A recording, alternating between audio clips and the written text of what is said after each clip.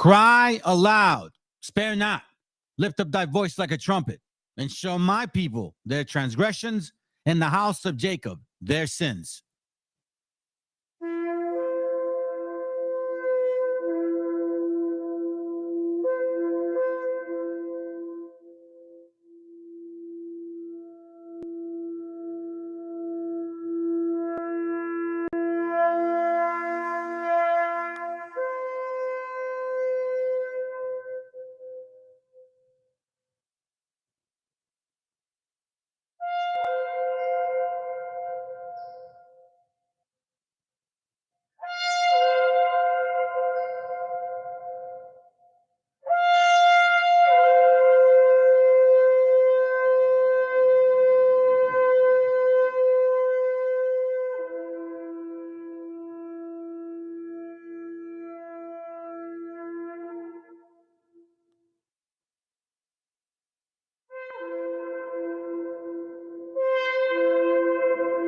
Copyright disclaimer.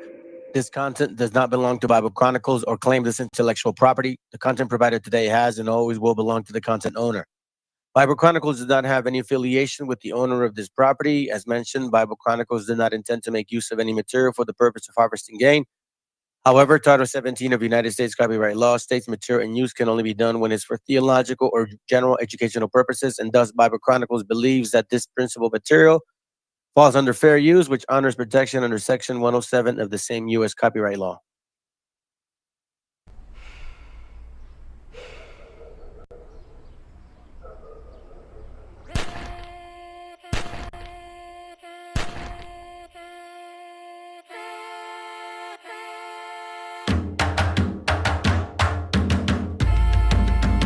Estamos aquí, oye, que estamos aquí. Mírame, estamos aquí. Desde hace rato, cuando ustedes llegaron, ya estaban las huellas de nuestros zapatos. Se robaron hasta la comida de gato y todavía se están lamiendo el plato. Bien encabronados con estos ingratos. Hoy le doy duro a los tambores hasta que me acusen de maltrato. Si no entiendes el dato, pues te lo tiro en cumbia, bossa nova, tango o vallenato. A lo Calaboy y bambú, bien frontú, con sangre caliente como Timbuktu. Estamos dentro del menú. Tupac se llama Tupac por Tupac Amaru del Perú. América no es solo USA, papá. Esto es desde Tierra del Fuego hasta Canadá. Hay que ser bien bruto, bien hueco. Es como decir que África es solo Marruecos. Estos canallas se les olvidó que el calendario que usan se lo inventaron los mayas con la Valdivia precolombina. Desde hace tiempo, este continente camina, pero ni con toda la marina pueden sacar de la vitrina la peste campesina. Esto va para el capataz de la empresa. El machete no es solo para cortar caña, también es para cortar cabeza. Aquí estamos, siempre estamos, no nos fuimos, no nos vamos. Aquí estamos pa' que te recuerde. Si quieres mi machete te muerde. Aquí estamos, siempre estamos, no nos fuimos, no nos vamos. Aquí estamos pa' que te recuerde. Si quieres mi machete te muerde. Si quieres mi machete te muerde. Si quieres mi machete te muerde. Si quieres mi machete te muerde. Te muerde, te muerde. Los paramilitares, las guerrillas, los hijos del conflicto, las pandillas, las listas negras, los falsos positivos, los periodistas asesinados, los desaparecidos, los narcogobiernos, todos los que robaron, los que se manifiestan y los que se olvidaron, las persecuciones, los golpes de estado, el país en quiebra, los exiliados, el peso devaluado, el tráfico de droga, los carteles, las invasiones, los emigrantes sin papeles, 5 presidentes en 11 días, disparo a quemarropa por parte de la policía, más de 100 años de tortura, la nova trova cantando en plena dictadura. Somos la sangre que sopla la presión atmosférica. Gambino, mi hermano, esto sí es América.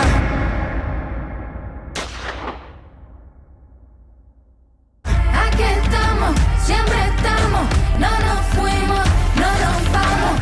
Aquí estamos pa' que te recuerde. Si quieres mi machete te muerde. Aquí estamos, siempre estamos, no nos fuimos, no nos vamos. Aquí estamos pa' que te recuerde. Si quieres mi machete te muerde. Si quieres mi machete te muerde.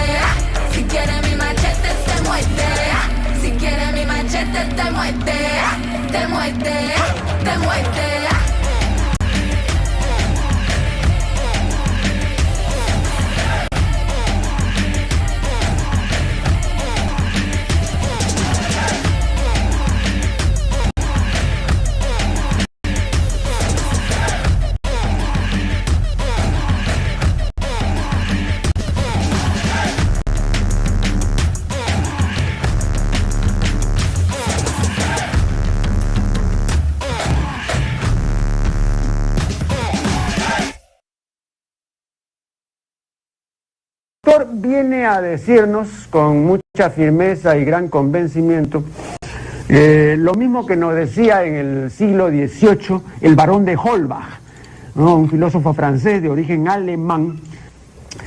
Si nos remontamos al comienzo, entonces hallaremos que la ignorancia y el temor, decirnos con mucha firmeza y gran convencimiento, lo mismo que nos decía en el siglo XVIII el barón de Holbach, ¿no? Un filósofo francés de origen alemán. Si nos remontamos al comienzo, entonces hallaremos que la ignorancia y el temor crearon a los dioses. La fantasía, el entusiasmo o el engaño los adornaron o desfiguraron. La debilidad les rinde culto, la credulidad los conserva, la costumbre los respeta y la tiranía los apoya para que la ceguera de los hombres sirva a sus propios intereses.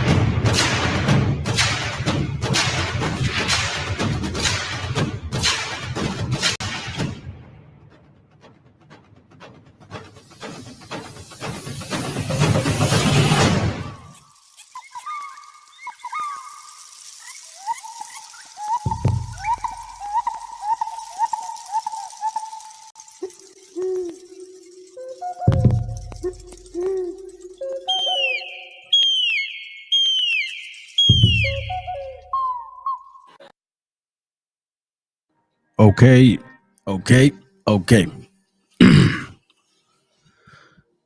Let's see what we got. Let me try to get rid of this window. All right, here we go. All right, well, there's only one person. Kind of weird, man. I got more likes than viewers right now. It's funny. Well, shoot. Let's begin. ¡Viva México, cabrones! I don't need fans, you know what I'm saying? I can just one brother, one sister. That's all it takes for me to start a class, because this is about learning. Okay, so anyways. That's right. That's right. Even the old lady knows, man. Even the old lady knows. So anyways. Hey, what up, man? Saludos, Guaracuya. You funny, bro. You come up with some funny names and shit, dude. I'm not as bright as you, bro. Anyhow, well, then let's get going, man, because you know what's going on, bro, with the household. My son, he is finally getting his surgery done. Hopefully he goes through it well. Anyway, so I may be on call right now. We got some support, so we appreciate you, Father, for doing that, allowing us to be in that state of mind, because I can't imagine somebody going through this. So anyhow, listen, I told you, brothers or sisters, that I got a lot to show. But, for some time, I was kind of concentrating on something. I guess there was a purpose, and I'm kind of seeing it, but you know what I'm saying? I didn't know. So now I'm trying to provide you all with a little history. Maybe you can get to see what I see and what I've learned and from studying and confirming and looking at history, because I really like history. I really do. So now let me start out with the scripture real quick before anything. Hey, what up, brother? Good to have you here, man. I haven't seen you in a while, bro. Good to have you here. This is the title today. Forged World of IDUMEA and the Khazars. I think y'all gonna like it, man. I went deep in this class. All right, enjoy it and share it. Please like and subscribe, family. If you haven't, share these things. I hate to say that shit because there's no monetary, money's being made in this channel. But I think that lately we've seen a lot of very low amount of people watching, and I don't know if it's YouTube or if it's the spirit or if it's something. But the Most High is wanting me to push hard, especially now. So help out and pray for your brethren. All right, let's go. Oh, by the way, the class is called Forged World of Idumea, the Khazars. You know what? Let me do this. Excuse me. Let me do this.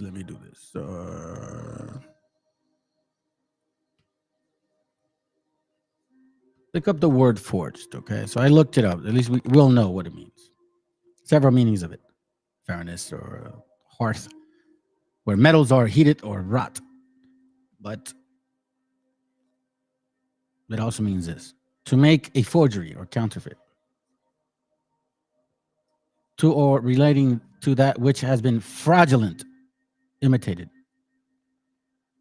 Counterfeit, fake, copy, false, counterfeit, pretend, artificial, mock, pirated. Reproduction, imitation, synthetic, sintético. You guys that are in Puerto Rico know what that means. Bogus, simulated, duplicate, quasi, ish. You know what I'm saying? Ish, so to speak. So that considered. Let me share this with y'all real quick, man. It reads 2 Timothy 2:24, and the servant of the Lord must not strive, but be gentle to all men. And it doesn't mean that kind of gentle like you guys think. Be just, basically. Apt to teach. That right there. Apt to teach. So let's see if you guys can follow along. Let's get going. Let's begin, man. Let's get this show on the road. Some of you guys call it a show. Chicloso, hope you're still watching, bro. You're still my brother, man. I know. Well, maybe not. Maybe you did come out of the nutsack of African so-called American man. Maybe it is what it is. Anyways, let's begin. From the beginning, the extension of the United States from sea to shining sea was the intention and design of the country's founders. Free land was the magnet that attracted European settlers. We're white. The entire country knows this is nonsense. What did he say? And I cannot wait for the day that we win. We will. We're white. We're white. This particular form of colonialism is called settler colonialism. But as a system, it requires violence. It requires the elimination of the natives and their replacement by European settlers.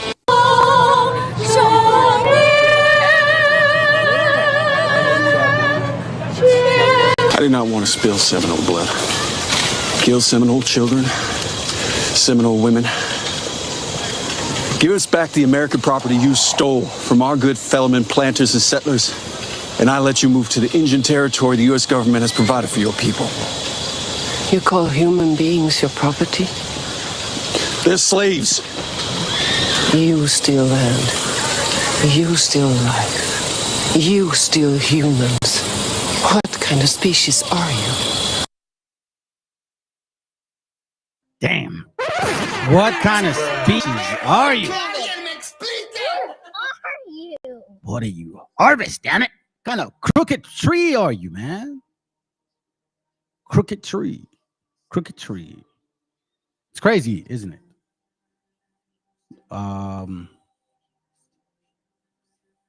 Find that very interesting, man. That the way that he said, "Give us our land back, which you stole from us." Yet, who's the settler?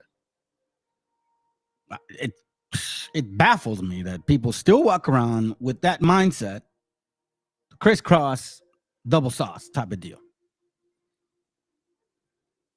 Let me show you something, man. This is gonna be my little angle right here. Here. Like the dumbass on TikTok. TikTok. All right, so this is from a book I got called what is it called? Conscience Dictionary of Ancient History. In this book here, we see something called the Samaritans. After the fall of Samaria in 721 BC, Sargon deported many of its people. Pay attention to this.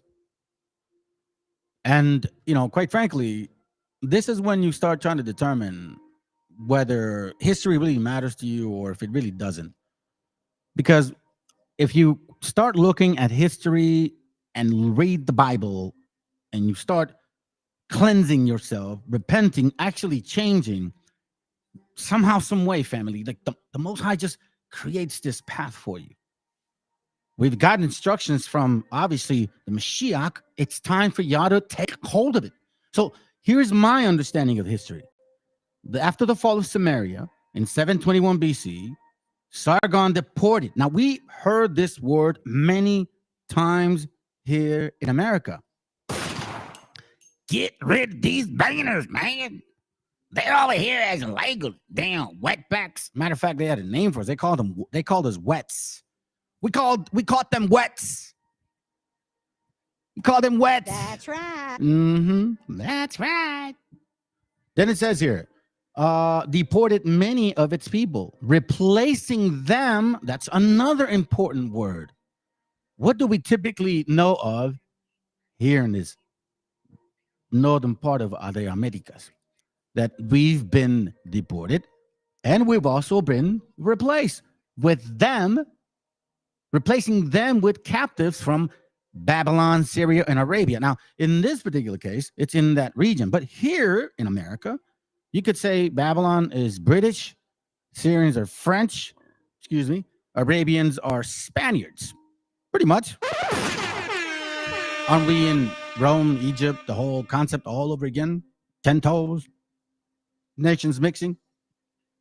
The same thing that happened then is the same thing that is happening and has happened here since 1492. Now, I know that that's probably new to you guys, and you probably think, well, you know, I'll tell you what, and I've always said this, man. If I wasn't a so-called Hispanic, you guys would actually probably believe me more. But because I'm not blackety black, like a so-called Judite, that you guys think those are the people of the Bible and they're the lions, which honestly, they're just a bunch of meows. And I've said it. Meow. You don't bring no prophecy. Listen, if you create a history, a fake one, manipulate people to believe it, so then it could kind of reflect the Bible, well, then now you can preach prophecy. Well, shit, man, even I could do that. But then when you start bringing out the truth, then you guys get offended. So let's continue once again. After the fall of Samaria, okay, this is regarding the two kingdoms here. I'm trying to give you guys some history. At the same time, to understand how these people are involved in these things. Why do they have what they have, and why do they claim to be who they are? How historical are they in regards to the Bible? Because look, if you guys want to follow a channel that has windows and y'all want to just chit chat like comadres all day, every day, you'll find them. That's everywhere. Every now and then I'll do some little so-called debates. Anyways, let's see. Check this out, family. You also have to wonder about this, okay?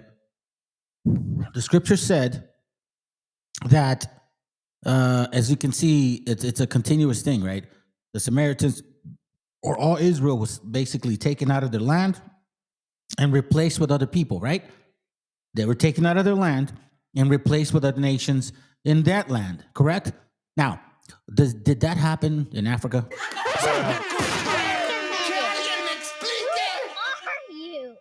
No.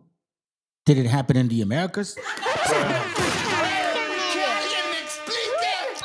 Yes. So the people that reflect, even the replacement concept, the replacement history, The Samaritans were taken out of their land and replaced with other nations. The only people that went through that is us here in our lands. These and later colonists. Hold on, let me read it again. It says, after the fall of Samaria in 721 BC, Sargon deported many of its people, replacing them with captives from Babylon, Syria, and Arabia. These and later colonists mingled with the old Hebrew population that remained. Are you guys paying attention? No, it's probably going over your head. No, I hope not.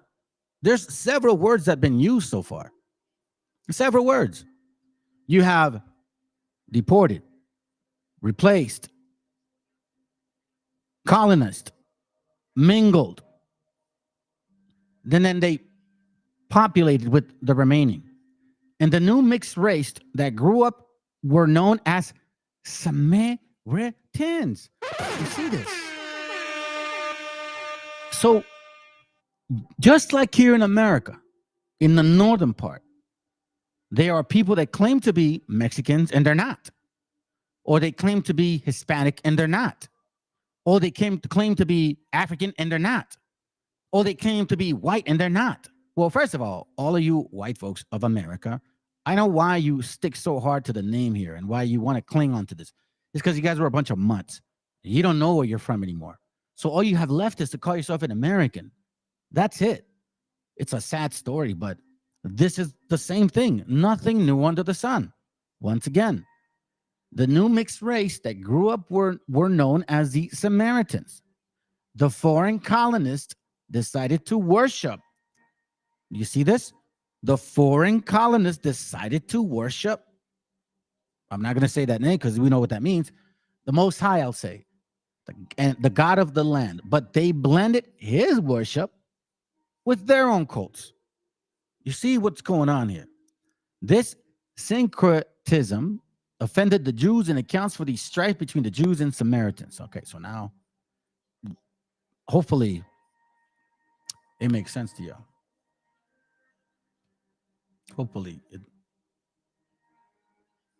Hold on a second. What the hell is that?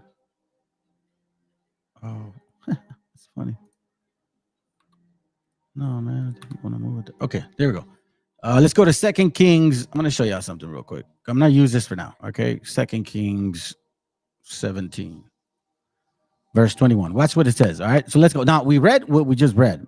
So we see that the colonists took a lot of the Samaritan Hebrews out of their lands and replaced them with other people, right? Okay, check this out. So it says 2 Kings 17:21. So here we read a little Bible history that relates, that actually confirms, I'm sorry, because technically that says ancient history. For he rent Israel from the house of David and made Jeroboam the son of Nebat king. And Jeroboam drave Israel from following Yahoo and made them sin a great sin. For the children of Israel walked in all the sins of Jeroboam, which he did.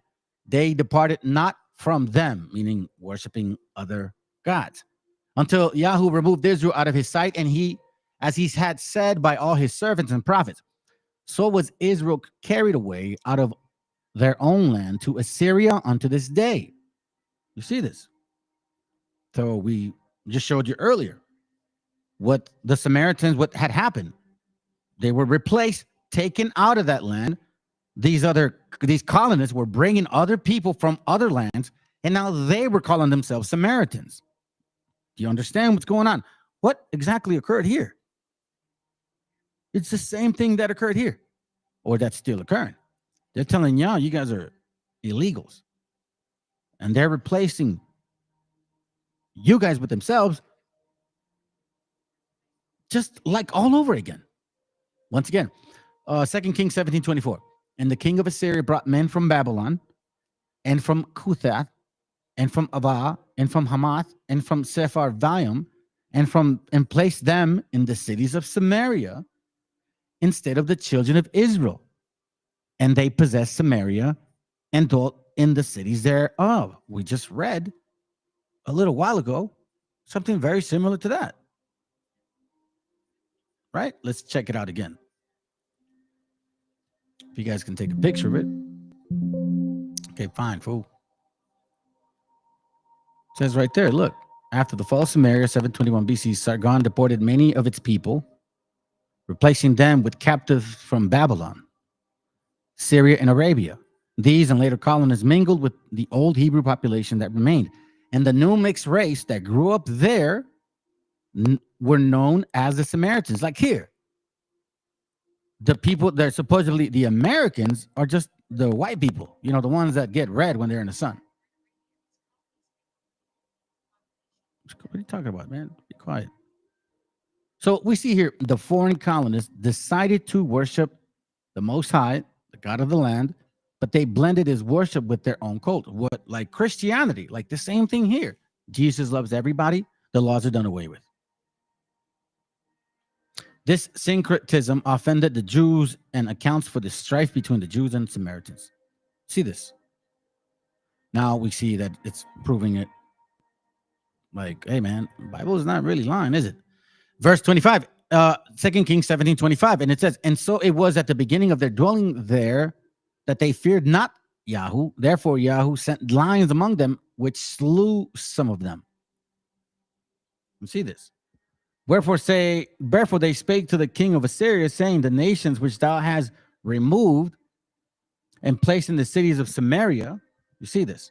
The nations which thou hast removed and placed in the cities of Samaria know not the manner of the God of the land. Therefore, he hath sent lions among them. So we know, based on what we see, whether it's documentary, YouTube, personal research, the people of this land, the people in power, do not know how to manage this land. They're talking about, excessive heat, dry land, it's not fertile. Well, because you don't know how to manage this land.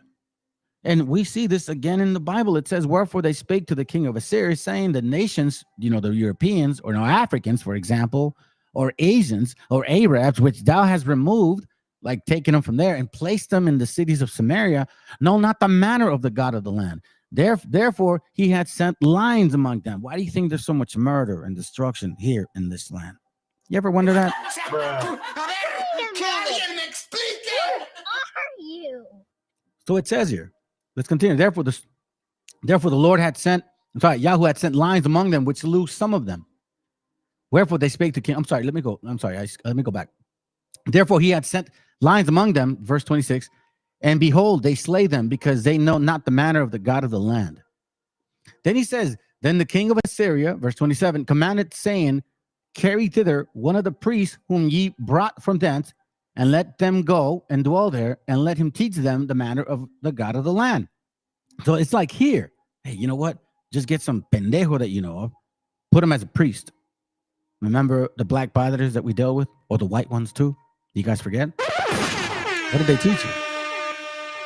Of other nations. So other nations who are trying to be acting like Hebrew, Samaritans, are mingled also with the real ones, right? Well, these are the ones that are actually starting to become in power, because we see that the kings at the time were placing certain priests that were not supposed to be priests. So you see how this happens often. We see an example of it today. Verse 28, then one of the priests whom they carried away from Samaria came and dwelt in Bethel and taught them how they should fear Yahweh. Give me a second.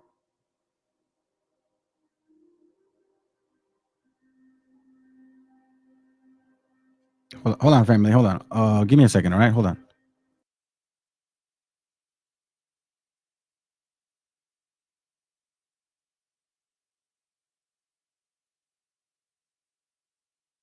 Give me a second. I got a text from my daughter. Hold up.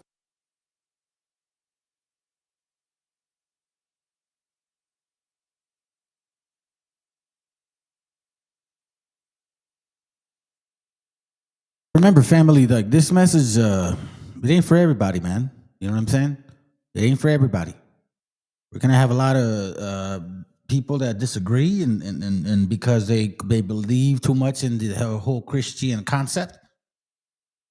You know, Christianity has this way of making you so caught up in in the letting go of the convenience. You know what I'm saying? Like, 'cause that's what Christianity does. It's convenience, and that's a fact.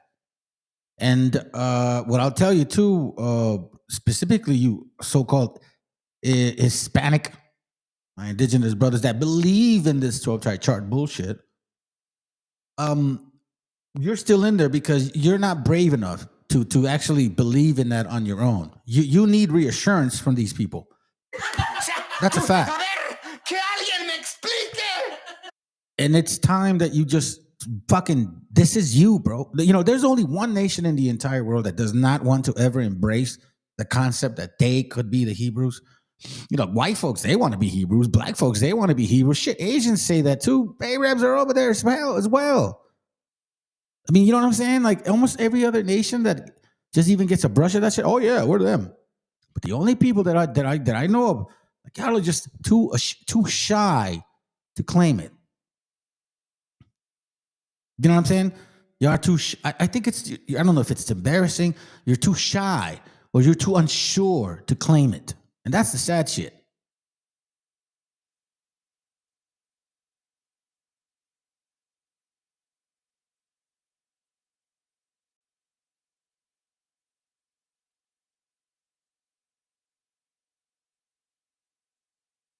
All right, I guess not. Well, anyway, so we see now that we have certain people being mixed within the real people of that land. Then they're put certain priests in those positions, so then they can be obviously led or obviously misled the most, easiest way possible. Just put a dumbass in the front. Verse 29, howbeit every nation made gods of their own and put them in the houses of the high places which the Samaritans had made, every nation in their cities wherein they dwelt. What do we have here? What happened when these guys came from the other nations? We have Pentecostals.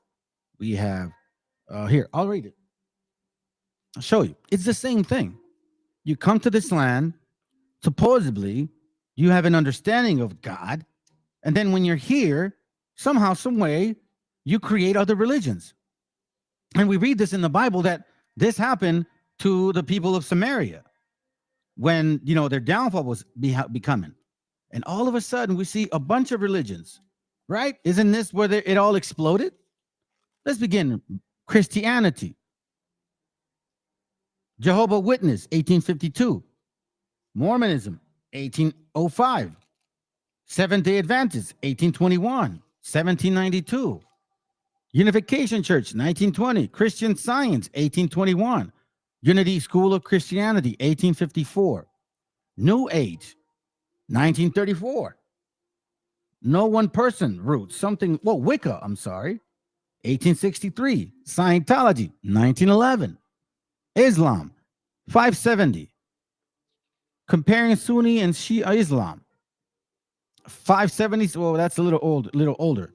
Nation of Islam, we know when that started, 1877. Baha'i Faith, 1819. Kabbalah, 1927. Hinduism, introduced here in 1800, I guess. Should have been before. Hare Krishna, it says here, 1896, I guess here. Transcendental Meditation, 1918. Sikhism, 1469, 539. What else? Soka Gakki International, 1871. We know Catholics, Orthodox churches, Lutherans, 1517. Presbyterian, I guess, 1536. Methodist, 1738. Anabaptist churches, 1525. Congregational churches, 1600. I got like three more. Pentecostal Church, 1901. Churches of Christ, 1801. Baptist Church, 1612. It's the same thing here. Every God out of every nation. Give me a second.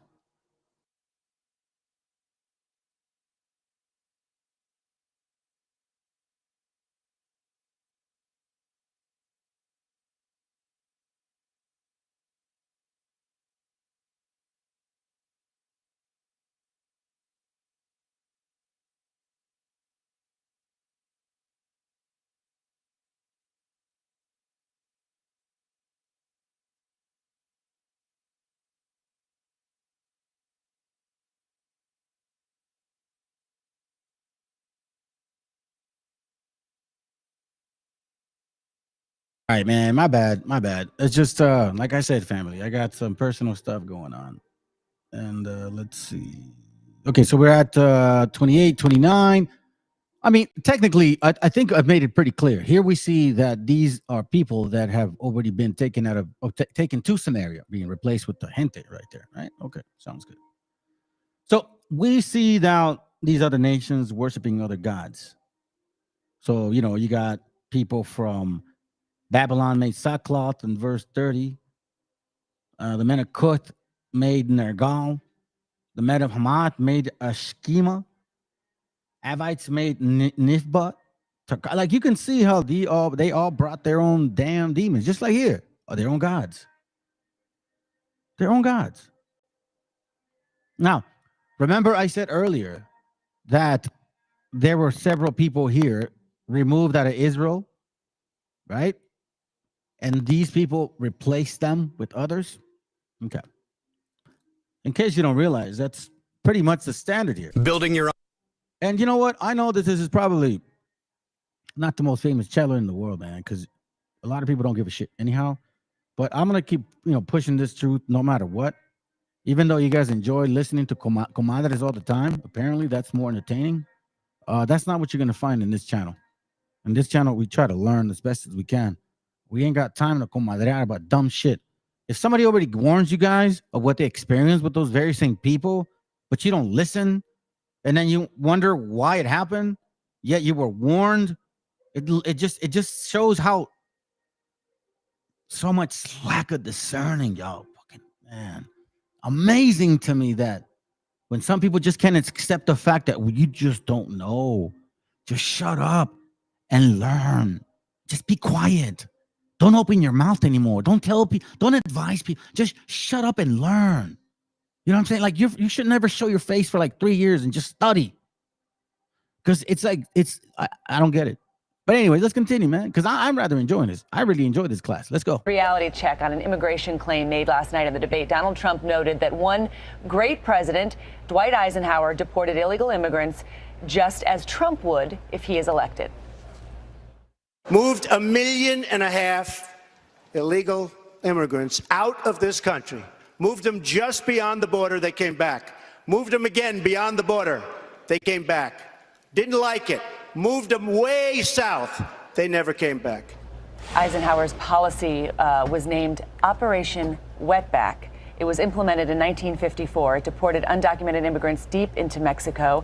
Now, many of them were brought to the United States through wartime programs, and their temporary contracts were not renewed. Now, the exact number of people deported is unclear. Did you hear what she said? Okay, listen to this bullshit, all right? This is why. Anyway, it don't matter. Let's go. Were brought to the United States through wartime programs, and their temporary contracts were not renewed. Now, the exact number of people deported is unclear, but one detail Trump left out: the transfer process was widely criticized as inhumane at the time, and later, in fact, some people were dropped off without resources in the desert. Some people died from heat stroke. Others drowned during transport in overloaded ships. So the CNN reality check, Trump's claim is true, but misleading.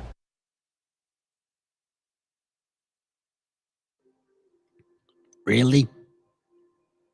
Really? Let me show you guys this real quick. I think it's this one.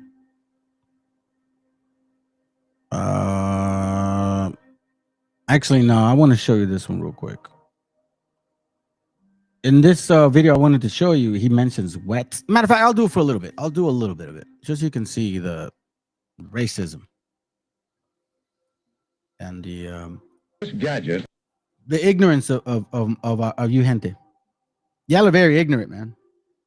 Because you choose not to study, you choose to follow nonsense, you choose to listen to comadres, to dumb shit, and you don't want to learn. That's some sad, man. Y'all are some sad cases of people, bro. Straight up. Let's go.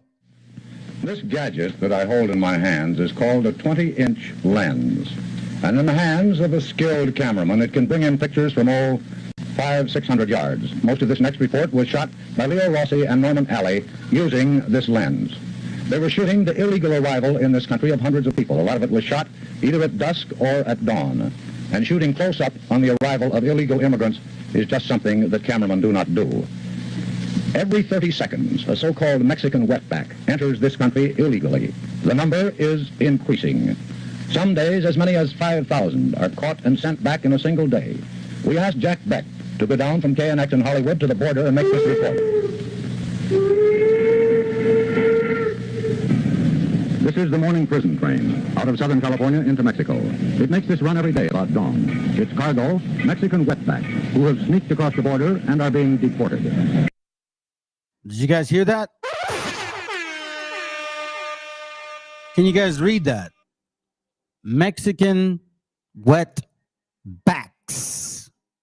who have sneaked across the border and are being deported. I just read that to you guys.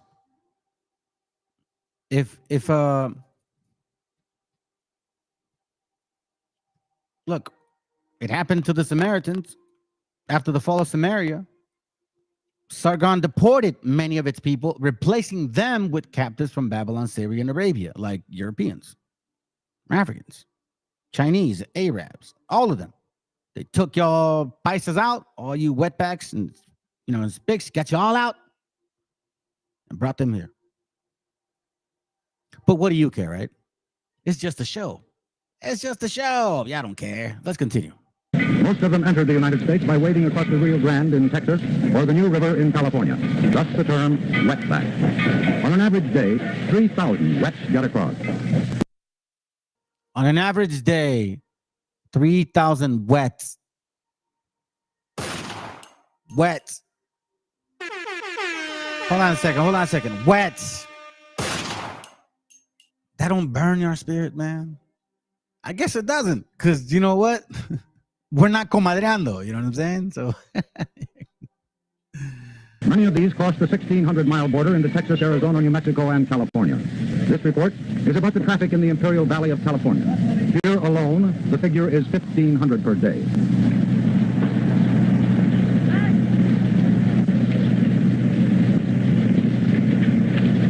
5:30 in the morning in Calexico, Mexicali, along the international border, and the night's catch from Indio is being brought in by the Border Patrol, having just unloaded from prison cars aboard a Southern Pacific train.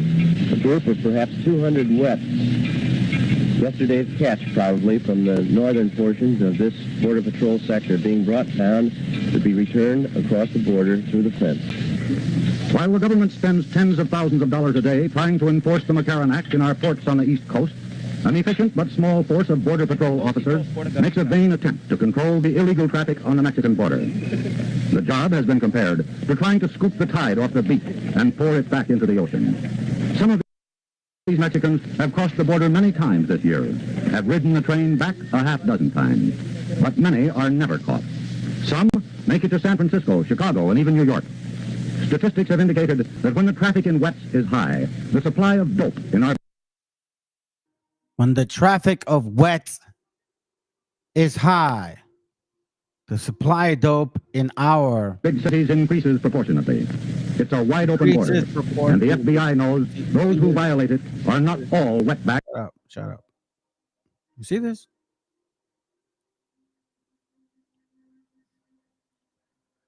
Wetbags, Eisenhower. Every time you hear Eisenhower, you should remember it's Operation Wetback, dummy.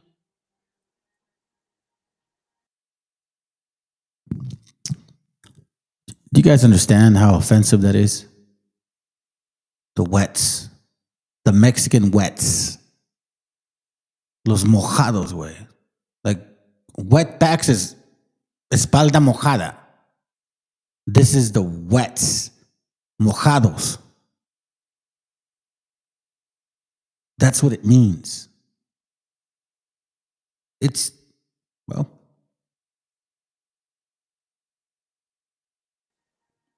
somebody shared this earlier. Appreciate you. In case you guys don't know, This just in, June 30th, 2024. 7 shot, including 4 kids, by elderly neighbor who had told them to go back to where they come from. Another adult victim had in y'all care. Total, we have now identified 7 victims. 6 were transported from the scene by ambulance to Crete Area Medical Center. The 7th patient realized he had been injured later in the evening and was treated and released that night. Another adult victim had already been treated and released. 3 of the victims remain hospitalized at this time, 1 at Bryan Health in Lincoln and 2 at Children's Hospital in Omaha. Out of respect for the family's request for privacy, we will not be identifying the victims. I can say that 3 of the victims are adults, ranging in ages from 22 to 43. 4 of the victims are children. It says 7 people, including 4 children, all whom are believed to be Hispanic, were shot by a Nebraska white man, who had previously told them to go back to where they came from and to speak English. Billy Booth, 74 years old, bro, fired shots at his neighbors from inside his Crete home just before 7 p.m. Friday, before fatally turning the gun on himself. What a fucking coward. Excuse my language.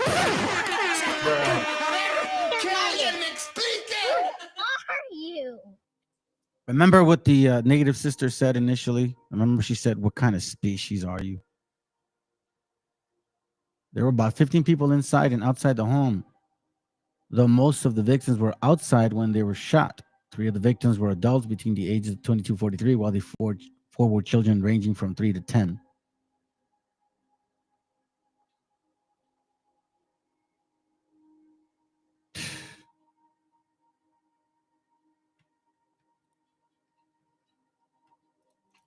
This is a video I want to show y'all because apparently that, that report said that the report said that the people were supposedly I guess in between paperwork, and that it made it seem like they were technically illegal, but it's more about like the way you went about it. No, that's not true. We're gonna find out right now. And it's 19 minutes, so hey, stick around, man. This is kind of one of those classes where I want to take my time and show you guys what I found. But anyways, this is for those who care, because not many people do, family. You'll be surprised. A lot of talk, less action, and hardly any discerning abilities. That is not a leader. You should really watch who you're listening to, especially when they don't know anything about the Bible. Let's go. Trump is slated to give his first presidential address to Congress today. Democratic lawmakers have begun giving their tickets away to immigrants as a protest against Trump's push to increase deportations and to block residents from some Muslim-majority countries from entering the United States. Last week, White House Press Secretary Sean Spicer said Trump wants to, quote, take the shackles off of the nation's immigration agents. The president wanted to take the shackles off individuals in these agencies and say, you have a mission. There are laws that need to be followed. You should do your mission and follow the law. Last Thursday, President Trump called his deportation plans a military operation during a meeting with manufacturing CEOs. You see what's happening at the border. All of a sudden, for the first time, we're getting gang members out. We're getting drug lords out. We're getting really bad dudes out of this country, and at a rate that nobody's ever seen before. And they're the bad ones. And it's a military operation because what has been allowed to come into our country, when you see gang violence that you've read about like never before and all of the things, much of that is people that are here illegally. And they're rough and they're tough, but they're not tough like our people. So we're getting them out. Well, this is not the first time people of Mexican descent have been demonized, accused of stealing jobs, and forced to leave the country. During the Great Depression of the Make that very clear. They don't target Puerto Ricans. They don't target Cubans. They don't target Africans. They don't target Europeans or Asians. They don't target technically other they don't target Brazilians or Argentinians. No, they target Mexicans. Mexicans. Make sure that you understand that. Let's go. 30s, more than 1 million people residing in the United States were deported to Mexico. So some estimate as much as 60% of them were U.S. citizens of Mexican descent. In 2003, then California State Senator Joe Dunn held hearings in Sacramento where survivors gave testimony about what happened to them during the forced expulsions, which the government called repatriations. This is Senator Dunn stressing the importance of the hearing. The idea from which this nation was born was the promise to all of liberty and justice.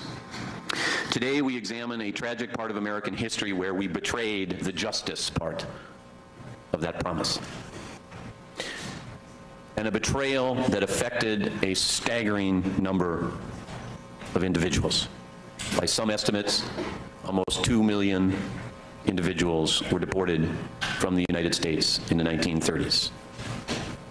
Some estimate that almost 60% of those that were deported were United individuals were deported from the United States in the 1930s. Some estimate that almost 60% of those that were deported were United States citizens. Did you hear that? Did you hear that? I invite you to read a book called The Harvest of Empire, by a history of Latinos in America by Juan Gonzalez. It's an excellent book. It'll go deep into actual colonization, government, bureaucracy, capitalistic exercises on how they also use that, policies to govern in order to murder. I'll just say it like that.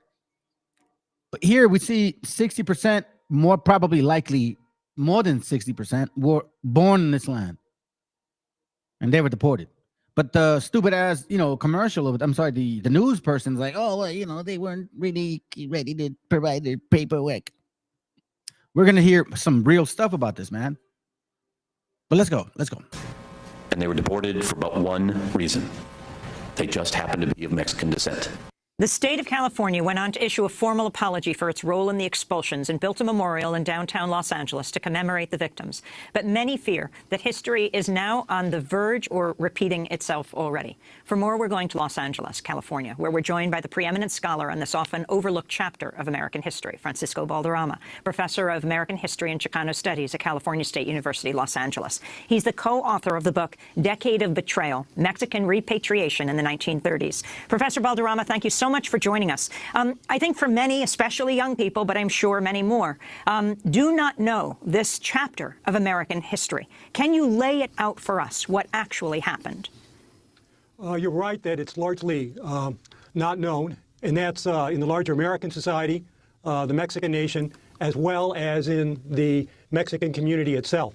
That this occurred during the Great Depression, a period of vast unemployment and underemployment, that at least over 1 million. Joe Dunn thinks in terms of maybe almost 2 million individuals, Mexican nationals and American citizens of Mexican descent were swept up and expelled out of this country. And it covered the entire United States, from Alabama and Mississippi to Alaska, from Los Angeles to New York. This mass expulsion occurred. And of a population that included Mexican nationals, many of them that had lived in this country 20, 30 years. But increasingly important is the 60% or more of American citizens of Mexican descent. In other words, what occurred here was unconstitutional deportation.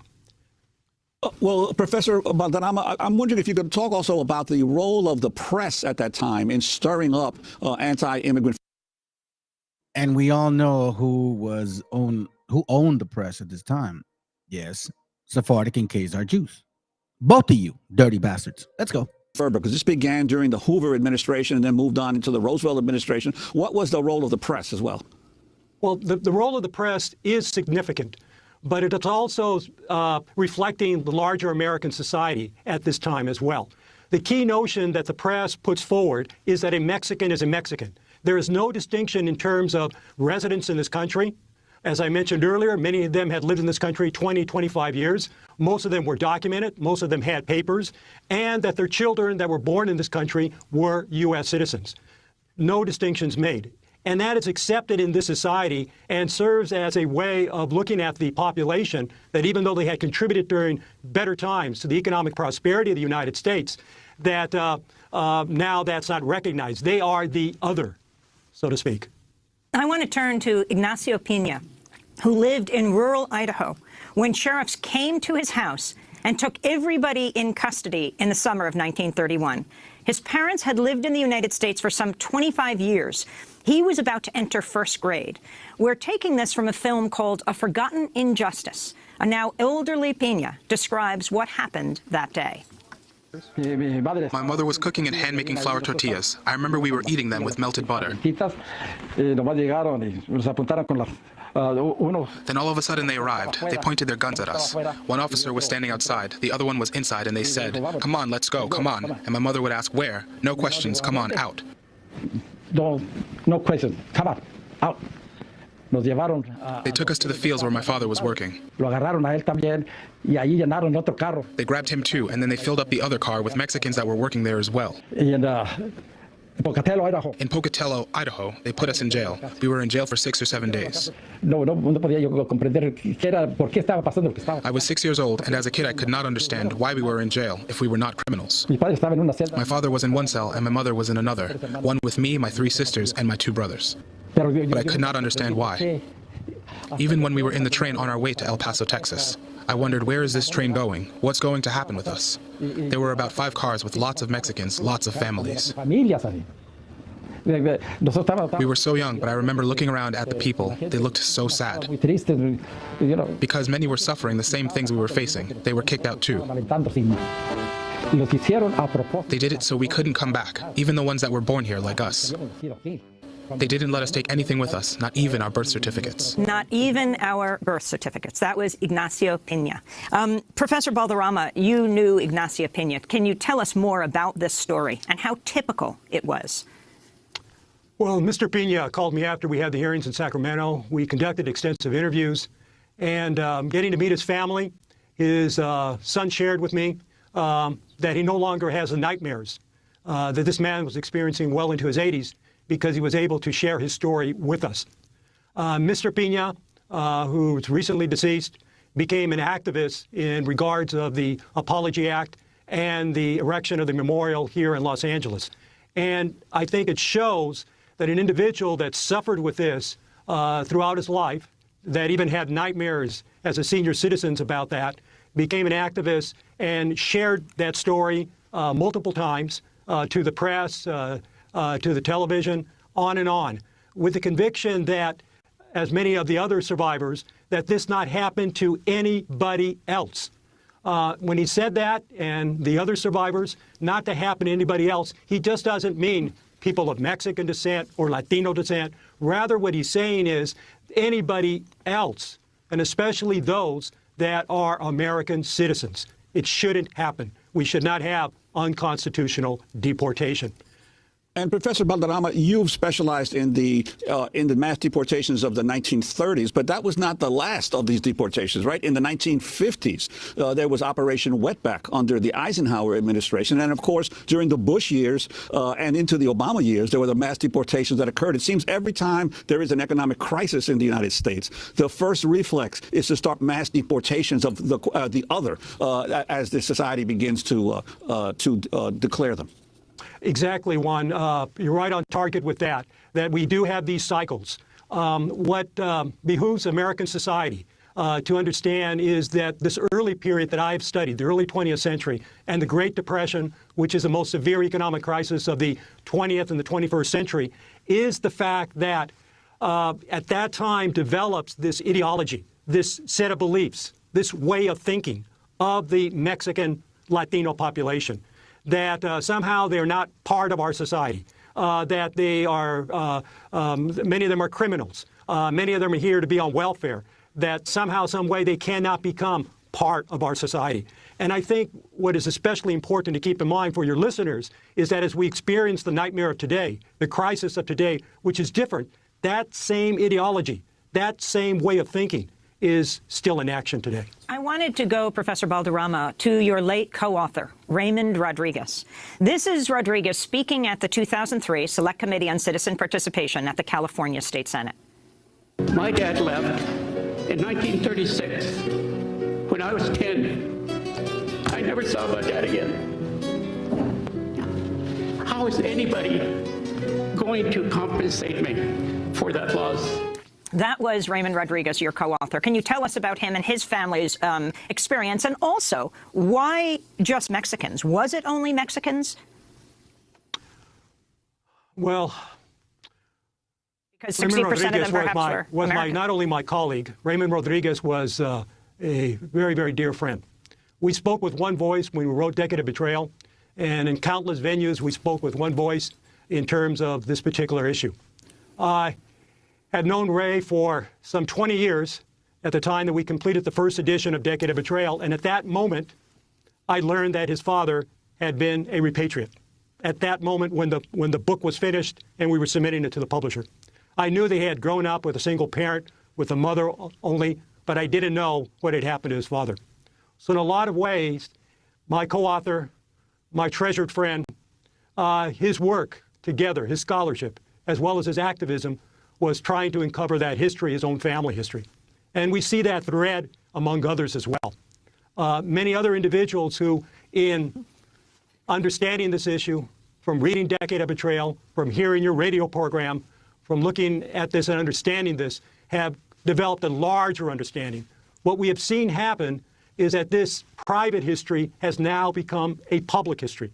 And many people, as they deal with this trying to become a public history, that even though Ray, in the excerpt that you just played, was the very first time that publicly he announced that his father had been a repatriate. That what had happened had divided his family. His mother and his siblings stayed here in the United States, and his father returned to Mexico, and he never saw his father again. Well, and Professor Balderrama, this whole issue of repatriation, the United States government labeled it repatriation because it claimed that the people were voluntarily agreeing to go back to their home country. But as you know, as you've reported, and as happens right here in the United States now, people are picked up, locked up, and then told if you don't want to stay locked up, then you agree to be to self-deport, to in essence leave the country and go back to your home country. So it's really a choice of staying in jail or having a chance possibly to come back legally at some other time. Juan, you're right about that, but looking at it in the context of the 1930s, is that repatriation was a cover-up word. Because at that time, which marks the 30s different than today, is that the big source of this expulsion is on the local level. It's in the cities and counties that took upon themselves to say to their communities, there's enough jobs for real Americans if we can get rid of these other people. So LA County and other counties throughout the nation then pressured Mexican families to leave, even though Mexicans, for my research, never were a large percentage of those that were on welfare. But it played to the notion or the idea that Mexicans were on welfare. Here in LA County, they began to call their actions deportation.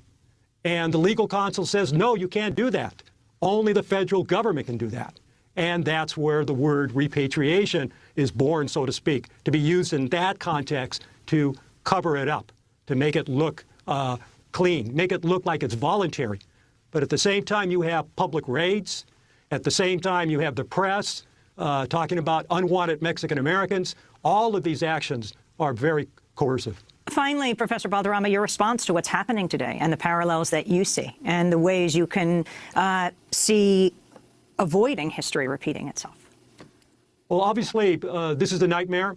Obviously, the legacy of this is in the Mexican community. Even before this happened, I know many senior citizens who would carry around their papers, their documentation, whatever they had, in fear that they might get caught up in a sweep.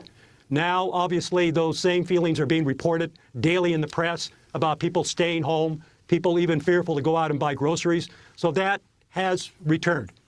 But what I think marks the difference between the past and today is the simple fact is that we have in the Mexican community different groups, the Mexican American Legal Defense Fund and Education Fund, MALDEF, other groups and more importantly, the different cross-ethnic, progressive groups together, whether they be Japanese American, whether they be Jewish American. Yeah.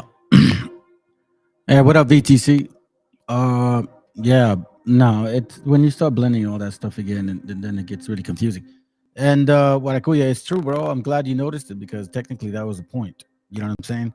Second Kings 17:24, and the king of Assyria brought men from Babylon and from Kuthath and from Abba and from Hamath and from Sepharvaim and replaced them in the cities of Samaria instead of the children of Israel, and they possessed Samaria and dwelt in the cities thereof. Right? We saw that. And then from the Conscious Dictionary of Ancient History, it says that the Samaritans were being replaced and that the new people that were being brought into Samaria were calling themselves now Samaritans, and now they were supposedly believing in the Most High, but with their interpretation of the Bible. We see this once again. So as we're being replaced, what's going on? There's a huge migration, a huge conversion of white people. This is a story they don't want you to know. See, in this channel, we tell stories. We tell stories. We don't sell stories. I'm sorry, we tell facts. We don't sell stories. Let's go. This is a state-by-state look at how immigration to America has changed over time. In 1850, the vast majority of newcomers were from Ireland and Germany. In the 1860s, the labor shortages during the Civil War created strong demand for immigrant labor. 1870 saw Mexico become the top country of origin in much of the Southwest, while British immigrants preferred the Rocky Mountain territories. The 1880 census showed that the Chinese were coming in large numbers. Many took dangerous jobs in the mines or on railroad building crews. For the next century, immigrants from Canada crossing the southern border would be the largest group settling in many of the northernmost American states. In 1882, the Chinese Exclusion Act blocked the arrival of large numbers of Asian immigrants for much of the next century. Unfortunately, the overall microdata for the 1890 census were destroyed in a 1921 fire at the Department of Commerce. How convenient. So fast forward to 1900, the turn of the century, when the territorial boundaries of the continental United States are settled. For the first time, Norwegians, Swedes, and Italians were the largest groups coming to the states of South Dakota, Minnesota, and Louisiana, respectively. 1910 shows us how quickly things can change, with large numbers of Russians and Italians arriving. The only state where Ireland was the top country of origin was tiny Delaware. With the American population exceeding 100 million in the 1920 census, there were equal numbers of German, Italian, and Russian-born immigrants. So you see this is the important part. Germans, Italians, Russians, Poland, Canadians. Total population 105.7 million. Total foreign born 13.9%. Foreign born. Now we see at this time a lot of our repatriation, and as we can continue to, I mean, if we go back from the beginning, we already know when the thievery started right here. Well, 1492, but anyways, point being it, we start seeing the slow progression of migration, right? Exclusion, just like we read before in the ancient history. Bringing other people from other places, replacing them with the natives of that land. Let's continue. Many had fled Europe to escape the horrors of World War I. By 1930, the Industrial Revolution was in full swing and the country was growing rapidly from within, so the percentage of foreign-born fell. And for the first time since 1850, Mexico was the dominant country of origin for new arrivals to California. By 1940, the quotas and other congressional measures passed in the previous decade to restrict immigration sharply cut the foreign-born population to below 9%. 1950 saw the effects of the repeal of the Chinese Exclusion Act, as Chinese immigrants were. So we get closer, and then now we see 1950. So as you can, if we continue, you're gonna pretty much get an idea. I don't want to waste too much time on that. All right. So now let me show you this real quick. Again, I'm kind of progressing, and in case you guys don't know, like I told you, my son's tended to right now. I'm going to go as much as I can. And if I got to go, I may have to go. All right, just letting y'all know. But let's continue. He's pretty mad. All right, so we're going to see. Let's see what we got. You know what? It's kind of like redundant at this point. Let me give you this right here. Now, I showed you this religion part before, but I do have this page, and I kind of don't want to let it go by. Check it. So from 1850 to 1877, right? Kind of get an idea. We have religion overview, common bonds and individualisms. Americans in the mid-19th century had a profound sense of religious freedom. According to the First Amendment to the Constitution, Congress could make no law respecting an establishment of religion or prohibiting the free exercise thereof, which is why I don't understand why Republicans are demanding it now. You're going against your federalist concept. It's pretty stupid. But anyways, Protestantism, 1850. Christology, some concept of that. Predestination, mid-19th century. The millennium, liberal evangelicals, philosophic inquiries, spiritualism, denominationalism, diversity through expansion. It's weird. Never heard of that one. Look, the frontier also influenced American religious history. The purchase of the Louisiana Territory, 1803, and the lands obtained from Mexico, 1848, added many Native American faith as well as French and Spanish Catholics to the religious population of the U.S. How convenient. Diversity through immigration to migration, the Lutheran experience, the Lutheran spirit, divisiveness.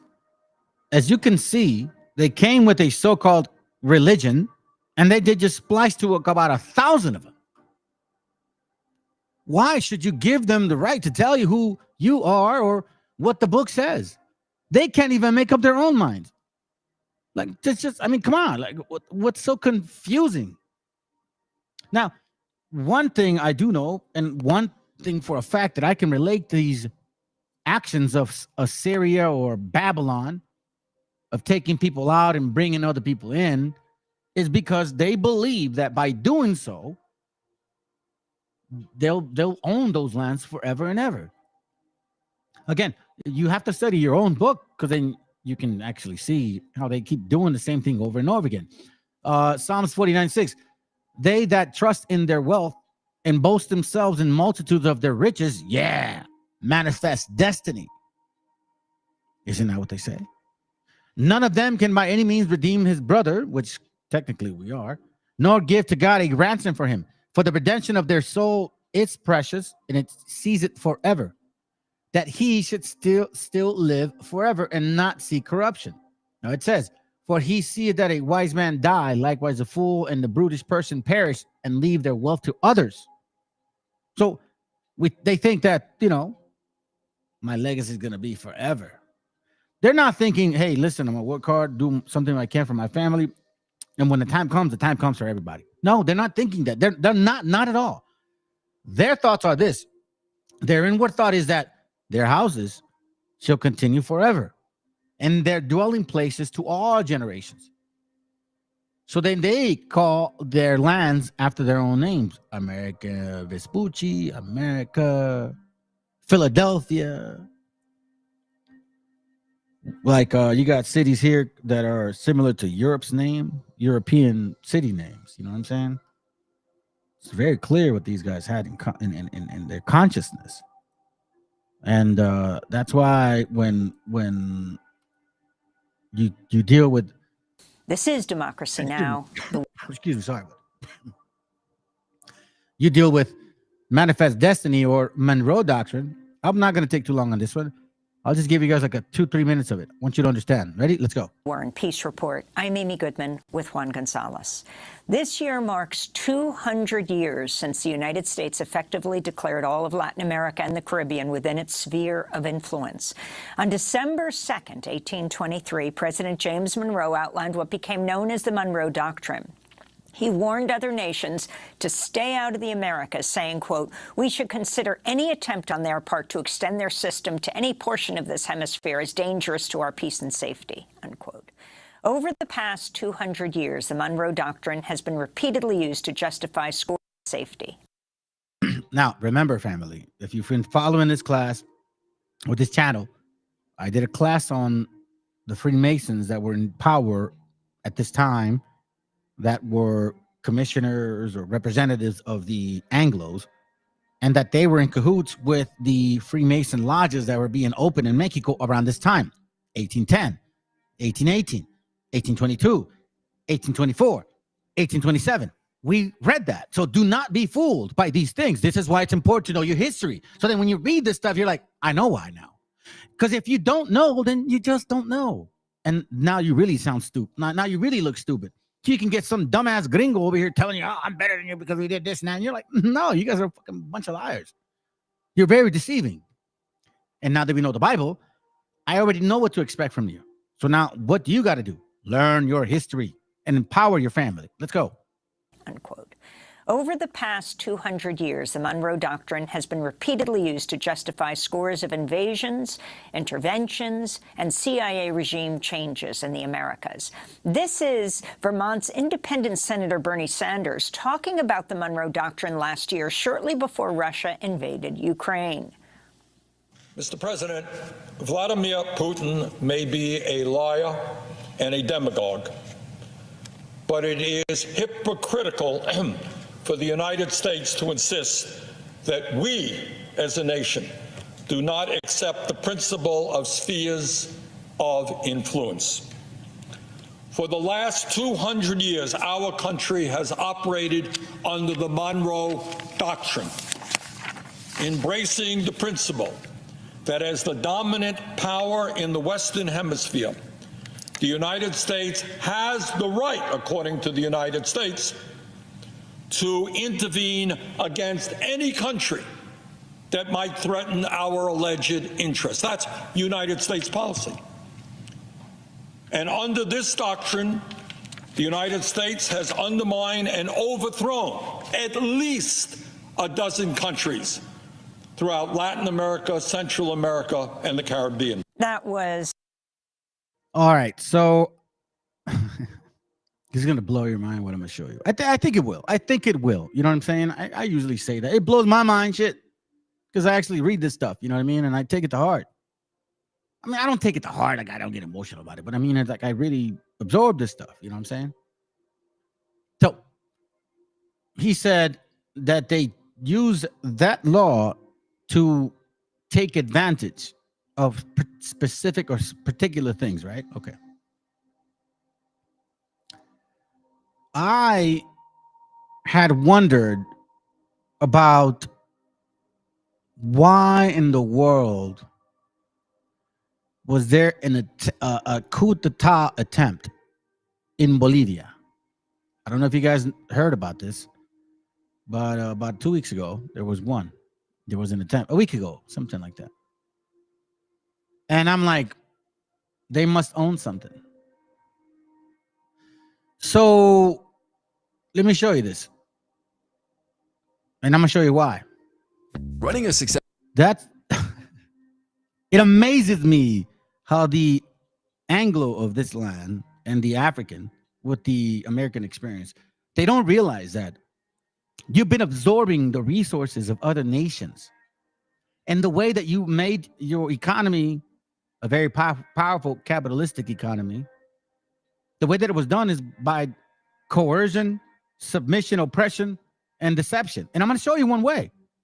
I wonder, like, why would there be a coup d'etat in Bolivia? Like Bolivia, I'm like, dude, y'all are next to Peru and shit, right? Well, you're going to know why. You're going to find out why. Check this out. Let me let it play. Let me let it kind of go into this little avoiding the commercial. Okay, here we go. All right, listen in. This is, I'm going to show you. Let's listen to this part real quick. Let's go.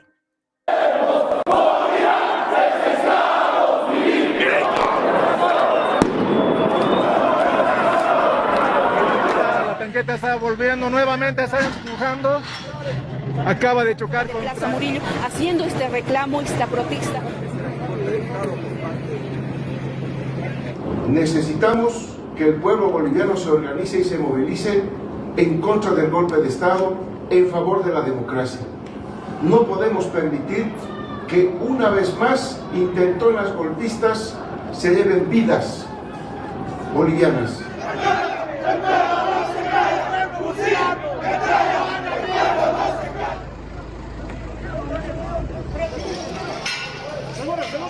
Here in the center of Africa. El ejército no le falta cojones para velar por el mañana de nuestros niños, por el futuro de nuestros niños, por el bienestar y el progreso de nuestro pueblo.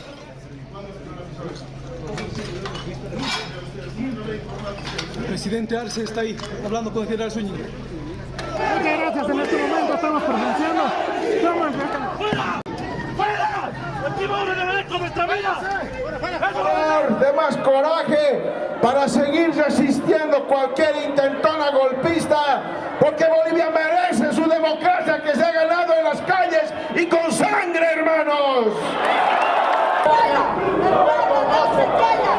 Sí, metralla. El pueblo no se calla.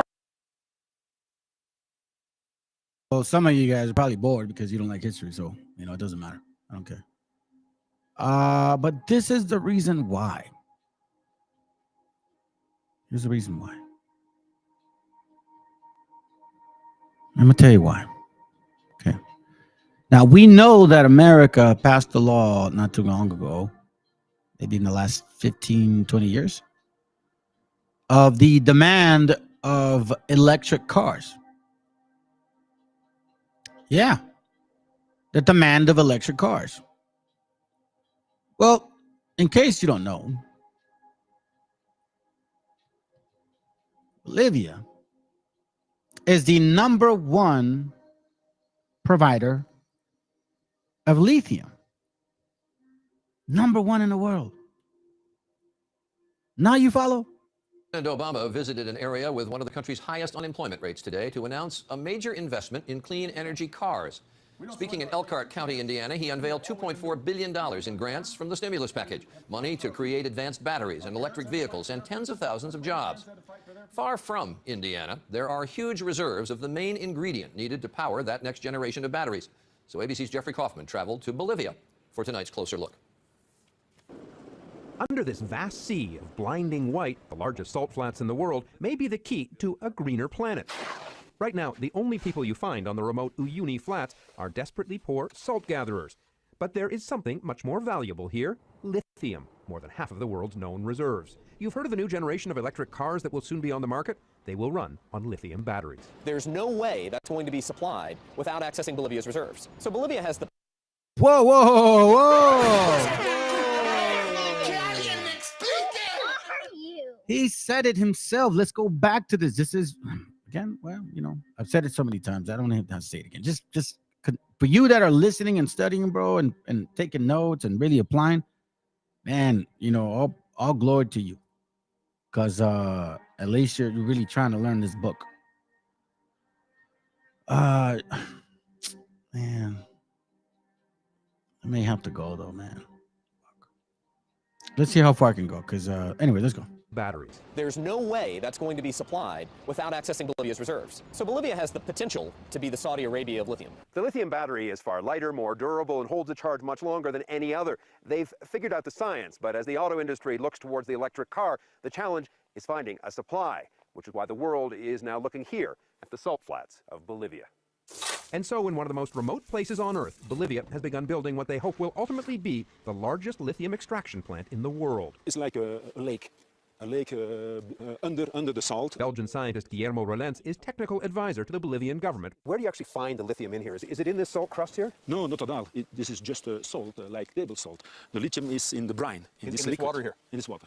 This water is saturated in different salts, and one of them is lithium. Extracting the lithium is remarkably simple. Build huge evaporation ponds and let the hot sun separate the lithium from the salts. It could bring riches to Bolivia, but they have heard that here before with silver, gas, oil. Yet this remains the poorest country in South America. It's different this time, says the plant manager. These profits will stay in the country. See, they say that because not once have they ever profited. So now you know why that coup d'etat was attempted. You know what I'm saying? Hey, look, I don't think I'm gonna be able to continue because as you guys know what's going on. Well, you brothers that know what's going on. Now, let me play this so you can get an idea. I'm gonna continue with the other part of it. It'll be part 2 regarding IDUMEA, because I do have a lot of material on IDUMEA. All right. Anyways, let's go. There's a weapon that powerful countries use to get rid of leaders they don't like, leaders from other countries. It's called a coup. It's a French word that means a punch or a blow, because it kind of means coming in and forcibly punching out a government from power. No elections, no process, just power being seized. Just someone being pushed out and someone being put in. Coups happen in so many different ways, but I want to show you how the coup has been used by the United States of America as a tool to get what they want on the world stage. So let me walk you through some of the major US-led coups over the years to show you that while it sometimes seems like we live in a world full of order and rules, the reality is that the most powerful countries will often get their way by whatever means necessary. Okay, so here's how I'm defining the US-led coups that I'm going to put on our list here. Number 1, they were successful. There's a lot of failed coup attempts. We're leaving those out. Number 2, there must be at least one US government official involved in the coup. And number 3, we need concrete evidence that the US was actually involved, not just speculation. While the US has been involved in tons of regime change efforts around the world, we landed on a much shorter list. These are the coups that I think best exemplify how this tool has been used for how there was not a coup here before. World, we landed on a much shorter list. These are the coups right here. You see how there wasn't a coup in Bolivia because they didn't know that there was lithium there at that time. And you're right, there is lithium in Bolivia. The most lithium in Bolivia. So that's why you need to understand why the coup d'etat tried to happen in Bolivia. Like, where the hell would it happen in Bolivia? Because of the lithium. They passed a law that by 2050, they have to all be electric cars. So whether it's Mexico or Bolivia, listen, family, if you're watching this channel, you should know that I connect history with politics and the Bible. Maybe you haven't noticed, but that's what I do. Let's continue. That I think best exemplify how this tool has been used for international power over the years. Let's start here. If you've ever dreamed of... So we got a glimpse of the coup. The coup. Okay.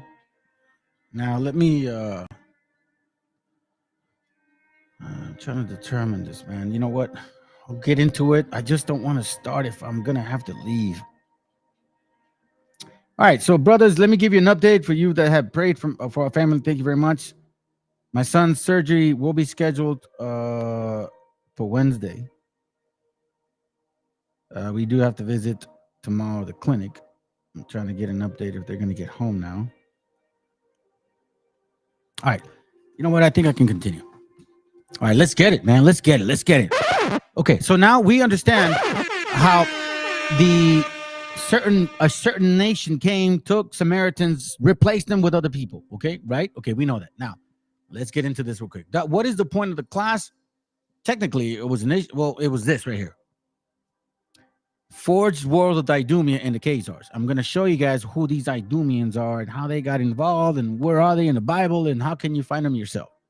Okay. Well, let's go first of all to Daniel chapter 7, verse 1. And it says, in the first year of Belshazzar, king of Babylon, Daniel had a dream and visions of his head upon his bed. Then he wrote the dream and told the sums of the matters.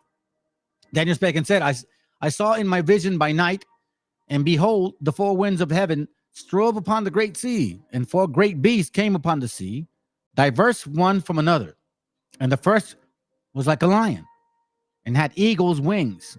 I beheld till the wings thereof were plucked, and it was lifted up from the earth, and it made stand upon the feet as a man, and a man's heart was given to it. So here, in case you don't know, that's Assyria. I don't know if you've seen these movies where you have the designed of Assyria or Babylon, and they have a design of an eagle with a person, kind of like that. You know what I'm saying? Anyways, then it says, verse 5, and I beheld another beast, a second, like to a bear. This is the important part. And it raised up itself on one side, and it had 3 ribs in the mouth of it, between the teeth of it. And they said thus, and they said thus unto it, arise, devour much flesh. So this right here is Persia. Now, these 3 ribs, you're talking about the north, the south, and the east, so to speak. Asia Minor, Egypt, part of Ethiopia, as well as all Persia, all that land, Arab land, all of that land, a little bit closer to India. All right. So remember this.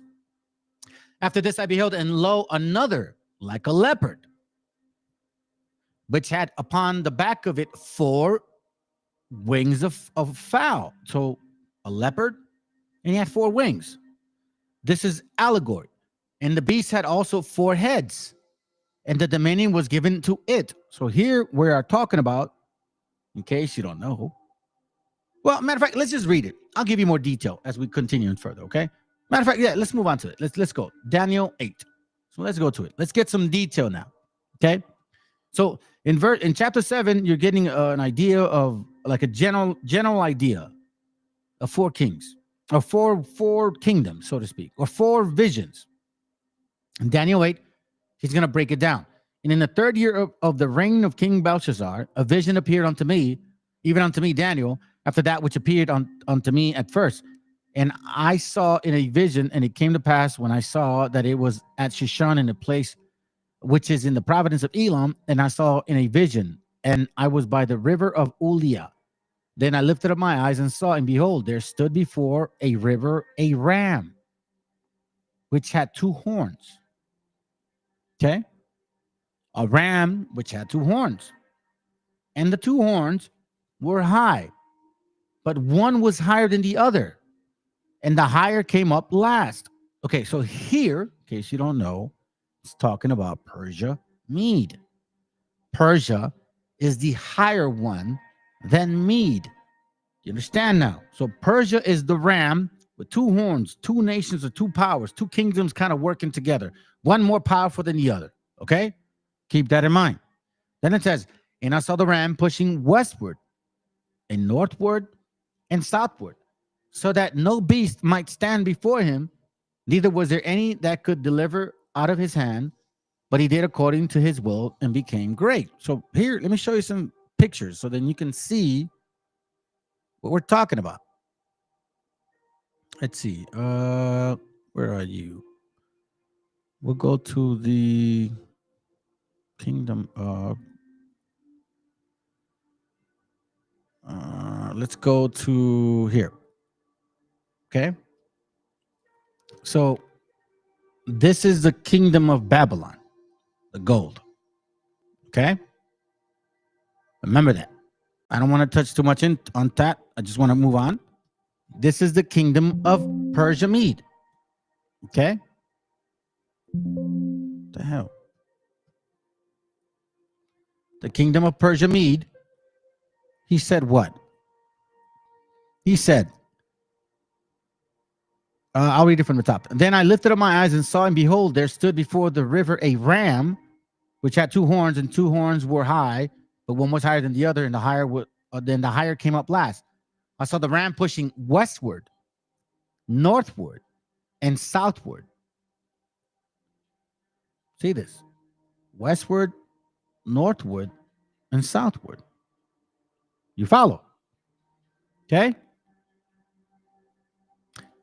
It says, but he did according to his will and became great. King Cyrus.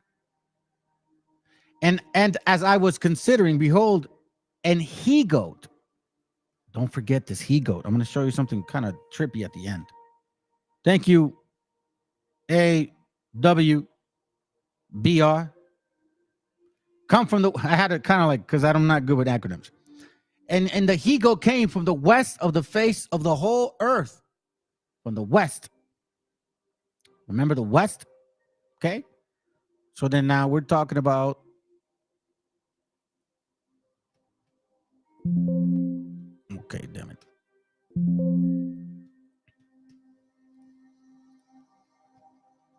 Greece.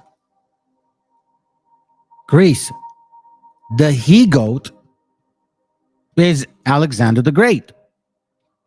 And I was considering, behold, and a he-goat came from the west on the face of the whole earth and touched not the ground, meaning like nothing stopped him. He was like just flying right through other nations, bro, just destroying them. And the goat had a notable horn between his eyes. So I'm sorry. So the he-goat is the nation. The horn is Alexander the Great. You understand that? The he-goat came from the west, the nation, Greece, and the goat had a notable horn between his eyes. That was the Alexander dude, the alphabet guy. And he came to the ram that had two horns. So then he, Greece came against Persia, which I had seen standing before the river, and ran onto him with the fury of his power. He just walked right over him. Verse 7. And I saw him close under the and I saw him come close unto the ram, and he was moved with choler against him with great power, meaning, and smote the ram. He destroyed Persia Mede, break his two horns, Persia Mede basically, and there was no power in the ram to stand before him, but he was cast him down to the ground and stamped upon him, and there was none that could deliver the ram out of his hand. Now this wasn't King Cyrus, by the way. This was, I believe, Darius. Now, check this out. Therefore, the he-goat waxed very great. And when he was strong, the great horn was broken. Here's where we see the Alexander the Great's kingdom fall apart. For it came up four notable ones towards the four winds of heaven. So now, how do we confirm that? How do we know that this is actually legitimate? Okay, so in case you guys are following, remember, keep in mind that here, I'm going to name them, okay? These are four kings that came out of Alexander the Great. Cassander, Lysimachus, Ptolemy, and Seleucid. So let's look at them. Matter of fact, let's tackle it now. Here, I did it for y'all. Here it goes right here. Hold on a second. Where you at? Here it goes right here. So let's do Cassander first. Oh, yeah, that's right. It always does it. You turn it around. So again, this is from the Conscience Dictionary of Ancient History. Cassander, remember this, the son of Antipater. Now, I'm reading this to y'all because this is important. You need to know where this happened. Remember, in 2 Kings, they take people from our land and replace us with other people. So now we're seeing that Alexander ended up ruling that area. So now look what's happening. Cassander, son of Antipater, remember that name, whose dying father appointed Polyspectron regent, leaving a son with only secondary dignity of Clearch. Cassander made war with Polyspectrum, conforming an alliance with Ptolemy and Antagonist. Later, he joined Seleucus. Seleucus. I can't say that. Seleucus, whatever. Ptolemy and Lysimachus in their war against Antagonist, which was on the whole unfavorable to Cassander. In 306, he styled himself king.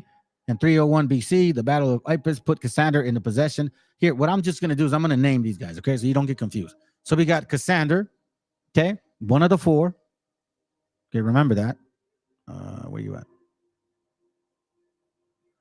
Cassander, then we have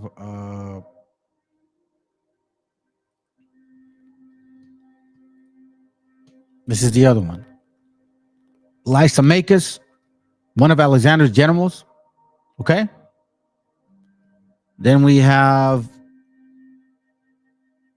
Ptolemy.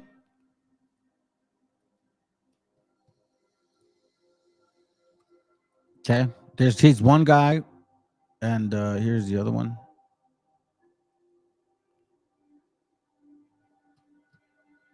Oh, sorry, my bad.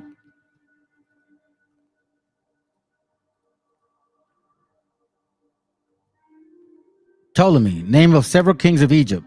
Ptolemy I Soter was the favorite general of Alexander. You see that? And then the last one, this guy. Write these names down and put these notes in your Bible. Seleucid, name of Macedonian dynasty. Okay. So let me show you guys the map on how it's broken down. Bro, I just had the map right now. Let's see real quick.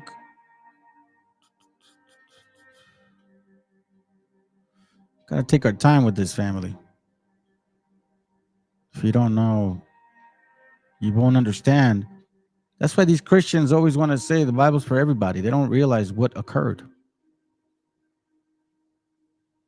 at all. They don't even put mind to it. Anyway, so we got those four. Matter of fact, I'll look for the map later. It's gonna come through. Trust me. I put it in the notes. Okay. So we got that right there. All right. So now let's go to First Maccabees 1:1. So now we're talking about this he-goat. Okay. Okay. Remember, First Maccabees 1:1, and this is how we can prove that the Apocrypha is not that off. I think every book has discrepancies after transliterations and translations, but you have to be confirming at a constant level so you can understand exactly what's going on. In the Afghan wars, the U.S. made it illegal for the government to burn down the poppy fields because Afghanistan is the largest. Damn, for real? I didn't know that, bro. All right, so check this out. Remember, Daniel 8, verse 8. I'm sorry, Daniel 8, verse 8. We left off there. Remember, the he-goat, okay? Follow me. Here we go. First Maccabees 1:1. And it happened, make sure you precept your Bible, okay? Go to Daniel 8 and then precept your Bible with First Maccabees 1. At least do that so you can follow through. And it happened after that Alexander, son of Philip, the Macedonian, who came up out of the land of Chittim. So now let's check this out. There is history to this person. Alexander was not just some, random individual, man. Let's see. This is what he ruled. Okay. Hold on a second, family. Come on, bro. This is what he ruled. All right. So he comes from the west, goes to the east, Macedonia, takes Asia Minor, takes all of Persia, takes Egypt. Okay. So remember that. That's it's legitimate stuff. Okay. All right. So now we go to. Oh, sorry, my bad. Alexander 2. Here it goes. This is from the dictionary Bible, the Concordance Dictionary. No, sorry. The Zondervan Pictorial Bible Dictionary. Here's what it says about Alexander the Great, son of Philip, king of Macedon, or Olympus, right? Around 536 BC. Although not named in the Bible, he is described prophetically in Daniel, the he-goat from the west with a notable horn between his eyes. So this is not like uncommon. Like this is not like, oh my God, we don't. No. I'm not trying to be Mr. Oh yeah, I'm bringing up prophecy. No, this is people. If you study the word, you'll know that this is in here. Okay, he's actually exclaiming how and what this guy was about. Okay, he is also important to. Let's see. To these people here. Look. This is from the Encyclopedia of Ancient Egypt. Alexander as a pharaoh.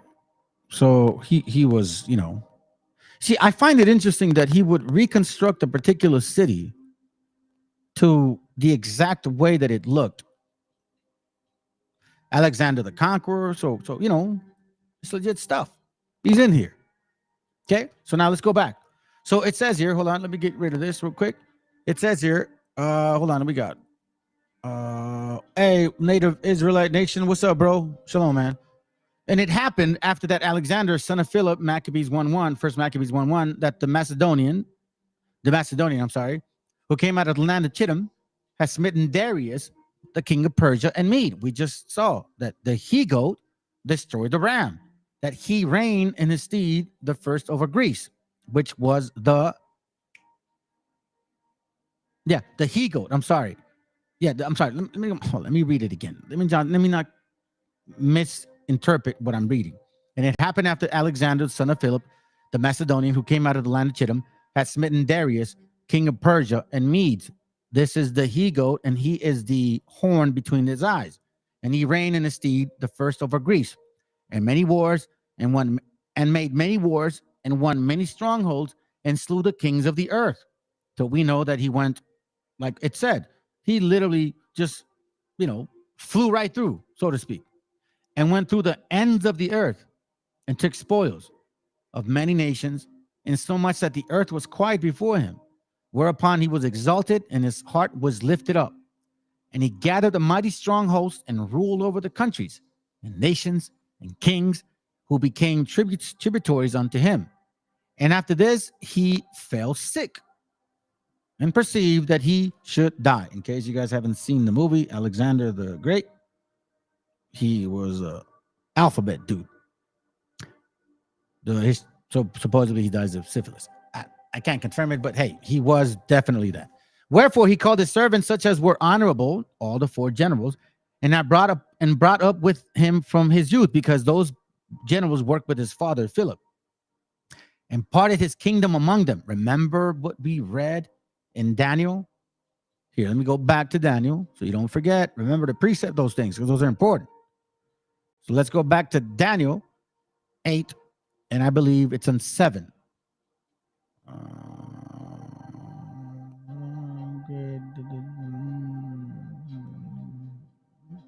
No, actually, you know what? No. Let me go back. We're not there yet.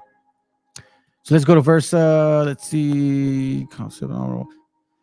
Yeah, verse 6. Wherefore, First Maccabees 1:6. Wherefore he called his servants, such as were honorable, and had been brought up with him from his youth, and parted his kingdom among them, while he was yet alive. So those are the 4 people I named: Cassander, Lysimachus, Ptolemy, Seleucid or Seleucid or whatever.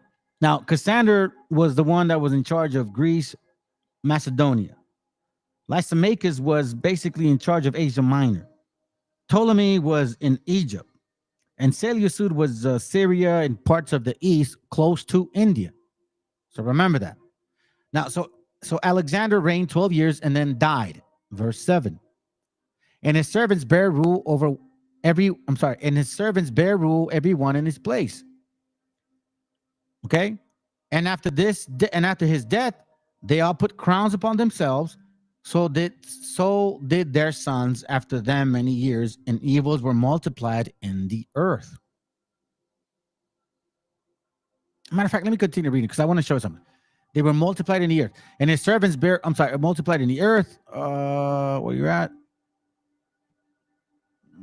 To the death upon the sons. And it's verse 10.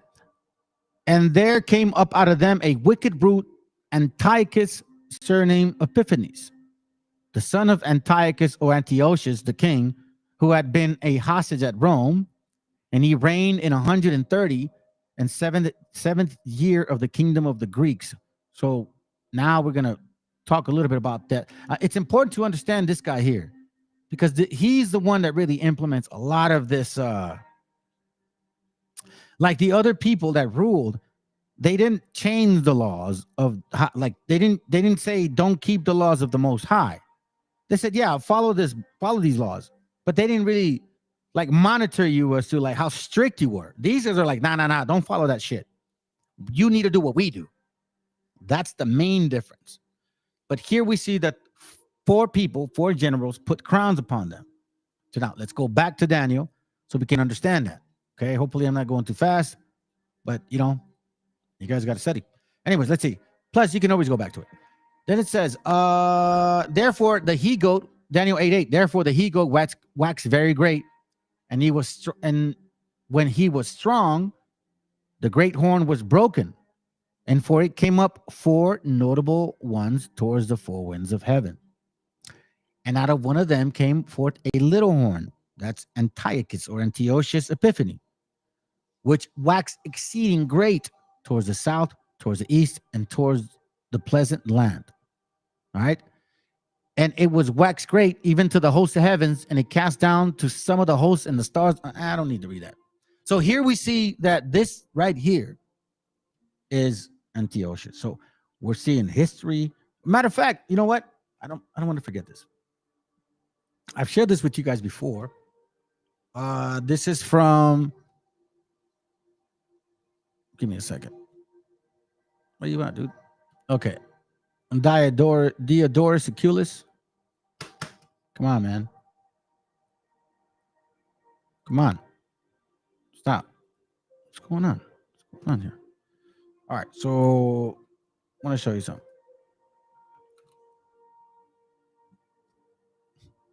For real? Hold on, family. It's kind of acting funny. Okay. Alexander. So we see that here. This is from 1.31. You see Macedonians, period. For a while, some have closed their accounts with the deeds of Philip, others with those of Alexander. So he is historical. Several people have talked about him. And now the Bible is mentioning how he's part of this conquering of lands and, taking advantage of certain people. Right? So now let's continue to this little horn Epiphanes bastard. And we're going to confirm what he did. 2 Maccabees 4:7, and it says, but after the death of Seleucus, remember, one of the actual 4 generals, correct? When Antiochus or Antiochus called Epiphanes, took the kingdom. Jason, the brother of Anias, they were so-called Hebrews, labored underhand to be the high priest. Jason, not Onias, Jason was a wicked person, promising unto the king by intercession 360 talents of silver and another revenue 80 talents. See that? So he's a wicked dude right here. Of their own kind, of your own kind. We see that even to this day. Power can really change people. Verse 11, and the royal privilege granted of special favor to the Jews by the means of John, the father of Eupolemus, who went ambassador to Rome for enmity and aid. He took away, and putting down the governments, which were according to the law, he brought up new customs against the law.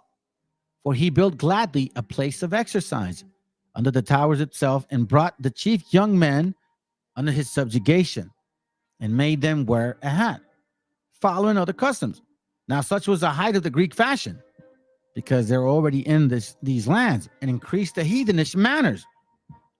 Alphabets, just like what's going on right now. Same sex, pedo stuff, animalistic, using the same bathroom.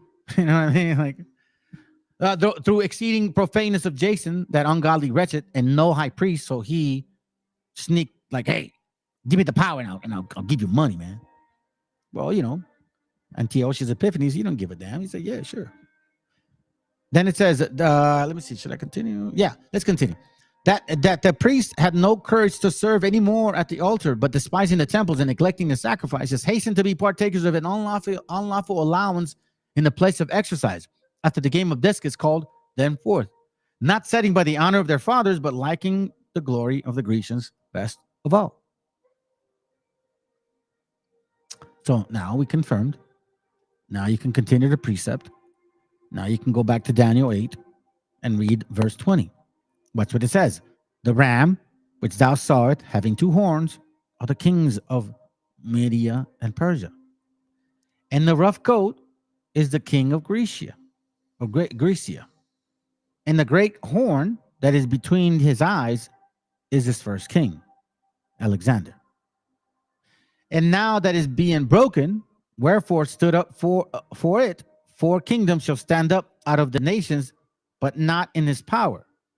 So those are the 4 kings that I mentioned: Cassander, Lysimachus, Ptolemy, and Seleucid. Just like Seleucid is the father of Antiochus Epiphanes, right? Now you can hopefully it starts making some sense, Remember, Cassander ruled Macedonia, Lysimachus was in Asia Minor, Ptolemy was in Egypt, and Seleucid or Seleucia, whatever you want to say his name, Syria and parts of East. Now, Ptolemy and Seleucid are kind of like two main characters that I want to point out. Okay? So now, let me show you the map. Because I'm going to give you a little bit of history as to who the king of the north and of the south is when you read the Bible in Daniel. So we see this here. Cassander, okay? Asia Minor, Lysimachus. Cassander had the smallest kingdom. The biggest kingdom was Seleucus,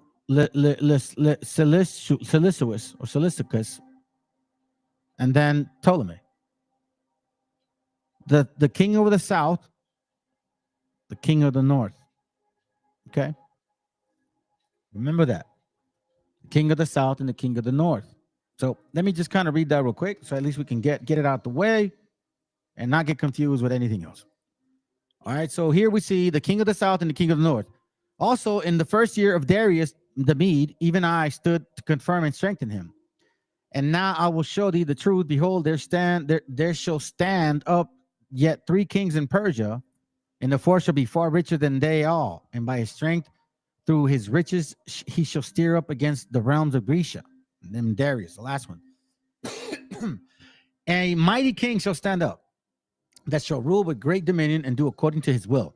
And when he hath stood up, his kingdom shall be broken and shall be divided towards the 4 winds of heaven. And not to this posterity, not to his posterity, meaning not that as great as he was, nor according to his dominion which he ruled. For his kingdom shall be plucked up, even for others besides those. Okay? So now, excuse me, let me continue. And the king of the south shall be strong, that's Ptolemy, and one of his princes, and he shall be strong above him and have dominion. His dominion shall be great dominion. And it says, and at the end of the years he shall join himself together. For the king's daughter of the south shall come to the kings of the north and make an agreement. But he shall not retain the power of the arm, neither shall he stand, nor his arms. But she shall be given up, and they that brought her, and he that begot her, and he that strengthened her in these times. So here we see that, yes, he's going to offer to join in marriage these other nations, right? But it's not going to work. So what he's talking about is this right here. Ptolemy has his, where you at? Ptolemy has, I believe, it's her? I know I wrote it down. Please don't tell me I didn't write it down, right? This is a pretty, this is a pretty detailed relationship we got going on here, okay? Give me a second here real quick. Okay. So Arsinoe, the daughter of Ptolemy, and Berenice, showing her 3 marriages to Lysimachus, her half-brother Ptolemy, Ceronius, and her full brother Ptolemy. So we know that Ptolemy tried to join forces with Lysimachus. It didn't work technically. If you get into the story of, here, let me see if I can get it. Let me see. Here it goes right here. I think this is this one. Let's see. Taken away at the time, Alexander took out Damascus, told him to prepare stronghold Lebanon to the Hellenistic sons, Jewish party depended, Eritrean collection, the rest of the where Ptolemy an effort to establish himself the king of Judea. Ptolemy died just as Parthians were invaded in Judea, succeeded by man, I think I might have missed my notes, family. Shit, man, this sucks. I don't like that. I don't like that because this is actually important to the class.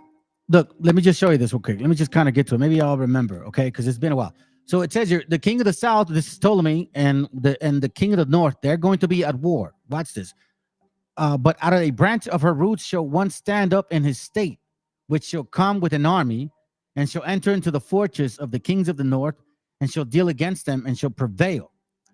And shall also carry captive into Egypt their gods with their princes and with their precious vessels of silver and gold, and he shall continue more years with the kingdom of the north. So the king of the south shall come into into his kingdoms, and shall return into his own land. So here we see, in regards to the relationship, in case you guys don't know, Ptolemy technically wanted to offer this other person, this other king, his wife, his daughter, so then he can kind of gain power. Her job was to basically, turn her back on the dad, but she ended up not doing it. It's a very extensive history. I wish I'm so kind of upset right now because I don't want to misinterpret this right here, because there's one particular note that I have that helps me connect this, because I don't just want to leave it like that. Hold on, let me see how it goes.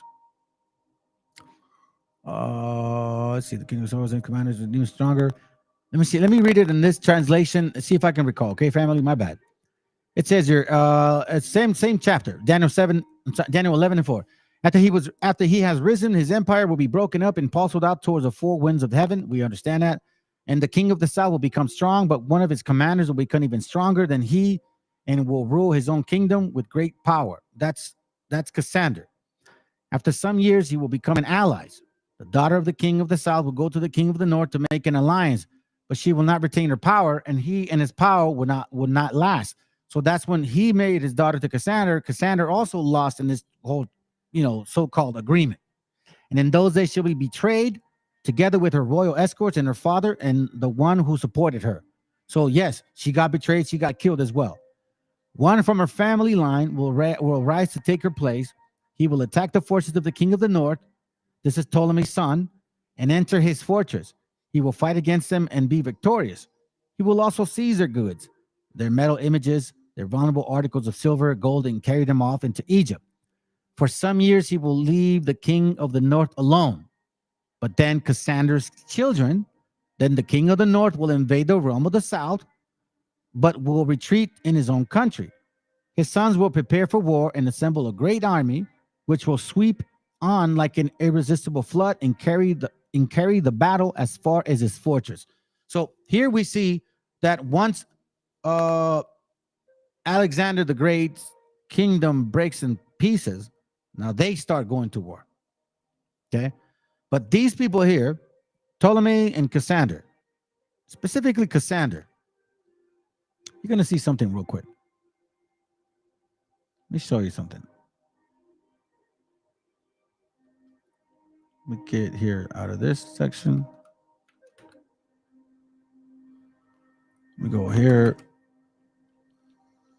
Before I move on to another part or another piece, I do want to share this, because in this book, you get to see how Greece is in power, but then at the same time, they're losing power to Rome. First Maccabees 8:11. And I was told, and I said, it was told him besides how they destroyed and brought under their dominion all other kingdoms and isles at any time they resisted them. But with their friends and such as relied upon them, they kept enmity, and that they had conquered kingdoms both far and nigh, in so much as they all heard of their name and were afraid of them. Also that whom they would help to a kingdom, those reign and whom again they displaced finally, that they were greatly exalted. Yet for all this, none of them wore a crown or were clothed in purple, but to be magnified thereby. So here we see the actual kingdom of Rome. Moreover, how they made for themselves a senate house, wherein 320 men sat in council daily, consulting always for the people, to the end that they might be well ordered, and that they committed their government to one man every year, like here in America, who ruled over all their country, and that all were obedient to that one man, like, Biden or Trump, and that there were neither envy nor emulation among them. So here we see now the transfer of power slowly, Greece to Rome. Okay, so it's important to understand that, because I got to show you this real quick. We have a gentleman here called, you probably never heard of this guy, John Hyrcanus. John Hyrcanus, around 175 BC, was a high priest, a ruler of the Jewish nation. He was of the Hasmonean kingdom. Okay? Keep that in mind. it says here, under his reign, the Hasmonean kingdom of Judea and ancient Palestine attained power and great posterity. And the Pharisees, a scholar sect, with popular backing, and and the Sadducees, an aristocratic sect that compromised the priesthood, became well-defined religious parties. So Hyrcanus is basically from the Hasmonean dynasty. So here's what we start seeing. Now, remember, keep in mind that there's also conversions and proselyting at this time. Check this out. It says here in 135 BC, Hyrcanus' brother-in-law Ptolemy. You see that? Now you understand why you have to keep track of these names. Now you know what I'm talking about. Now Ptolemy, or whatever you want to say his name, now he's in here. Hey, what's up, brother? What's your topic question, man? What's your breakdown? Oh, well, I'm going to touch on it at the end. I'm glad you brought it up. Because, I mean, let's just continue. That's a good question, bro. Like, you're in the spirit, man. Shit. You know what I mean? Because that's in the class. I'm glad you said it. But remember, keep in mind, Hyrcanus, in 135, Hyrcanus' brother-in-law, Ptolemy, the governor of Jericho, assassinated Hyrcanus' father and two older brothers. You see this? So now, Hyrcanus, who is of the bloodline, I believe, he kind of partners up with Ptolemy, and Ptolemy ends up what? Killing his family. Hyrcanus then succeeds to the high priesthood and the supreme authority in Judea. The remainder of Hyrcanus' reign was marked by his efforts to punish his enemies, ward off Syrians, and enlarge Judea's boundaries. Although he struggled in vain to destroy Ptolemy, you see, he realized, oh shit, I should have never let him get married with my family. He successfully thwarted Syrian incursion by alliance with Rome and conquered the unfriendly neighboring territories of Samaria and Idumea, Edom. The Forge of Edom. The fake history that they created. He forced Idumea to convert to Judaism. You see this? No, John Hyrcanus, I don't know why the hell was wrong up. God knows why. Okay, but apparently he thought, hey, let me convert you, follow my laws. And then he's like, well, let me work with the Romans so then, I can gain my power. But then Romans said, well, I'd rather work with Idumea because they're more of me, not of you. Upon his death, Hyrcanus was succeeded by his eldest son, Aristobulus. First, Hyrcanus' reign was the last under which Judea was a powerful, united state. But here is the beginnings, several beginnings of a lot of different things. This man, for some reason, thought that he could trust. Remember, the scriptures say, "Never trust thine enemy, for as iron rusted it, so is he." But apparently, he thought it was cool. When his father Simeon Maccabees was assassinated in Jericho by his son-in-law Ptolemy. Wow. See this? So now we're starting to see why Alexander the Greek, he splits 4 kings, Cassander, Lysimachus, then you have Seleucid, and then Ptolemy. And now Ptolemy is involved with this whole thing. So check this out. Forcibly converts the Edomites. Hyrcanus, who had been confirmed by the Romans in possession of the important seaport of Joppa, subjugated other Syrian towns such as Borea. He marched against the fort of Madaba on the banks of Jordan, which had been hostile to the Hasmoneans, and conquered it after a 6-month siege. Okay, let me see if I can get away. He then proceeded against Samaritans who had always sided with the enemies of the Jews. He conquered Shechem. Let's see what else. Okay, here goes right here. After victoriously ending the war in Samaria, he proceeded to subdue the Edomites, always a menace to the southern parts of his dominion. Oh, you see this? Edomites were always a menace the southern parts of his dominion. Interesting, right?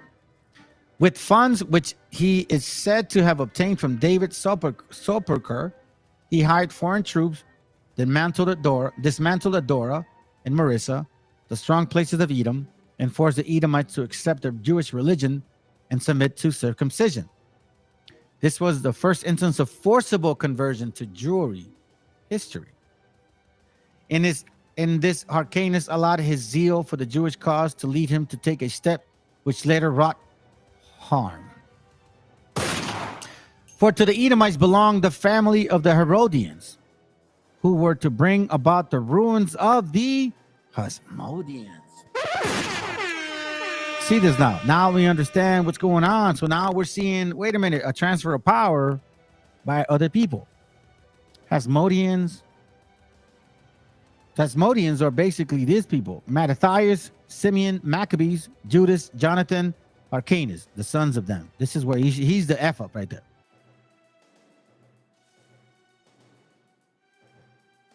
So, you know, again, who are these characters here? Let me show you something real quick.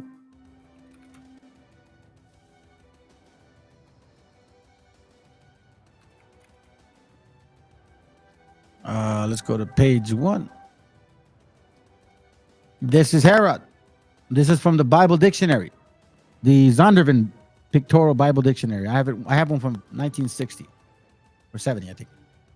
It says, when Pompey organized the East in Beast at 62 BC, he appointed Hyrcanus, second of that name, to be the high priestly ruler of the ethnarchy comprising Galilee, Samaria, Judea, and Perea. One, remember, Antipater, an Idumean, was Hyrcanus' senior officer or advisor. Pompey arrangements were modified by Gabinius in 57 BC. By the reduction of Hyrcanus' authority and the division of the ethnarchy onto the autonomous communities, notable services rendered to Alexandria to Julius Caesar in 48 BC led to the restoration of Hyrcanus' authority and to the appointment of Antipater to the procuratorship of Judea. Antipater had in fact been the leading spirit in the policy which won Caesar's favor, and Antipater, which was an Idumean, used his advantage with his astuteness, which foreshadowed the career of his son. Antipater persuaded now aids Hyrcanus to appoint Phasael, Antipater's eldest son, to the prefecture of Jerusalem, and Herod, his second son, to the governorship of Galilee. When Antipater was murdered in 43 BC, his two sons succeeded his position in Hyrcanus' court. It was the year after Julius Caesar's assassination, and jubilant that Caesar's plan for a decisive campaign on the vulnerable eastern frontier of Rome was shelved. The Parthians and the perennial military problems of the Northeast were restive. It says, in 40 BC, they penetrated Palestine, carried off Hyrcanus, drove Phasael, also a captive, to a death of suicide. Herod eluded both military action and Parthian treachery. He withdrew from Jerusalem, shook off pursuit by clever rear guard, skirmishes near Bethlehem, and escaped to Egypt. Outwitting Cleopatra and reaching Rome through the perils of winter voyaging, Herod set his case before the Octavian and Antony. So you see this here? You see this? This dummy trusted the enemy. It says, trust not the way of the heathen. It says, trust not the enemy. Let me see if I can find it.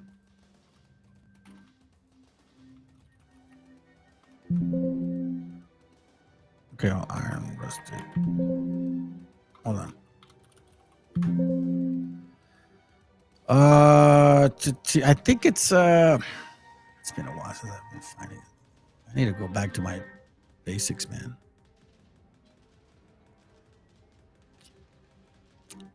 If you guys can help me with that, man, that'd be great, bro. If you guys can remember what that is iron rusted. Trust not the enemy. Okay, so we have Herod And then now we're going to see. Give me a second. I'm trying to get to this other point. Go down. Come on, bro. Hurry up, man. What the hell? There you go. Sirach 12:10. Never trust thine enemy, for like as iron rusted, so is his wickedness. See this? It's man, I'm telling you. So, but this guy apparently he thought, hey, I could change him. It's like never make a hoe a housewife, bro.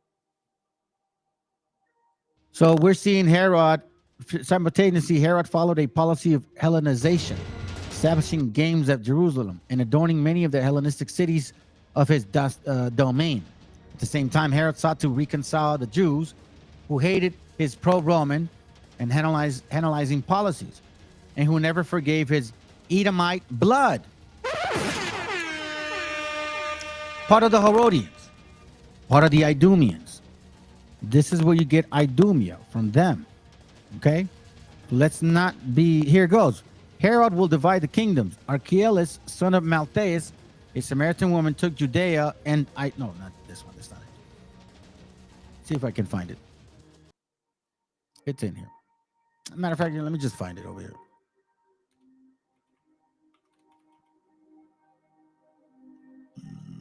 Here it goes. Not that one, nerd. Okay, let me see if I can find it. Here it goes.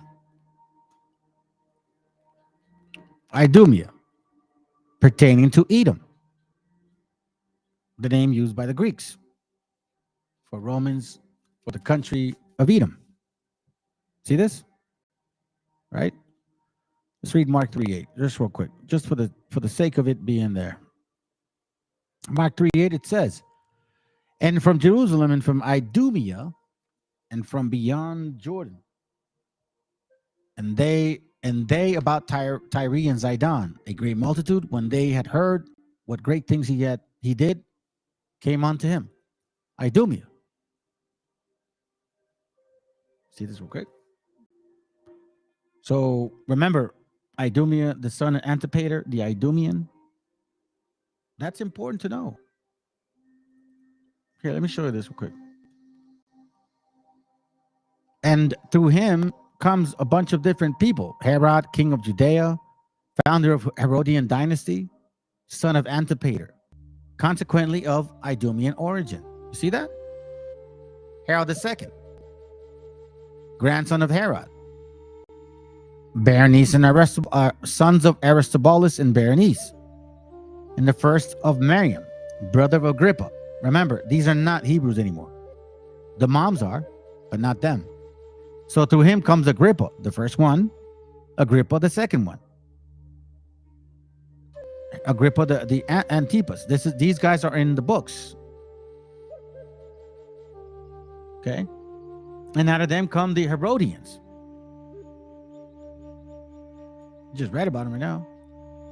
And the Pharisees went forth and straightway, Mark 3:6, and the Pharisees went forth and straightway took counsel with the Herodians against him, how they might destroy him. How the hell are the Herodians? These are people that are supporting this doctrine and also are Herodians. So now we're seeing a bunch of mixture of people. That's why the scriptures say, just because they claim to be Israel doesn't mean they're Israel. It goes deeper than this. Mark 8:15, they're in here again. And he charged them and saying, take heed, beware of the leaven of the Pharisees and of the leaven of Herod. Wait a minute. Who are you? Luke 3:19, it says here, but Herod the Tetrarch, being reproved by him for Herodias, his brother's Philip's wife, for all the evils which Herod had done, because he killed John the Baptist. Because he told him, listen, bro, you say you're a Hebrew through your mom, but you say you say you are, but you don't keep no laws. Look at you. You married your brother's wife. And she killed him for it. Those are facts. So you need to understand what Herod's bloodline is before you go and say, oh, yeah, Paul's trying to convert you. Shut the hell up. You dummy. You don't know your history. Acts 25:23, and now on the morrow, when Agrippa was come And Berenice, with great pomp, was entered into the place of hearing with the chief captains and principal men of the city, and Festus' commandment Paul was brought forth. So here we understand now that Agrippa, through his mom and grandma, they were supposedly trying to keep the laws. Paul was not stupid. He knew this guy would kill him. He knew he would kill him. So now, right here is where we start to kind of determine Edom, Esau, right? Edom, Esau. Let me show you this real quick. Let me see if I can find it. I can find it.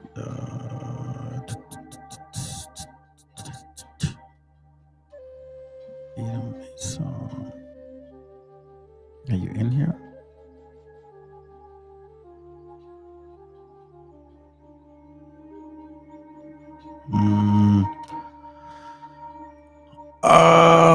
You know what? Let's just continue. I'll continue here. I'll find it right now. Matter of fact, here, I'll show you guys. Because it's not just in the new one. Check this out. Isaiah 34:5. For my sword shall be bathed in heaven. Behold, it shall come down upon Idumea, upon the people of my curse, to judgment. The sword of the Lord is filled with.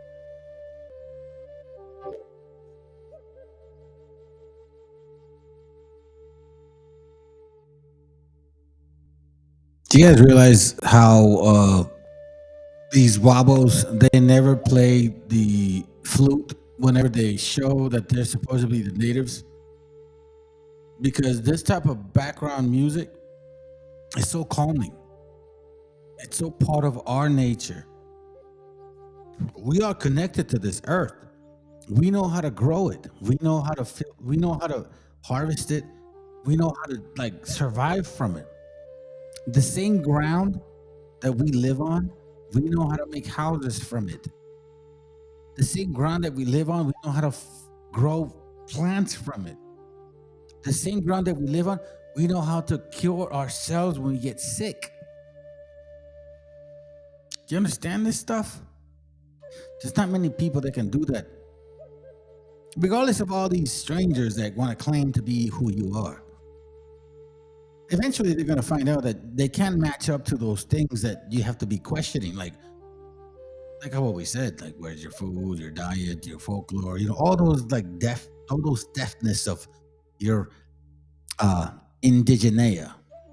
If you think you have a Negro indigenea here, then you should be connecting to those deep-rooted indigenea concepts of masa, you know what I'm saying, of corn, tejuino, of pulque, of tamarindo, you know what I'm saying, of cilantro, of coriander, you know what I'm saying, of like the deftness of like the food of our land. Because this land is what feeds you. Quite frankly, like if you really think about it, family, like here's where it goes down to the nitty-gritty. If these people were really original from this land, then how come they fucking die of disease all the time?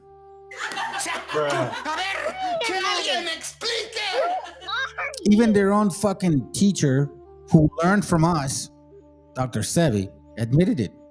I have to eat food from Africa because that's where I'm from. You Africans, Negroes, and live with it.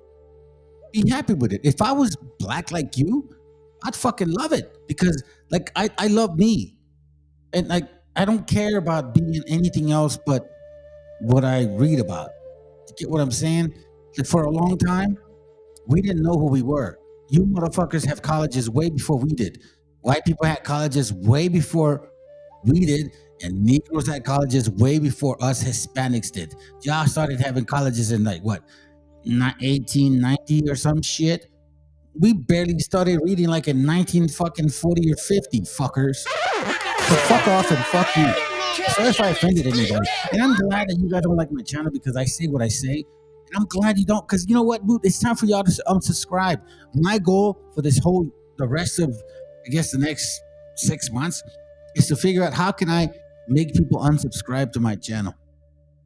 because I got a bunch of fucking thick ass followers, more people that just want to hear me bring out some good information, and then they go around with it and try to act like they're teaching some shit. Because I find you guys, I catch you guys. You guys say the same shit that I say, and then you come over in my channel and hate me and shit. Dude, y'all the horriblest people in the world, bro. With blood, it is made fat with fatness, and with the blood of lambs and goats, and with the fat of kidneys of rams. For the Lord had sacrificed in Basra in a great slaughter in the land of Idumea. There's a reason why this is going to happen to them. Because we see what they're doing today. They can try to act like they're not. They want to blame other people. Kind of like this right here. Let me see if I can find it. Let me see. I think it's this one. In the Zohar Kadosh, listen to it. You will find there an extraordinary information. There will be two big buildings in the land of Edom, which today we relate the word Edom to America. And those are the biggest, the tallest buildings in the world. And they will be brought down completely. And that will be the sign of the beginning of tremendous wars that will end only in the coming of the Mashiach. 1 week before, one of the great rabbis in Israel, a Hasidic rabbi, he came with some people, some of his disciples in the car, and they were coming towards the evening. He didn't want to lose the time of Mincha. Right there. Quand l'Italie disparaît, je vous ai dit tout à l'heure, ça m'a... Rome, c'est un jour de vengeance pour l'Éternel, une année de représailles pour la cause de Tzion. Tout ça c'est marqué dans le prophète Ishaïa. Et ce sera le monde juif qui va grandir, et que ce sera la nation qui va gérer le monde. La terre d'Israël, Akadosh Baruch Hu, il va l'attirer, le monde entier, ça sera Israël, et Israël, ça sera Yerushalayim. To wipe out from among all the descendants of Esav, descendants of Amalek, male and female, young and old. And that is why Amalek is so terrible, and it has to be totally uprooted. Therefore, God tells us we should erase their memory, and we should eradicate them from the face of the earth. Who is Amalek? Amalek comes from Esav. Esav was a brother. All right, so he says, who's Amalek? Amalek come from Ethan. Ethan, brother. Shut your stupid ass, fake ass, Khazarian wannabe Jewish face. I'm gonna show you who Esau is. Show you who Esau is, bro. Thank you, bro, for showing us. Check this out.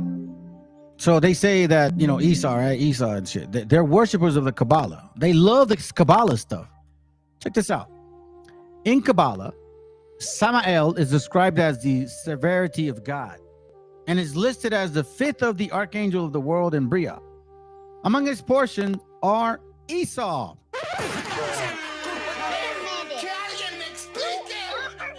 The people who inherit the sword and bring the war.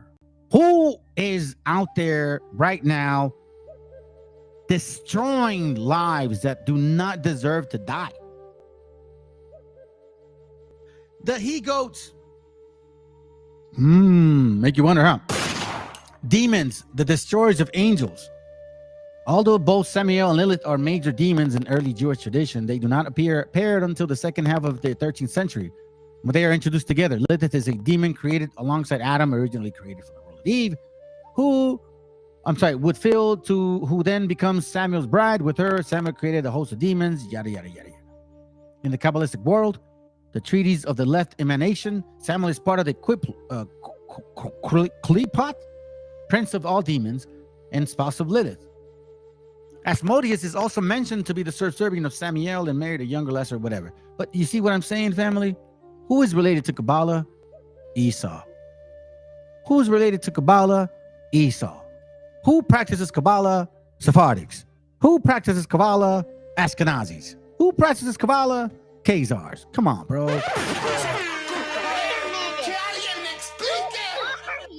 You want to come here and talk about like Come on, bro. Really, bro? Come on, bro. Real, bro. Let's go back to 2nd Ezra real quick, man. Let's go to 2nd Ezra real quick. I'm going to show you something. 2nd Ezra chapter 6 and verse, I believe, is it 6? That's not 2nd Ezra, bro. I guess it is. It says 2nd Ezra 6:6. Then I considered these things, and they were all made through me alone and through none other. By me also they shall be ended, and by none other. Then answered I and said, what shall be the parting asunder of times, or when shall be the end of the first and the beginning of that followeth? And he said unto me, Father Abram unto Isaac, when Jacob and Esau were first born of him, Jacob held first the heel of Esau. For Esau is the end of the world, and Jacob is the beginning it that followeth. Now, which is why, you know, when you start collecting all these dots and we start seeing like, okay, who is this history? Who are these people? Why are they so involved? They're the ones that are teaching these other doctrines. Revelation 12:7 kind of gives you a hint. And there was a war in heaven.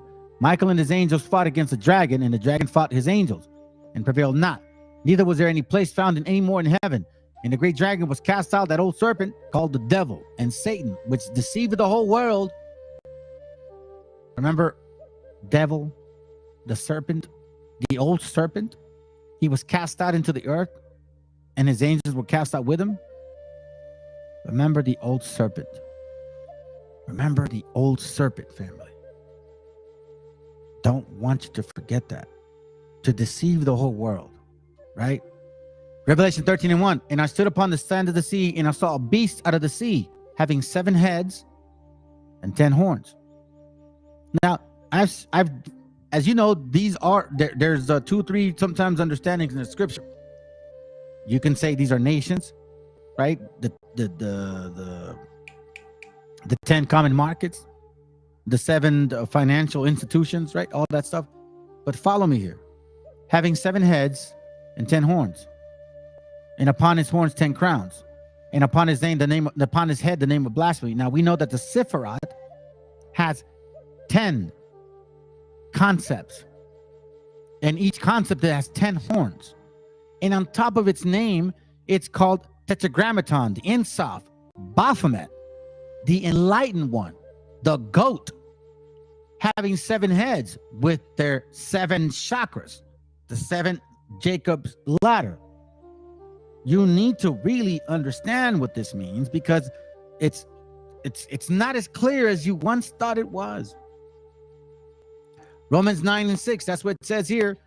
Not as though the word of God had taken on effect, for they are not all Israel, which are of Israel.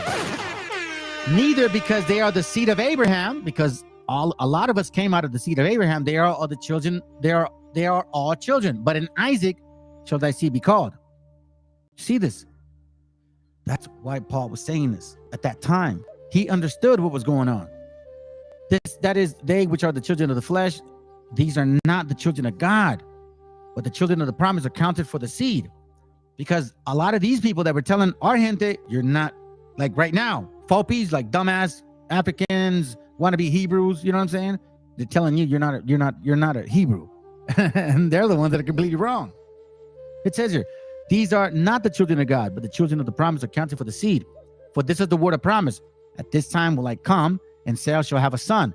And not only this, but when Rebekah also had conceived by our father Isaac, the children, being not yet born, having neither done any good or evil, but the purpose of God according to the election might stand, not of works, but of him that calleth. That's why it's important for you guys to understand that you guys are the children of the Most High. And it was said unto her, the elder shall serve the younger, as it is written, Jacob have I loved, but Esau have I hated. Those that project are usually the ones that are the ones. Remember, Khazars are always saying Esau, Edom, right? Negros are always saying Esau, Edom. But yet there's Revelation 2:9 and 3:9. And everybody in this current society is embracing the white ones to be the real Jews and the black ones to be the real Jews. But here it says not all of them that are claiming to be Israel are Israel.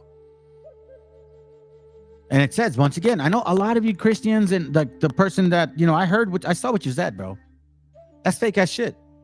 Because you want to know something? Your dumbass belief in Christianity has led you to live with a wicked ass person just because you don't want to let go, because you think all people are the same. Black, white, brown, we're all the same. God loves everybody. And you want to say I'm deceiving people? You're deceiving people by believing in Christianity. You're gonna celebrate Christmas. You're gonna watch the fireworks and kick back and say, Happy 4th of July, and thoroughly enjoy it. And you know who I'm talking about. 2 Ezra 6:55. All this have I spoken before thee, O Lord, because thou madest the world for our sakes. The children of the promise. Our sakes.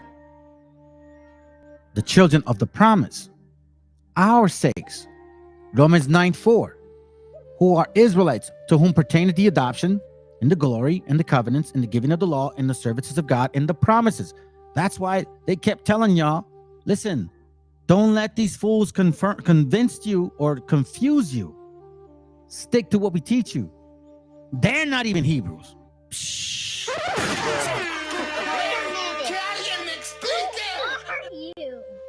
You know what I'm saying? They're not even Hebrews, bro. Now we know Edom, Esau, we understand now. So now let's get into this a little deeper, and then I should move on pretty quick on that. Check this out. So now we got what we call, in regards to the Khazarism, a people of Turkish origin, so they say. Not necessarily, because they're also of the Crimea, Russia, all of that region, okay? And it says, the kingdom of Khazars was firmly established in most of South Russia long before the foundation of Russian monarchy by the Varangians. Jews had lived on the shores of Black and Caspian Sea since the first centuries of Common Era, so they say. Historical evidence points to the region of the Ural as the home of Khazars. Among the classical writers of the Middle Ages they were known as Chozars, Khazirs, Akazirs, Akatirs, and in the Russian chronicles as Kawalisis or Ugri Beli. So we see here the Khazars, right? They were somewhat Armenian, kind of like some of that region. That's actually a good book here, the history of Armenia. I would recommend to grab it. You can actually get some real good stuff out of this. The Kagan was the king of the north, the ruler of the Khazars, and the queen was the Khatum. So we see that in this particular one, the latter country was made battlegrounds in a long struggle between Rome and the Persians. You see this? So they're in here. That's why it's important to understand who they are. It's important to understand who they are. They're part of the Black Huns. You know what I'm saying? These guys are nomads, wicked, dirty ass people. The Don, the Volga, the Caspian Seas, Northern Caucasus, Caucasians. This is what we're talking about. You see, they're kind of mad at each other, even though they don't realize that they're pretty similar in regards to nationalities and races of who they are. Here's where they embrace Judaism. So we know that these are converts, but they're going around telling people that they're the people of the Bible. We see that King of the Khazars in 735, 800 AD, that's where the whole conversion starts. Okay? We're seeing this. We see it. We know it. You know, it's not confusing. Now let me show you some stuff here real quick. This is from a book called Edom, Esau. You guys have seen this before. Who is Edom? Hasdian ibn Sarprut was foreign minister to Abdan al-Raham, Sultan of Cordoba, in his letter to King Joseph of Khazars. Speaks to the tradition according to which the Khazars once dwelt near Seir Mountains. The Seir Mountains are none other than the original land of Esau, Edom. Thus dwelt Esau in the Mount Seir. Esau is Edom. You see? If the Khazars did originally dwell near the Seir Mountains, then the Khazars and thus world Jewry are racially of Edomite stock. But how then and when did Edomites get Khazaria? There's evidence that in the 6th century BC, some of the Edomites fled their homeland of Seir and migrated north. After the fall of Jerusalem, 586 BC, the Edomites began to press northward, Ezekiel 36:5. You guys can confirm it. The extent and ultimate destination of the northward trek is not found in history, but it's likely that it brought some Edomites to the region of Khazaria. We see that.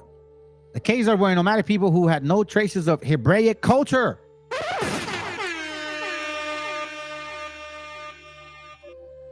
No traces of Hebraic culture. Interesting, huh? The hidden history of the incredible evil Khazaria mafia. What Q would never tell you, the shocking truth. That's QAnon, by the way.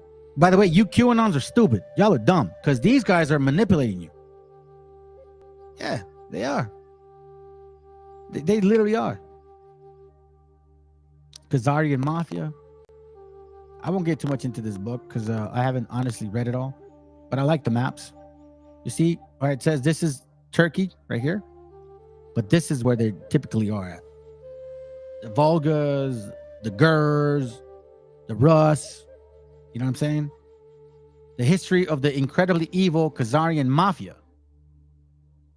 Khazarians developed into a nation ruled by evil king who had ancient Babylonian black arts, cult, Elargic servings on as his court. During his time, Khazarian became known to surrounding countries as thieves, murderers, road bandits, and for assuming the identity of those travelers they murdered, had a normal occupational practice and way of life. What the hell?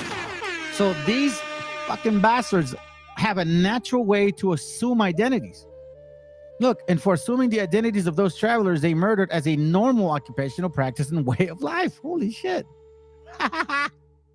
Yeah. Hey, man, listen, man. Once a crooked tree, bro, you just never change. You know what I'm saying? Some Ashkenazis still have Khazar names like Robert Kagan. Yeah. Robert Cagon. Robert Cagon. In order to fool the Confederacy of Nations led by Russia that were watching Khazaria, the Khazarian king melted his Luciferian black magic practice with Judaism. You see? Melted this Luciferian black magic practice with Judaism. Created a secret satanic hybrid religion known as Babylonian Talmudism.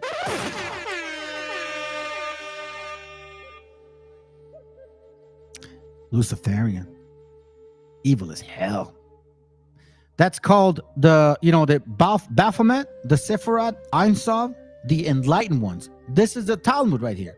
Sephardics and Ashkenazis both study these things. You can't slice one without the other, though. Right now, I'm just talking about Khazarians and Sakarians, too, like Sakarians. You know what I'm saying? They're all anyways, no, that's another topic.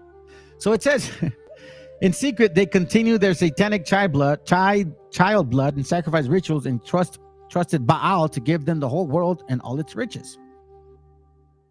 Damn. Look, I'll tell you what. For the sake of time, y'all can enjoy the book. I mean, well, you know the names, okay? So I don't think you can actually get the link because it's a PDF for me. But you know the names. So let me show you this real quick because this is actually another one. Excuse me. Hold on a second here real quick. Oh, hold on a second. Remember how it was talking about black magic? Right? They do black magic, right? Where is it at?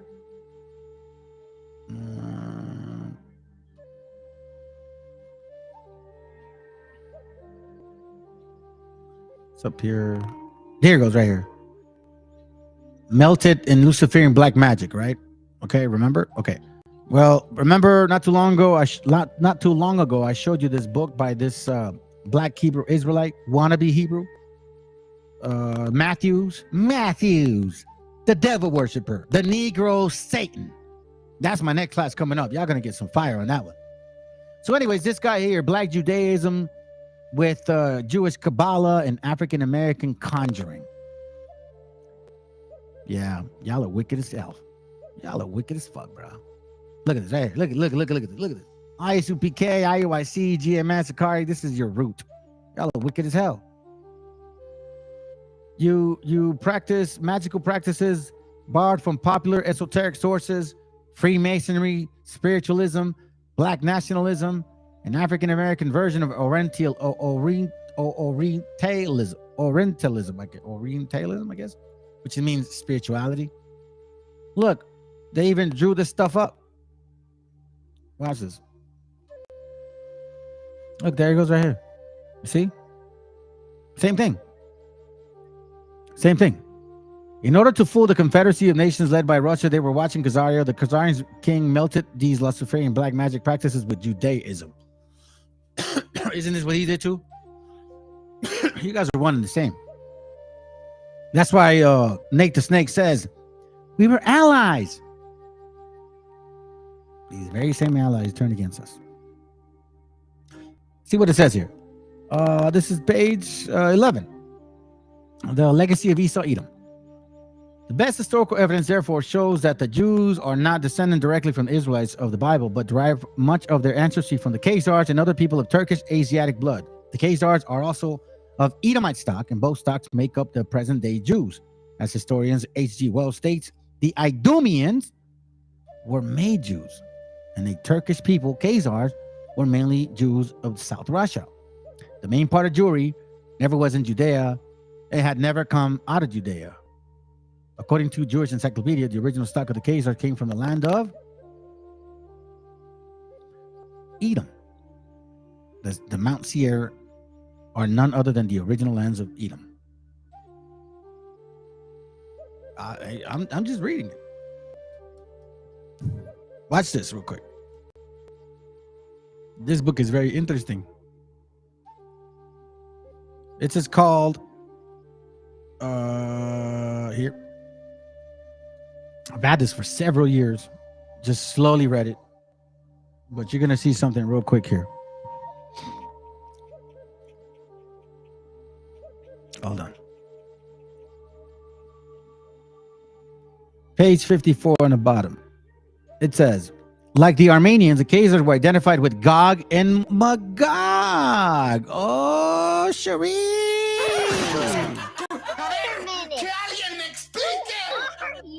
They were regarded as descendants of Japheth, Noah's third son, and connected with the Targama and Ashkenaz of the Old Testament.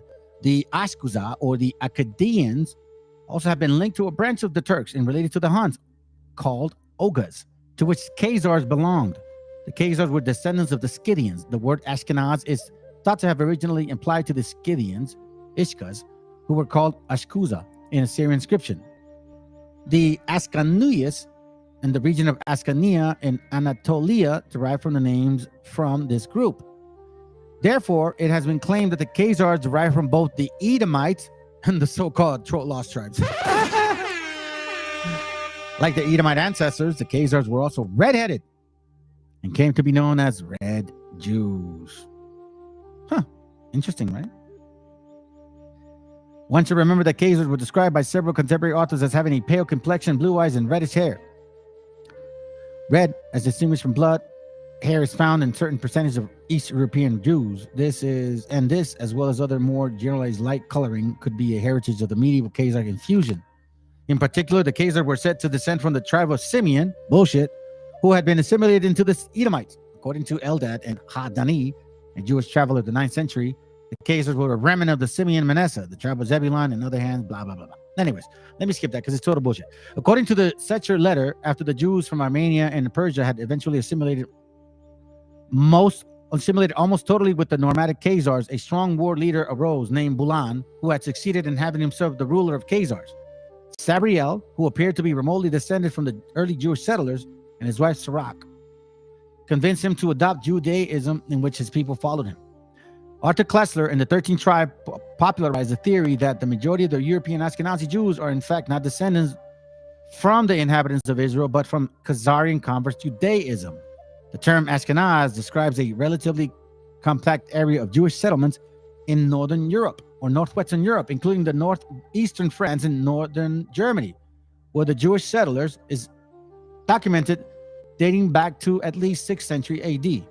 The traditional explanation of East European origins was the most Ashkenaz Jews reached Poland, Russia, and from Germany, and Germany from France. Now check this. Modern genetic studies, however, have proven Koestler's theory incorrect. So now they're saying that their DNA proves it. Wah, wah, wah. Shut your face. Shut your face. Y'all are serpent people, bro. I'm gonna show you this right now. This is from oh, that's right, not this one. I couldn't pull it from here, but I got it here.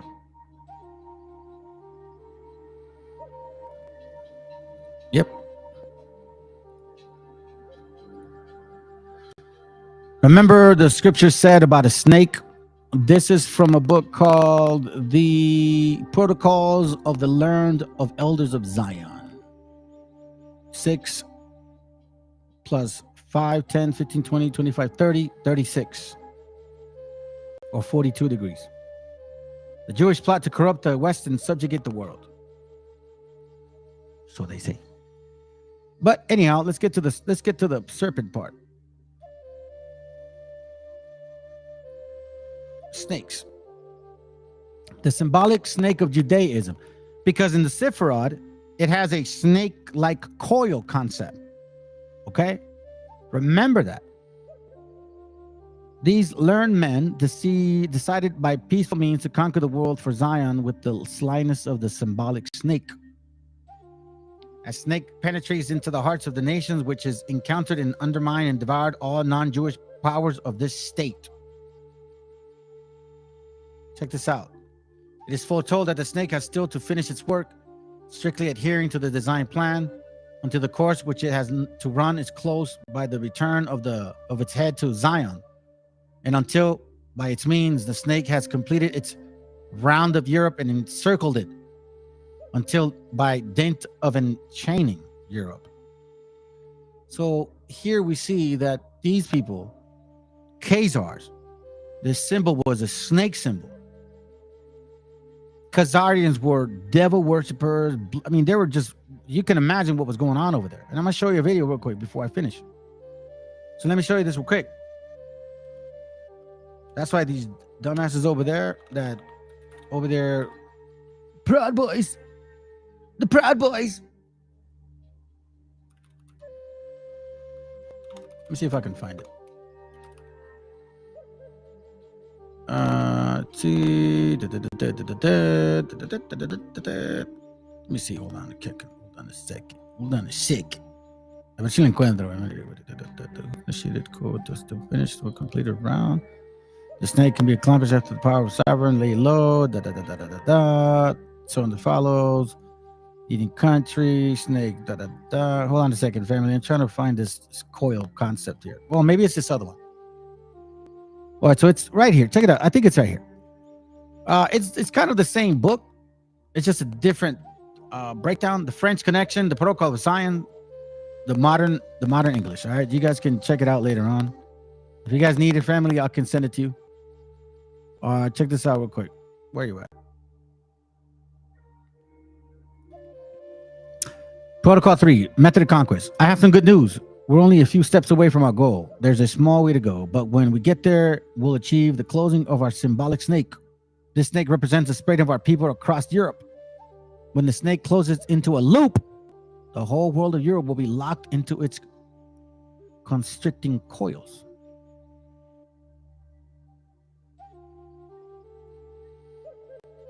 You see what I mean? Don't threaten me. This is white power. White power. This is white power right here. It's the same thing that these guys are saying.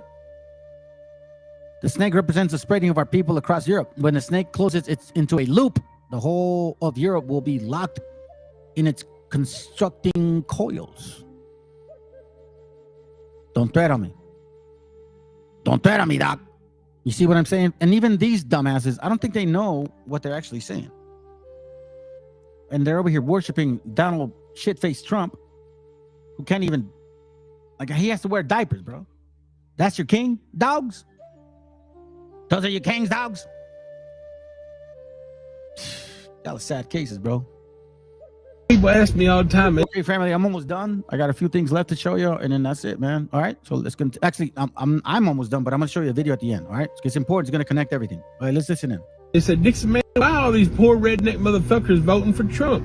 They poor, and they know that Trump is anti-labor. He's anti-union, anti-worker, pro-corporation. Trump's passed multiple legislations and appointed so many anti-labor, anti-union judges and lawmakers, and passed so many things to support big pharma, big corporations, billionaires. He has worked tirelessly to hurt poor people. The poor redneck motherfuckers busting their ass on bullshit pay every single fucking day in America. The coal miners, the truck drivers, whoever the fuck it may be, doing the hard labor. All you white motherfuckers out there doing that and voting for Trump. And I told my friend today why. MAGA is just a symbolism, a slogan for colonialization. Make America great again, back to a time when we were great white colonizers. Trump is the great white colonizer hope. Colonizing, even though it sounds like a funny term, colonizing is what America is, honestly. It's what we did, it's what we've always done, it's who we are, it's our spirit, it's our culture. If you look at how we went around the world as colonizers out of Europe, colonized the whole entire planet and every continent. We enslaved, we genocided the natives and the indigenous people. We broke every treaty we ever had with indigenous people just so that we can maintain power and privilege for white folks. And that's what colonizing is. And Trump is the greatest colonizer we've had in many centuries. And that's why so many white folk, either consciously or unconsciously, are supporting Trump.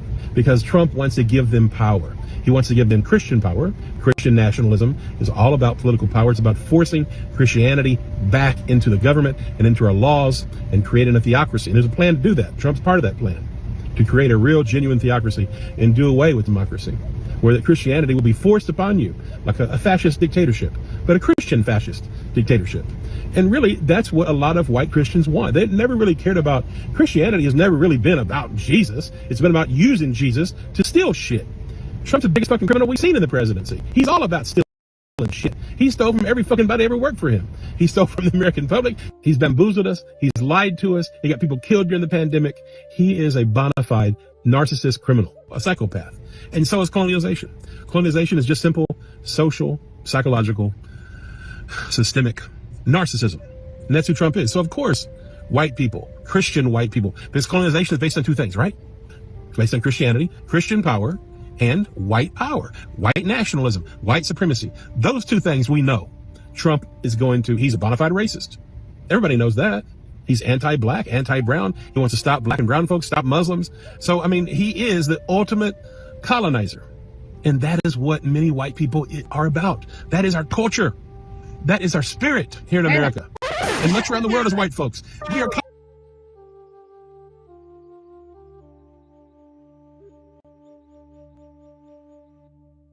I don't mind that y'all accept that shit. But you wanna know something? I think it's time we speak facts. You know, this is the thing that I don't like about people, bro. Is when you claim that you have been so oppressed and being treated like shit and the whole time and, you know, what the fuck, whatever, but yet you are no different than them. You're no different than them. You used to look at the white man, black man, brown man, Arab man, you know, all you Moors and shit, all you fucking bastards over there. Yeah, I used to look at the white man. No, listen, I'm not defending him. What I'm saying is, let's put the facts to the table. It says here on your fucking famous book, The Golden Age of the Moors. Oh, the Golden Age of the Moors. Meaning like the best days of the Negroes. That's what they're saying. Right? And it says here, this is how you guys looked at white people. They are near animals than men. This is the way Arab, black, North Africans, maybe a slight of sub-Saharan and West Africans. That's how you guys used to look at white people. They're near animals than men. They are by nature unthinking and their manner crude. Their bellies protrude, their color is white, and their hair is long. In sharpness and delicacy of spirit and intellectual perspicacity, they are nil, ignorance, lack of reasoning, power, boorishness, and are common among men. Oh, shit the fuck up. this is how this is how black folks, this is how you black, listen, okay, I'm not gonna blur history, but for the sake of, you know, BHIs and these Negroes claiming that they were superior, that's how you guys used to talk about white folks when you were quote unquote ruling them. You used to talk about white people like this. And then you're complaining because they talk about you like that too? Dude, see, that's how hypocritical you guys fuckers are, bro. Like, seriously, man. Hey, listen, bro, y'all gonna claim, you're gonna call it out, and you better fucking handle it. It says here that the Moors had a particular low feeling of these whites. So there was a time where black folks or people of color in Europe had power over people of pale skin. And y'all used to look down on them. You used to look at them like they were animals.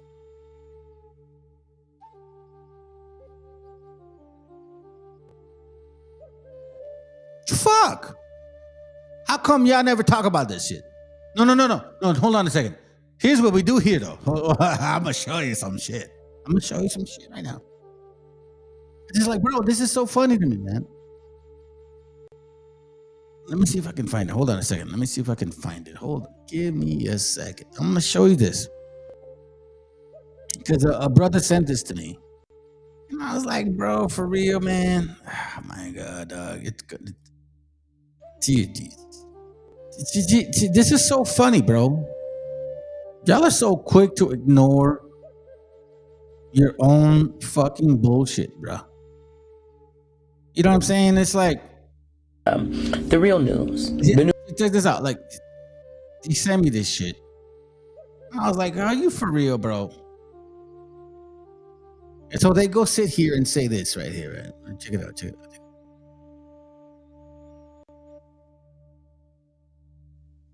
You guys claim that supposedly the white man did all horrible shit to you.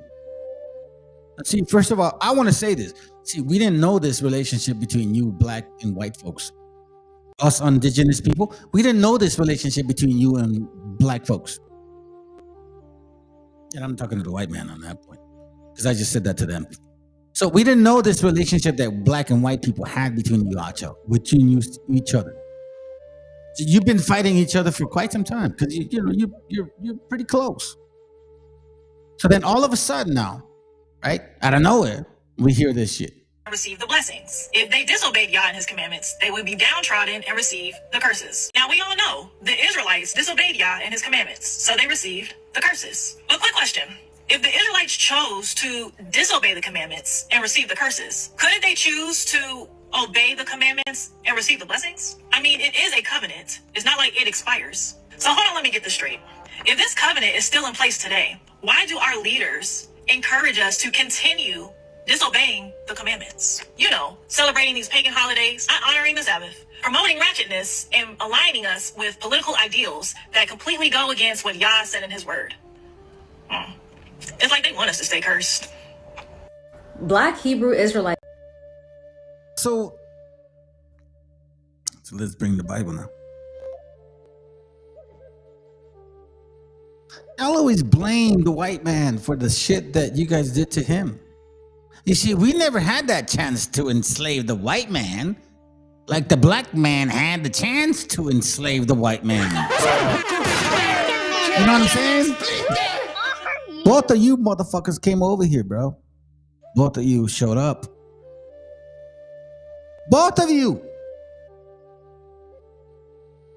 You see, this is where it gets really, really, really interesting, because you knew these people. Y'all both know each other. As a matter of fact, I'm the only. I don't know if I'm the only one. I'm not gonna say that, but I'm one of the first few people that have said, you know, like on my channel, I don't believe that Deuteronomy 28 happened in 70 AD.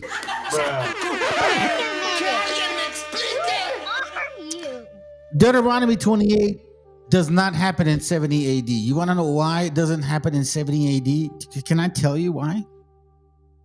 Because it clearly says that you are going to be enslaved from a nation that you don't know, that you have no idea of. You see, these Israelites, they were ruled by Rome. Deuteronomy 28 says that you're going to be ruled by a nation that you never known, neither will your fathers know. So the only people that apply to this concept here is us indigenous people. Pretty much. You can't deny it. I need to stop lying to yourselves, man. This is why I'm not going to stop doing what I'm going to do. At this point, I'm not. Matter of fact, even the Most High said it to me, man, like, you better keep pushing forward hardcore, especially now, because this is the time. They don't believe you, bro. They don't believe you. They think you're full of shit.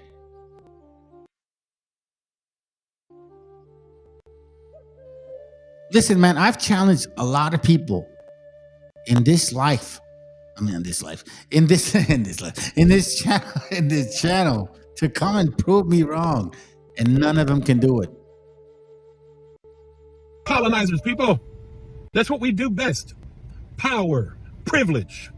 That's who we are. And that's why these poor, ignorant, redneck motherfuckers, the Christians of the world, the humble working class people of the world, and of course the rich, support Trump. Make America great again. Make America a bunch of inhumane colonizers again. So here's my final thought. For all you motherfuckers voting for the devil, for Diablo himself, for voting for the Antichrist, Trump, here's my final point. At what cost are you voting for this monster, this con man, this criminal? You know that you have Negroes and Hispanics voting, like, supporting this guy, right? You know that, right? It's not like just white people that look like you. That's the thing you need to understand, family. Just because they look like you don't mean they are your people. This malignant narcissist psychopath. At what cost? You fuck yourself in the ass. You're anti-justice, anti-social justice, anti-economic justice, anti-racial justice. You're against your brothers and sisters because they're not white, because they're not straight, and because you're not Christian. You're against poor folks. You're against basic humanity. You're against everything that is right, fair, and just. You're against democracy. You're for theocracy. You're for white supremacy. These are the things that you are for when you vote for Trump. These are facts. This is his agenda, and you know goddamn well. And the only thing that's making you vote for him is your personal greed. That personal thing that wants you to fight for white power. That wants you to fight for white nationalism. Christian white nationalism. Just white power, bro. Black power too, bro. Come on, what are you talking about? See, this is the thing about you guys, bro. This is the reality right now that we have to face. It ain't just white power. It's Negro want to be white power. Negro want to be white. I can't say Negro black power. It's Negro want to be white power. You both nasty bastard, bro. It's time that you understand. We are very aware of what you're trying to do. You understand what I'm saying? So yeah, you hate my channel, that's fine. I don't got a lot of subscribers, it's okay. But I will be the voice to point this shit out. That's greed, folks. A vote for Trump is a vote for unadulterated greed. You are a colonizer, and you are voting for legit colonizer. Not only colonizer, an anti-American colonizer. You want to integrate church and state. You don't believe in the principles their founding fathers built our nation on.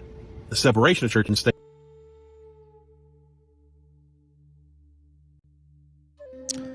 Yeah, but I don't want to show all that.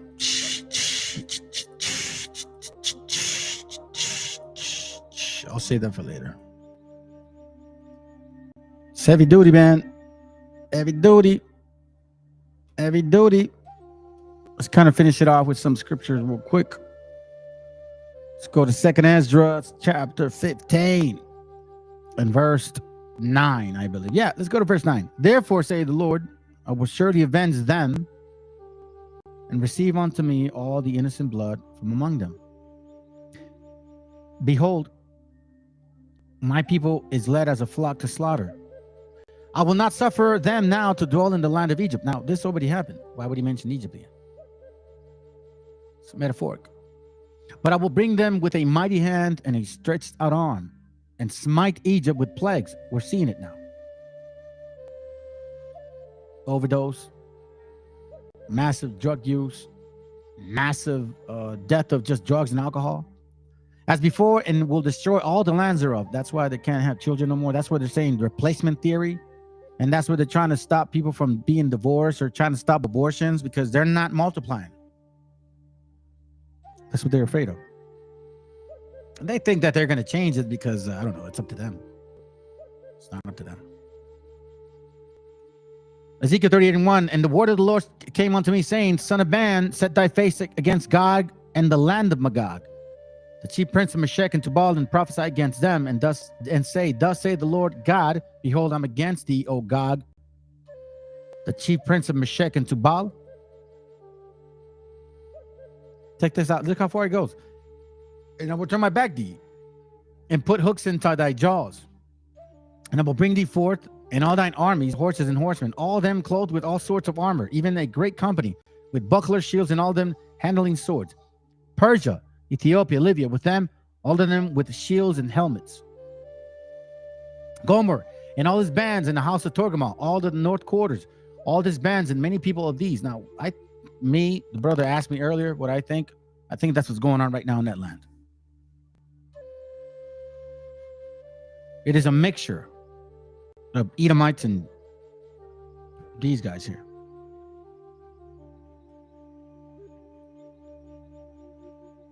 Ezekiel 39:23. I'll dig more into it. I'll do an actual class on that one, man. Promise you. And the heathen shall know that the house of Israel went into captivity for their iniquity, because they trespassed against me. Therefore I hid my face from them and gave them into the hands of their enemies. So fell they all by the sword. So that's what I was trying to tell that dumbass dude that was here last time. You know what I'm saying? He was here last time trying to say Christianity. And I'm like, bro, get your Christian mentality out of here. You have an oppressive Anglo-Saxon Christian mentality. Cracker Barrel. And the only reason you're in power is because you're not better than us. It's because the Most High allowed it. Damn right. Yeah, they did. All of them did. They still do. And I think you would know what it means, because who those Nazis are. Ashkenazis. You know what I'm saying? That's kind of how I like to say it.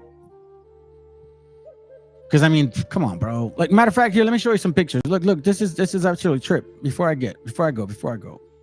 Because I did have some of this deep Khazarian stuff here. There's a book called The Dawn of the Middle Ages. It's an excellent book, and it talks a lot about these Khazars, the hordes of Avars, Bulgars, Khazars, with white Huns and Turks. It's page 38. We see that he's talking about the new dynasty founded by soldier adventurer Leo III was known as the Assyrian after region of Asia Minor, but the family probably came from north Syria. Leo was a Khazar. Leo the Khazar. You have the Byzantine power and the Ottoman Empire. But finally, with the aid of Bulgar and Khazar allies, the siege had to be called off. So they were fighting these Arabs for some time. You know what I'm saying? Give me a second, family.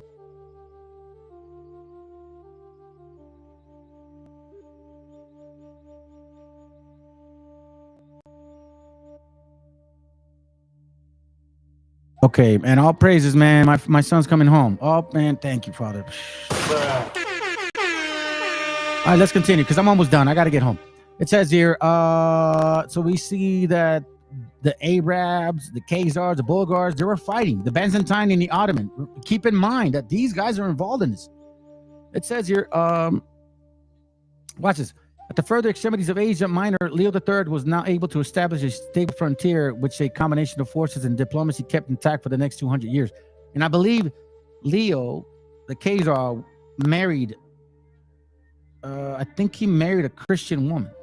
Freed from the immediate menace of the Arabs, Constantine V was able to adopt an aggressive demeanor towards them. Okay, so let's continue. Let's not forget. Let me just kind of move on real quick. Here we see the Khazars. We start seeing the conversion. The Jews in Asia and in Europe. You see? Check this out. In this age of great migration, the Jewish diaspora or dispersion represents a unique experience. As minorities, wherever they went, literate or peaceable, amid so much violence, they mustered no armies and conquered no territories, except in Russia, where the Khazar kingdom became Jewish.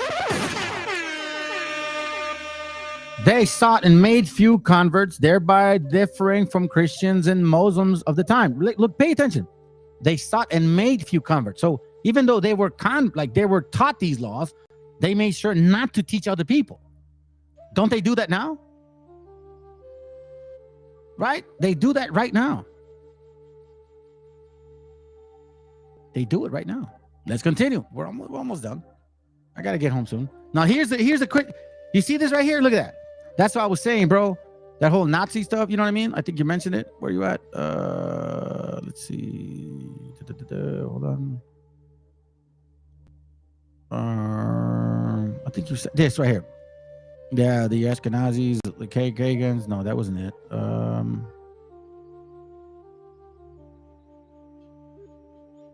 This one. Nazis, right? That's why I said Ashkenazis. Because look, they have the Nazi sign there with that shit too. It was all what do you call it? A gimmick, bro. It was all planned. It was all part of the plot. Remember, he who has the story tells it best. So as you can see, I mean, this is a heavy book. It's called The Dawn of the Middle Ages. Okay. There's a lot of material on this. Lots of it. I could go on and on this. Let me see if I can just find one important one. I think it's this one here. Check this out. The Khazar state, controlling a number of the Slavic tribal groups, stood at crossroads for many cultures. Together with the Byzantines, they provided a bulwark against the rising tide of Islam in the south, protecting the empire northern borderlands and dependencies from the Arab armies. For the 9th century onward, the Khazars also had to confront a new and formidable enemy in the Russians. In 965, a war against Slavics, I believe. Then it says the decline of Khazar power. A Russian attack by sea a Russian attack by the sea is the subject of this illustration from the Radziwill Chronicle. There goes Leo. I think it's this guy here. Is it here? Khazar tribes, apparently the descendants of Huns, mixed with Slavs and Finns, were living in the middle of Russia. Came from Eastern Asia to invade the Caucasus. They brought many Khazars in their company and left them behind when they withdrew again. The Khazars spoke a language related to that of the former Turkish masters. So we see, oh, here it goes right here.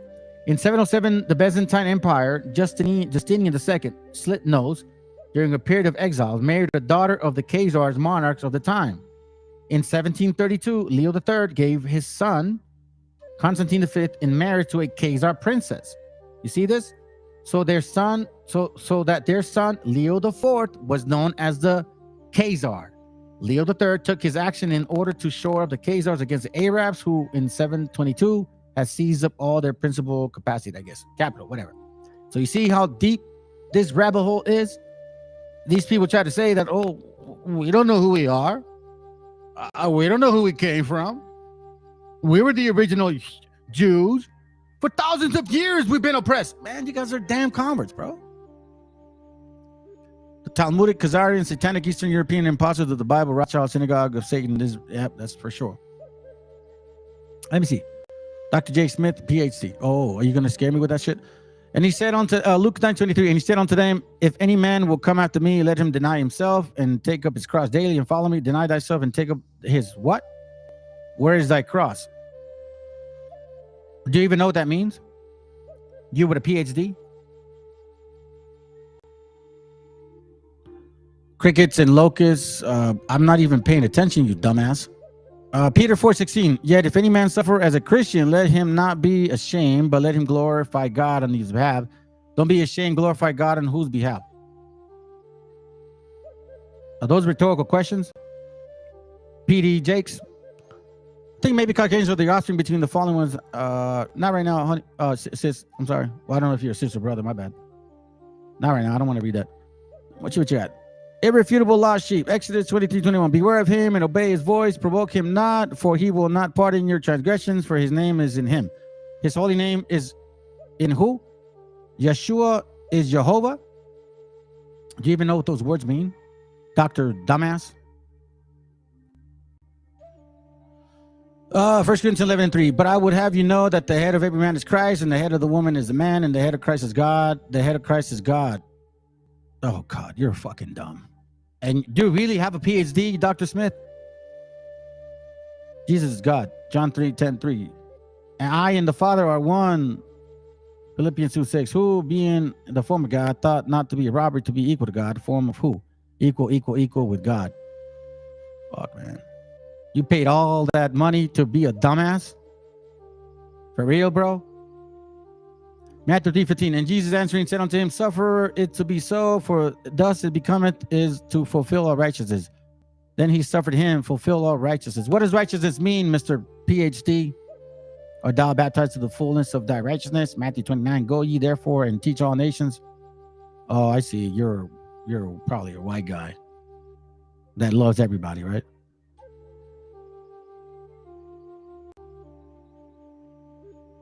And Matthew 1:21, and he shall bring forth a son, and thou shalt call his name Jesus, for he shall save his people. You're not his people. Let's see. He's just going to scriptures. Luke 1:31, and behold, thou shalt conceive in thy womb and bring forth a son, and shall call his name Jesus. Don't give me that etymology bullshit.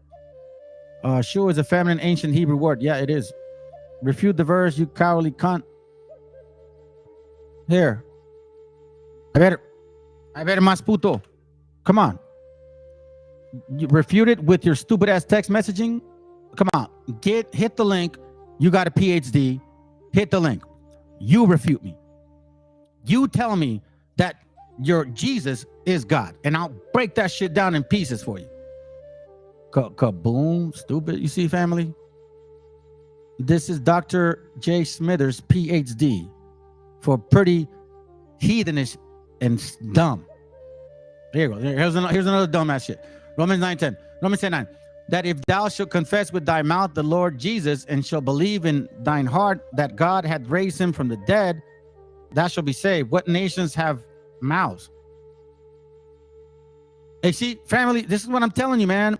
Do not waste your money on this dumbass education. But hit the link, bro. Hit the link. If you give me light mirrors, go ahead. Come on, hit the link. I'd love for you to come on board because I'm pretty much done. Come on, hit the link. Hurry up. Let's do it. Let's do it, Mr. PhD. What PhD you got? Because so you believe in the Trinity is what you're saying. That's what you believe in. Right? Is that what you believe? Okay, here we go. Genesis 1:27. So God created man in his own image. In the image of God created he, male he created he. Then God created man in his own image. So God has an image. Jesus is God. Oh, dear Jesus. Bro, hit the link. You don't hit the link, bro. They love to talk all this shit. And like, oh God. White supremacists, whitewash, Jesus, Borgia, son of the Pope. Hey, look, he goes, you are malfunctioning kid. Oh, so now I'm a kid. Do you know how old I am?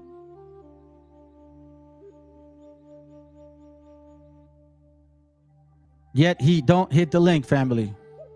He's, what do you call those people that laugh at their own jokes? Genesis 32:30. And Jacob called the name of the place Peniel, for I have seen God face to face, and my life is preserved. I have seen God face to face. So God has his face. Jesus is God. Oh God. Hit the link. Look, you see this, family? This is either a dumbass white boy that thinks then that's going to vote for Donald Trump, and he really believes that white Jesus is actually gonna save his cracker ass. So somehow, some way, he says Jesus is God, the laws are done away with, but your stupid ass is going to celebrate Christmas, right? So prove to me in the Bible where you can celebrate Christmas. I'll give you a simple one. You want to refute?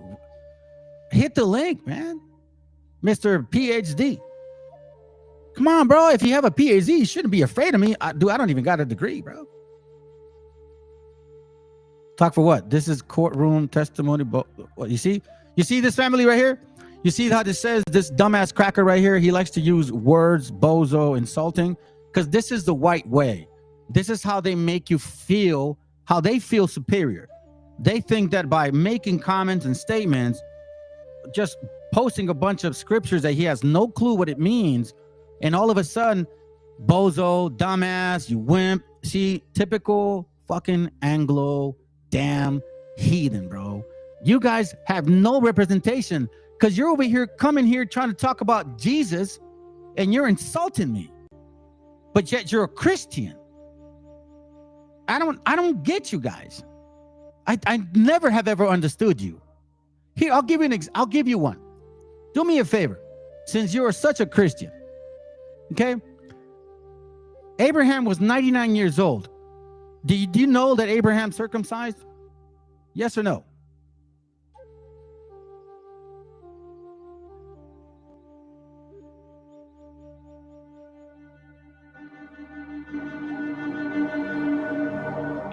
Oh, you mean he looked like a white? You want him to look white, right? You want him to look like your daddy and shit. You think that we believe the Messiah is black? Bro, you got yourself a wrong channel. Here, let me show you something. Let me educate you, you dumbass cracker. Let me show you something, dumbass fucking white boy. This is what I dislike about you guys. You guys think you're so fucking smart, but you sure don't hit the link. You want to tape a bunch of dumbass shit. You don't even know nothing about this channel. So let me educate your stupid ass before you go and open your mouth and you embarrass yourself even more. So Matt, do me a favor, okay? See, since you don't know how to read, white boy, look at this right here. This is not a BHI channel, okay? This is not a BHI channel. This is not a dumbass 12 chart camp. This is not a Hispanic only channel. And this is not your stupid ass Christmas Christian channel for sure, which is what you do. I'm almost done. And this channel, we tease that Negroes and white people like you together came as conquistadors, along with Arabs, white, black, Moors, fake Jews, all Khazars, Sephardics, and all these nations work together to destroy our indigenous heritage. You believe in manifest destiny. You believe in the whole concept of the, what do you call it? The Monroe Doctrine, or the doctrine of discovery, which is what you Christians believe, right? You believe that. That's why you come in here with that attitude as if you're superior than us, trying to teach me something about the Bible, and you make no sense. My sword is extremely sharp. Okay, sounds good, PhD man. Hit the link then. If you're so, why are you scared, bro? Why are you scared? You come to this channel. You came to this channel. I didn't invite you. Hit the link. Come on, since you're so sharp. So if you're that sharp, then I will slice like a cheese, man. But you know what I mean? You know what happens, bro, with people like you? Very typical. Is that you guys think you're smart and then you're just afraid that I'm going to catch your ass real quick. You know that for a fact. Once again, Ezekiel 3:8, behold, I have made thy face strong against thy face and thy forehead against thy forehead. See, in this channel, what we do is we simply destroy a bunch of dumb bullshit. What are you talking about? He's tall and what? He's tall and his shoulders are a little dropped. His visage is thick. Dude, you gay, bro. You gay. Okay, family, nothing to see here. This guy's gay. This guy's totally gay right here. Look, he just completely kind of like almost want to lick Jesus' cheek and shit. You gave up your chair a long time ago, Smith. Pretty hot and fucking desperate. I had enough of you. You ain't doing shit, bro. Bring me your eldest nail clippers so you can shove them up your behind. Is that what you're going to do, white boy? You haven't taught us anything, man. You come in again. To say, matter of fact, different things regarding what do you call it? The Trinity. That Jesus is God.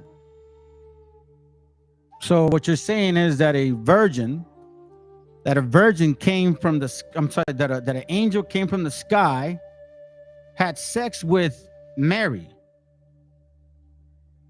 and then the Messiah came. You see, there he goes, family. You see that? This is how I know that this guy's a white boy right here. 4 words that he used: dumb, stupid, moron, typical. But yet, talk about the fucking little bitch that don't hit the link. Because listen, you can play around all you want, homie.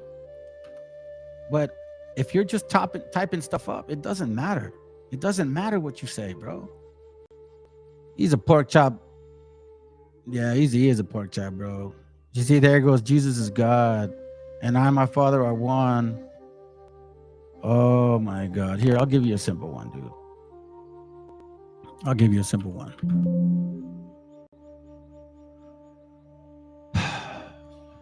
Oh, dear Jesus. Why did you create these damn East Edomites? Hit the link. Pussy Smith. Come on, PH man. Hit the link, bro. I'll answer your question if you hit the link. Come on. Hit the link, bro. Come on. Don't be scared. I don't bite. Remember, you said I'm dumb, remember? I'm a Mexican, bro. You could easily tackle this. You white boys think you're smarter than us. Come on. Hit the link, bro. What are you so afraid of? Little huevos got you tied up? Or your wife's going to get mad at you because you got to go to bed soon. Come on, man. Hit the link, little girl. Come on, man. Hit the link. I'll wait for you. Come on, hit the link. I'll wait for you. No? You're not going to hit the link? All right, I'm going to ask you a little simple one, all right? A little simple one here. My dick stinks like,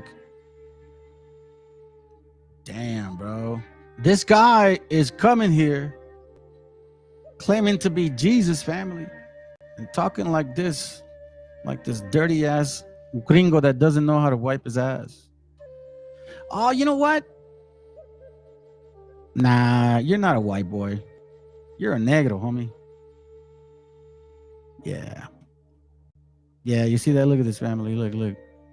Taco thinks he's no, I'm not. Matter of fact, you think you are, because apparently you're just typing away and you don't hit the link. You look really stupid, bro. Now we asked for is hit the link. Come on, fucking hot dog eating dumbass, redheaded, fucking dirty ass. Y'all don't even wipe your butts, bro. And you're talking about us. We got statistics. Man, let's continue. Because he ain't doing shit. He's just a dumbass white boy just trying to give us a hard time. So let's go ahead and finish it with this video. Check it out. So right now we're going to touch on the 13th. Matter of fact, I'm glad you're here, PJ Smith, so you can show you how dirty and nasty you guys are. Nah, I don't think he's like that, bro. I don't think he's like that. So this guy must be black, though. Look at him. Mexicans have no rhythm. A white boy telling us that? So a white boy comes here, acts like a white guy, has a picture of a white dude, and now we see his true colors. Fucking Canaanites. Y'all are worse. Now you're trying to be white people to talk shit. You got no huevos, homie. You guys are not Judah, man. Hang it up. Tell Fopi to come over here and see if he wants to debate me. See, there you go. See, there it goes. Burrito got you butchered. Here, I'll give you one more chance. One more chance. We are letting y'all know this is Judah right here. Do you understand that shit? Do you understand what that means?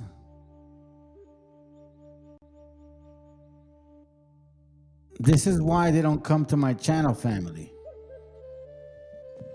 We are the Judites. And the moment that you say that shit, they get scared. They don't want you to say that.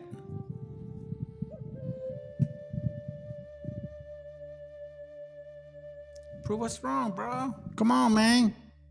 This is the channel where you're supposed to prove everybody wrong.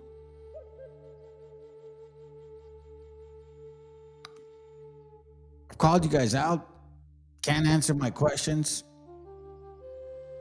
This is the Real Jew channel right here, bro.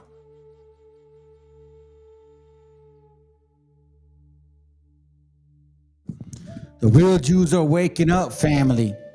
The Judites, the Rasa Judites. That Judite right there. You see what I'm saying? We are the real Jews. We are those Judas. Not no negros. They're Canaanites. None of them can match that shit. Listen, you can talk about it. Like, you can be emotional about it. Everybody can be emotional about it. But when it comes to the actual facts of who we are and what we are about, y'all can take that shit away from us at all. So I tell my raza, step the fuck up, man. Take your heritage back. Take it. Don't let these bastards get in the way. Don't let these dumbass fucking stupid asses like make you believe something different. Negros are not Hebrews. White people are not Hebrews. None of you motherfuckers are Hebrews. And I can prove it.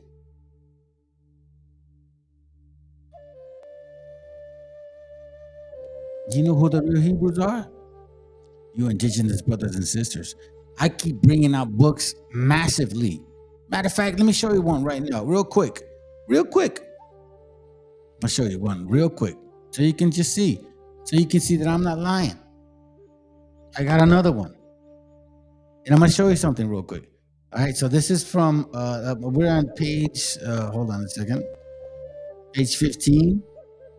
Watch this real quick. This is the book called The Greater Exodus, okay? The Greater Exodus from, I think it's Lee Fitzgerald, I believe. That's the writer. These are scholars, family. These are people that fucking studied. All of a sudden now, nobody cares about that. All of a sudden now, I don't believe it. I don't believe it. I believe some dumbass Negro because he all of a sudden thought that, hey, man, we look like them, and now I'm going to believe it. Or some fucking stupid Mexican. Or some dumb fucking white boy because he wants to just be not himself. You see this right here? You see this right here? I might show you something real quick on page 15, what is it, 15 or 14? Hold on a second. Let me get it real quick. I'll show you something. Y'all are sad, bro. Y'all are a sad case, man. You guys are a sad case because you don't even believe in your own heritage. You fucking whack-ass bastards. That's why I laugh at you guys. Like, look, this book expressly says it. Take a picture of this shit. And then I'm going to read this to you.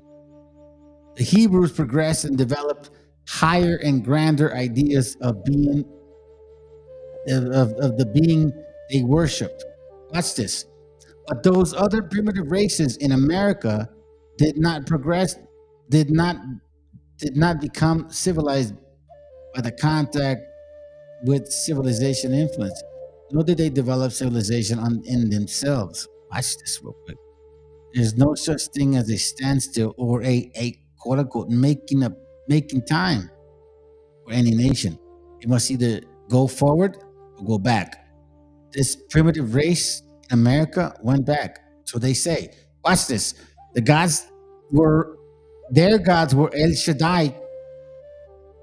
Listen to this. El Shaddai, the destroyer, Jehovah or Yahweh, the annihilator. Among the Iraq Indians, the word Yahweh meant death, the terrible, meaning it was God, bro. Mad respect for the creator.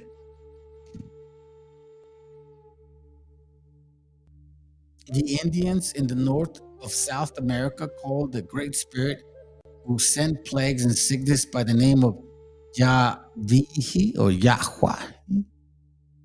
The Dutch travelers, Karsick, who spent many years in these countries, writes the following remarkable account. A member of the council named Pipersburg in the year 1746 went right up to the Maserini, and on the seventh day of his journey, he saw a plain situated between two mountain groups, a pyramid of huge stones, perfectly square and ending in a point.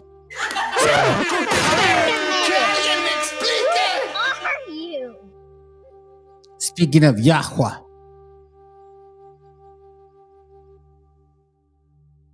you can't take this from our history, family. John Eagles can do this all the time. You can try to bring a picture about how blackety black the people were here before, but you don't know what the fuck this means. And I show you to this very day. Listen, man, I'm not a fighter, bro. I'm just a scholar. And I want you to prove me wrong if you think I'm wrong.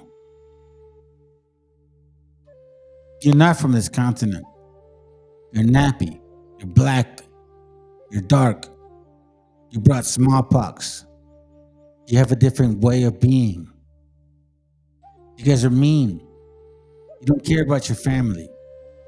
I mean, in a way, but you sell your own selves. We have books about you guys.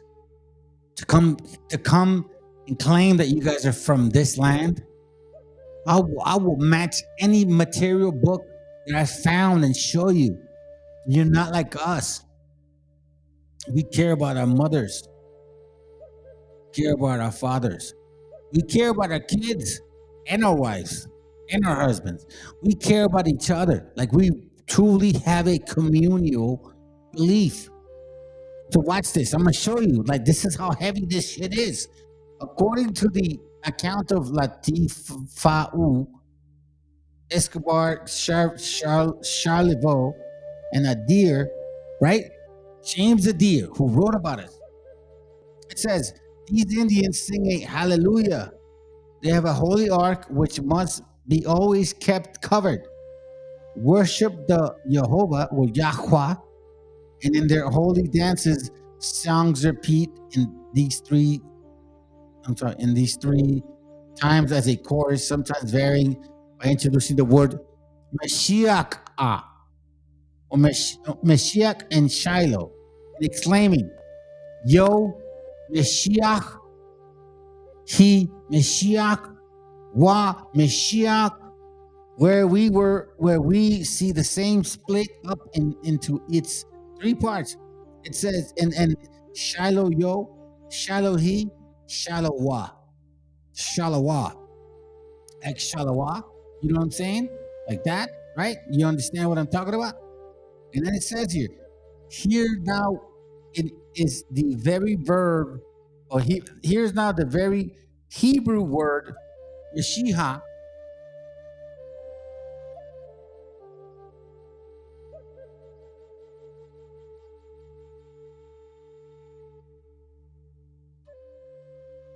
Hold on, family.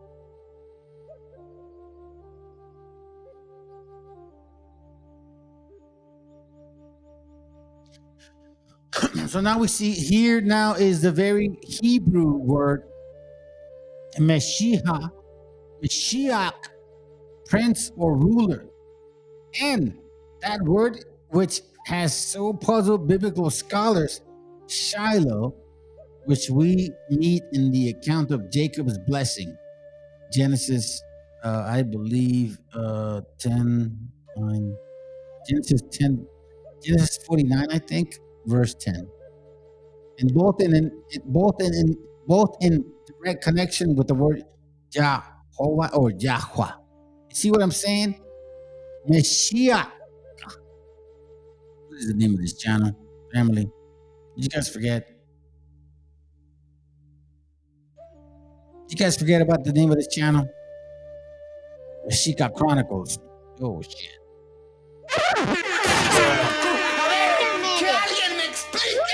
We are those people of this book. We are the people of this great book. Y'all need to wake the fuck up, bro. Stop being so ashamed, just so ashamed of being these people. Matter of fact, you know what the people that want to be these people are the ones that are not. And they're so blatantly trying to act like they are. I'll give an example. I'll show you real quick. I'm gonna show you real quick. Because you know what? You can't, dude, this is funny shit to me, bro. It's funny shit to me.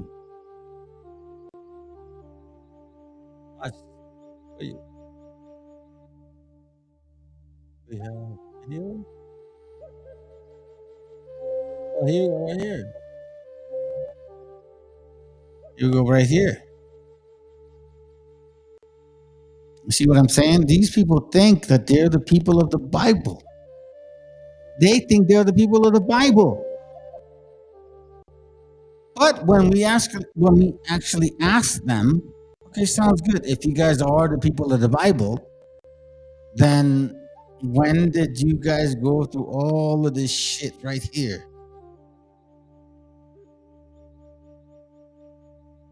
From verse 15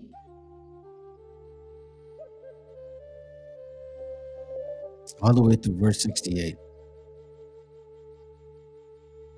And see, you fucking West African bastards, y'all did not go through this at all.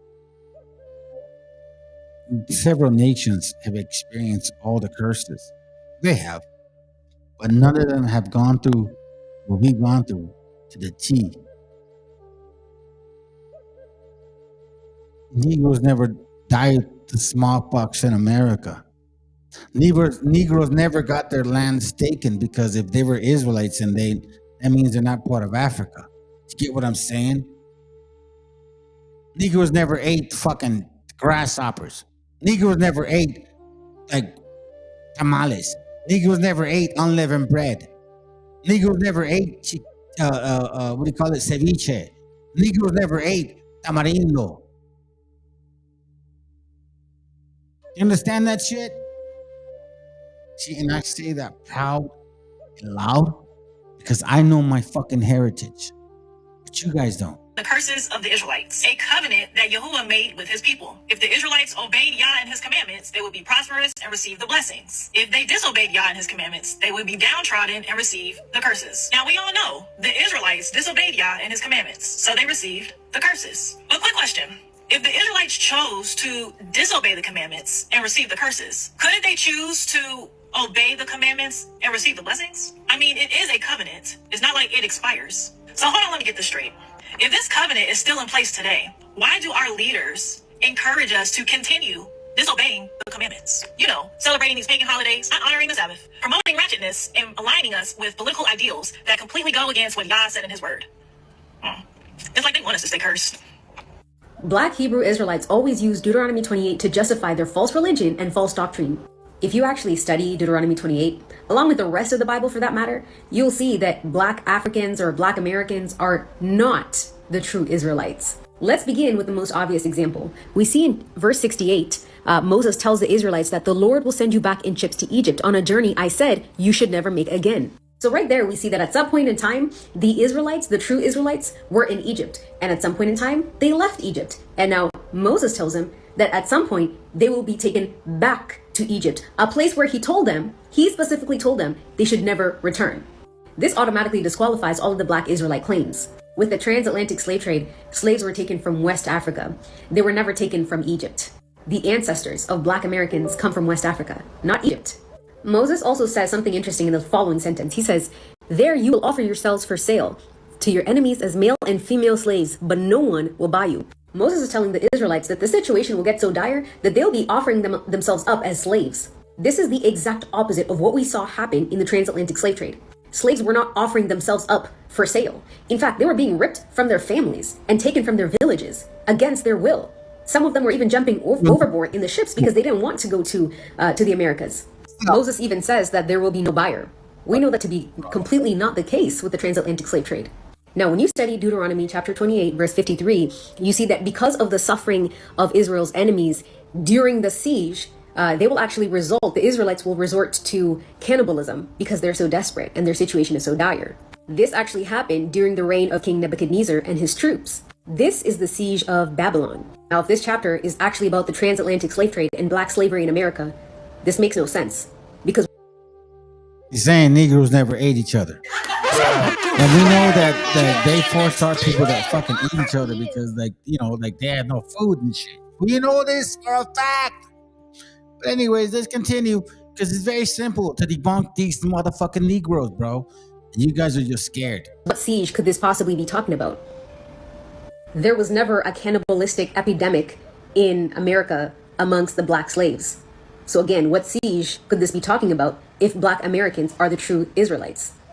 Deuteronomy 28 was already fulfilled far. Where the fuck is the smallpox? If you Negroes were the real true Israelites, how come you didn't die of smallpox here in America?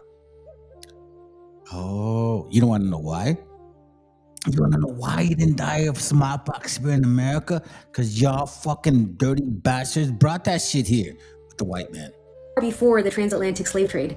Therefore, black Hebrew Israelites are not the true Jews. And that's just one example. There are plenty of other verses in the Bible to prove this doctrine and this religion wrong.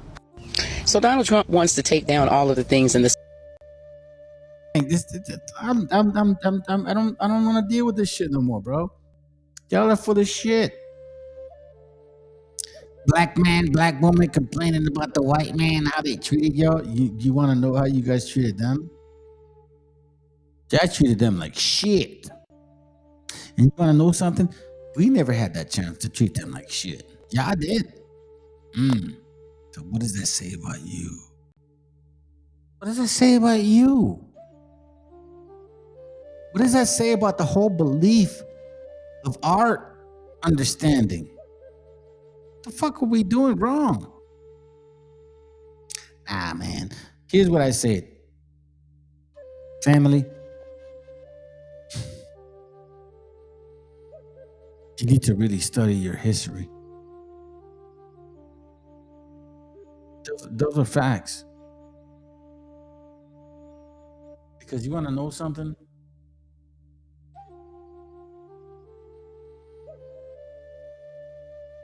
I was just like y'all, a stupid Mexican, just that, lived life and said whatever, raised kids and, do my thing.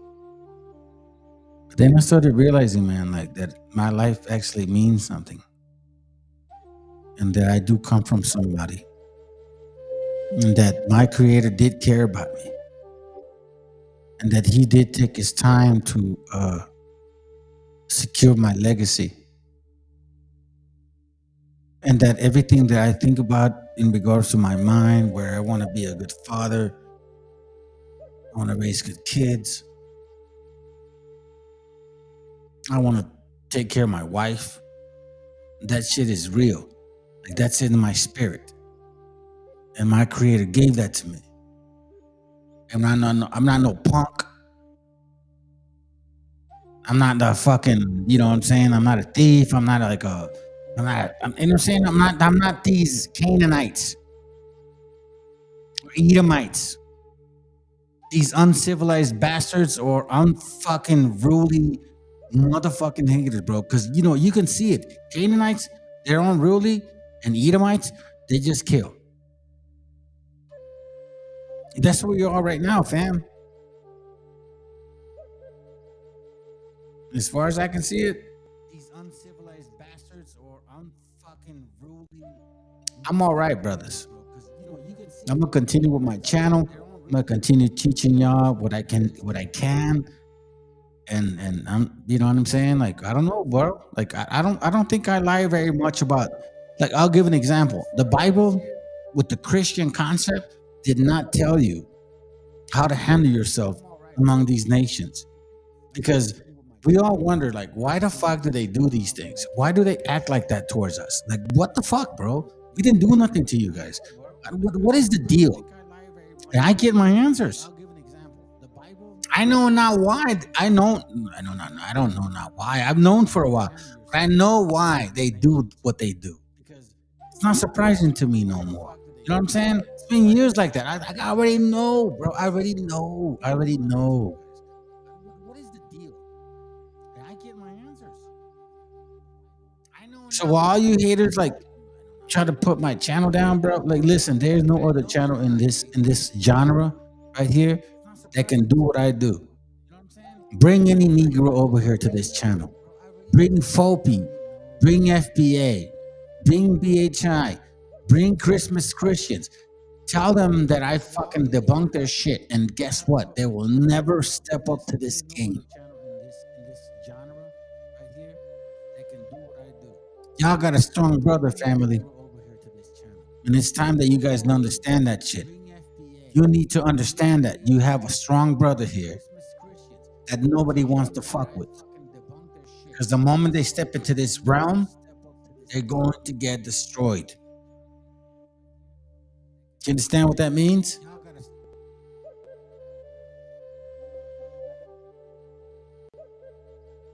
So,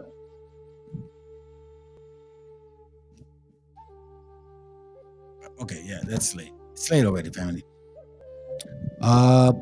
And by the way, the only reason why I'm doing these classes this week is because, like, I have I own my own business. We have a slow week, and oh fuck, man, we're running into these like holidays and shit. You know what I'm saying? Where you guys don't understand what the fuck's going on. I get it, man. I get it. Here's what I'm gonna do this week. And I'm gonna write this down. Wednesday, more likely, I'm gonna do a class on Arthurith again, like a thorough new class on Arthurith again. Show y'all how the fuck we migrated over here from west to east. Go into very detailed information, how we could have not gone around the other way because of situations and shit. And I'm gonna show you. Y'all the people of the book, bro. Don't let these llantas get in the way, bro. Yes, I call you llantas. That's what I called you, llantas. Because you want to know what you guys call us? Mongolians. And when you say that comment, you're very derogatory. It's not because you like identifying us. You're derogatory. I'm not going to call you niggas because that's not what I do. I don't like that shit. But I'm going to call you guys out for what the fuck you're trying to do.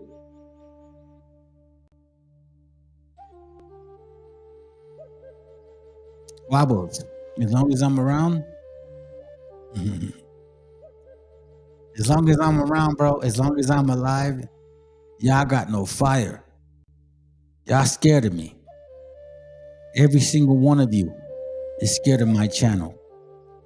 FBA, BHI, ISUPK, Sakari, IUIC, GMS. Nobody wants to touch this shit. That's why I don't have a lot of followers. But you know what? It's all good, fam. Because the ones that follow me, guess what? They understand that I stay on my ground.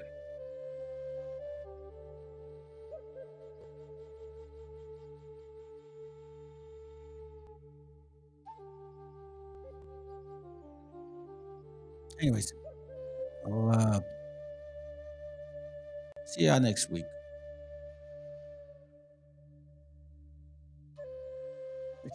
I think it's important, man, that you guys understand what this all means, man. They don't give a fuck about you. Nor should you give a fuck about them. Have a good night. I'll play 2 songs and that's it. Good night.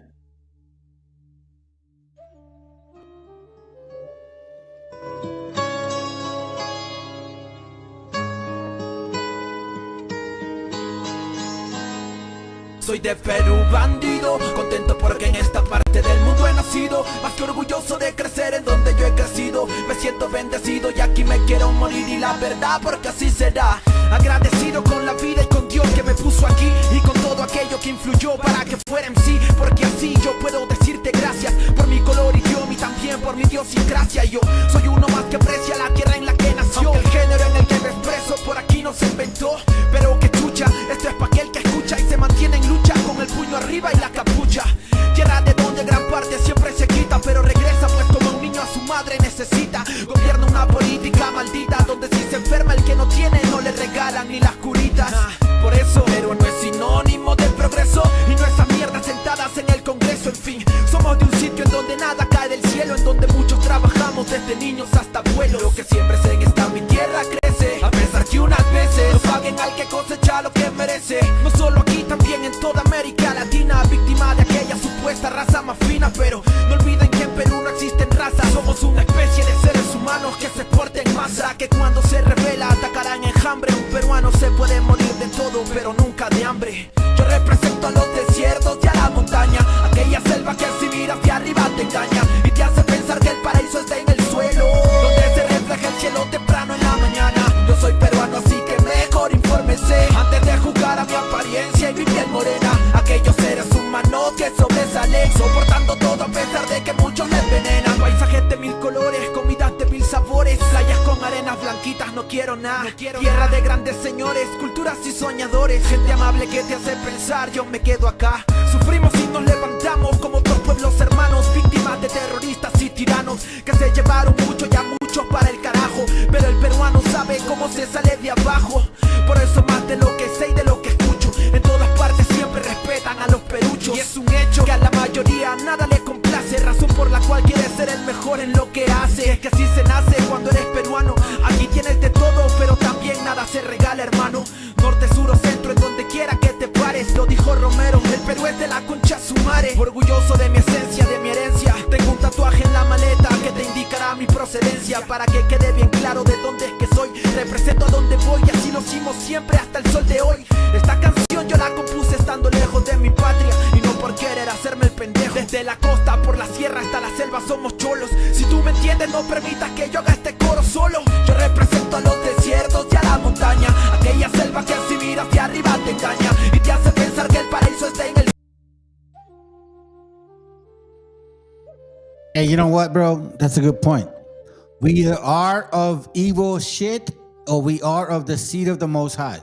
And we can't change that shit. You see what I'm saying? This is why I teach the way I teach. If I'm not an Israelite, then I'm not an Israelite. But I'm going to tell you something, bro.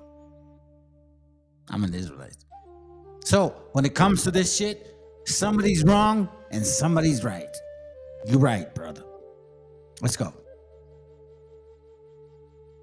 Donde se refleja el cielo temprano en la mañana. Yo soy peruano, así que mejor infórmese antes de juzgar a mi apariencia y mi piel morena. Aquellos seres humanos que sobresalen, soportando todo a pesar de que muchos les envenenan.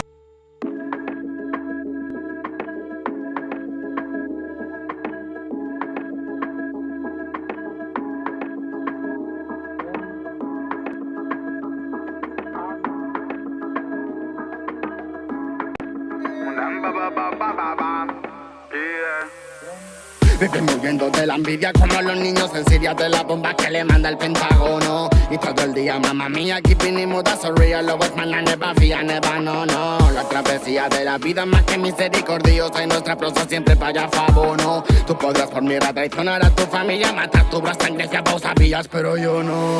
Familia, familia, es el que está a la mínimo. Familia, familia, comparte almas cristalinas. Familia, familia, Rastafarian familia, familia, familia, Magna White son familia, ya no maniga. خواتي شو من حالي وشو من حالي، هلي بالك ربي كبير وربي عالي، هو اللي جاي يديني اليوم وباغي سالي، ربي يغفر لي ولا دراري.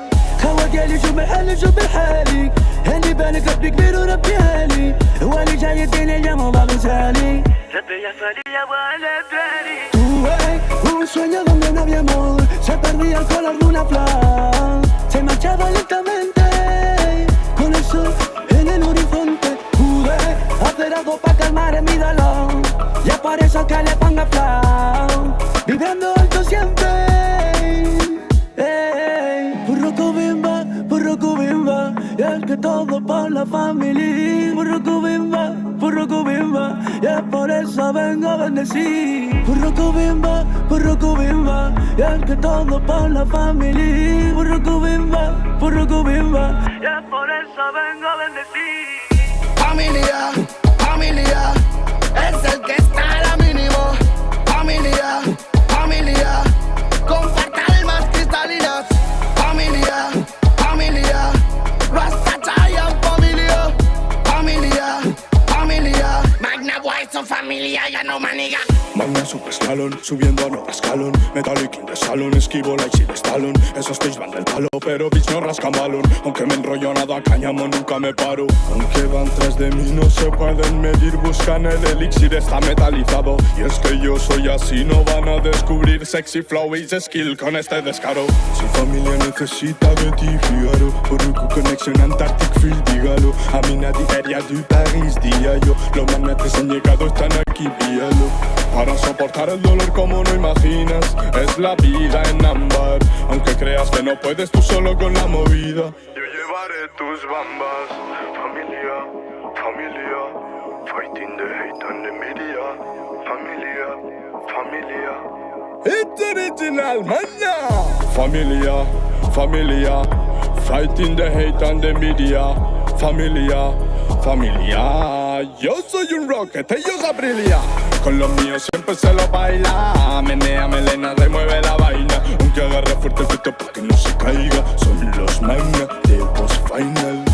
Con los míos siempre se lo baila. Menea, melena, remueve la vaina. Aunque agarre fuerte el pito para que no se caiga. Son los magna de boss final. Dispara millas sin mirar y sin mirar, sin asimilar que es la puta herida de tu vida urgo. Los manas de la chatarrilla hacen pa' pillar piltrafillas. Tres donos nos pilla y se va con la furgo. Te hará falta una pedicura y una cura si se apura. Quizás llega la locura de mi turbo. Dale vueltas a la partícula, deja ya la mandíbula quieta que sola llega a Luxemburgo. Niño, prepara la compota que la pera pata.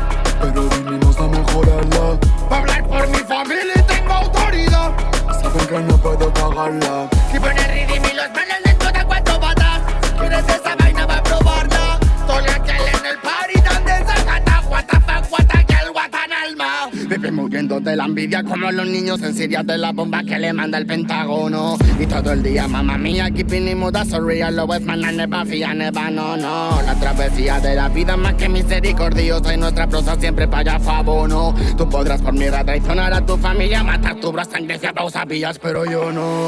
Familia, familia, es el que está a la mínimo. Familia, familia, comparte almas cristalinas. Familia, familia, Rasta Giant familia. Familia, familia, Magna White son familia, ya no maniga. Bombo cry, sing it, sing it, sing it, sing it, cross the line on them. Warrior, vengo con los míos, Magna Gate, fire them. Bombo cry, sing it, sing it, sing it, sing it, cross the line on them. Warrior, vengo con los manas y saqué, fire them. A girl stop, shut up on the microphone ballad. And let's smoke the marijuana, psycho Buddha bombo clap. Bang in the street, fire burn it, fill it with. Rasta man, I got Illuminati, play the kill. Stop, shut up on the microphone ballad. And let's smoke the marijuana, psycho Buddha bombo clap. Bang in the street, fire burn it, fill it with. Key Cray is a king, Magna sting. Nobody, no kill them. In a creepy style. Chale, no fire them. It's a Rasta ganja. Nobody, no kill them. It's a crispy style. Tally, the fire cream. It's a Rasta ganja. Familia, Rasta chai is familia. Key Cray is familia. Pure nego is familia. Zico, Key Magneto, familia. Familia, es el que está a la mínima. Familia, comparte almas cristalinas. Familia, Rasta Giant familia. Magna Boy que te aplasta, nego. Y va de nuevo mi tono. Mexicano bandido, todo el barrio prendido. Siempre ando bien cuido, siempre sigue poniendo ruido. Mexicanos al grito de guerra, yo defiendo mi tierra, no me dejo de nadie, yo cuido a los míos, mi raza se aferra. Soy mexicano, esa es mi bandera, yo la levanto por donde quiera, verde, blanco, rojo hasta que muera, el barrio prendido ya quemó afuera. Soy mexicano, esa es mi bandera, yo la levanto por donde quiera, verde, blanco, rojo hasta que muera, el barrio prendido ya quemó afuera. Me voy tendido, me voy empinando mi bote, un poco mareado por la bebida y el borlote, me tiene hasta la riata la gente con su mitote, pero me despreocupo, me pelan todo el garrote, me para la chota, ya es por mi apariencia, que hay tantos delitos, que hay tanta demencia, yo no cargo nada, no más mi presencia, pinche puerco joto, atente a las consecuencias, si no topa el poli en breve nos para en la calle, no puede salir uno conmigo porque ya hay detalles, no quiere que conteste, quiere que yo solo calle, quiere mi dinero pero que chingue su madre, a la dica este sistema nos quieren ver abajo, pero tumbar gente quien les dijo que es trabajo, puro chingar al indio, váyanse mucho al carajo, loco no me rajo, lo bueno porque se armó la alianza más pesada del país, todo el mundo ya conoce las rimas de estos MCs, pa' ponerme más feliz, unos paisas de hachís, mis paisas en el gabacho bien truchas con la polis, loco en Guanajuato con los ojos bien tumbados, de coto con el quesada, rifando por todos lados, atento si prendo un blunt, en cabina cuando grabo, represento Nuevo León, junto a mi carnal el Davo, cuando voy pa' Jalisco el pasado está olvidado, con el perro de la C bien grifo, pedo y enfiestado, chécate mi banderón, unido como había soñado, bien bajado ese balón, compa lefty bien bajado, puro hip hop mexa, hasta que amanezca, pásenme un mezcal y que no se apague la yesca, ya saben que aquí andamos pilas pa' lo que se ofrezca, si escribo estas rimas es pa' que se enorgullezca. verde marihuana, blanca cocaína, roja la sangre que escurre de una nueva herida. Yo salí de la ruina, nunca se me olvida. Con disciplina y respeto sigo en siempre la movida. Ando bien high, la vida es un freestyle. Disfruta lo que hay, vivo entre el bien y el mal, carnal. Crazy life todo el día, viendo live. Pinto tu barda con spray, lo que canto es real. Azules y rojas las sirenas que me persiguen. No suben pa' la virgen, salen todos cuando chifle. Mi barrio no lo pisen, que andamos todos grises. Maldito policía, no quiero que me revises.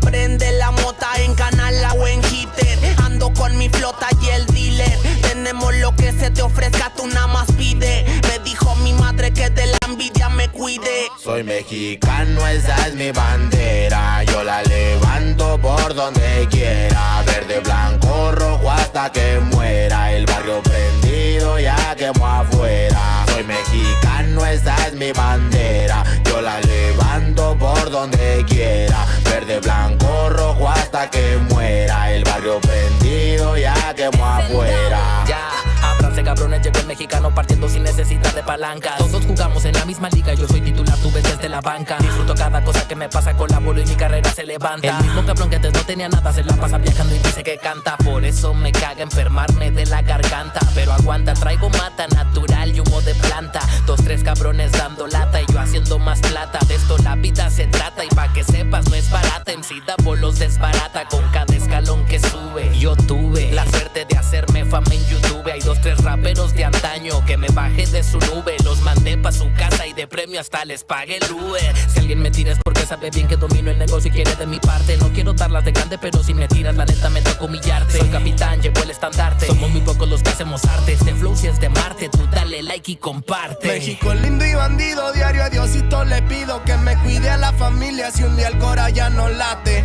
Estoy bendecido porque me cuidan los míos. Orgullosamente me exatamos locos de remate. Jaque mate, no hable de volar si viene gateando. La cosa por la frontera se pone violenta, no importa el rango. Toda la raza jalándole duro, si hay algo seguro es la muerte en donde ando.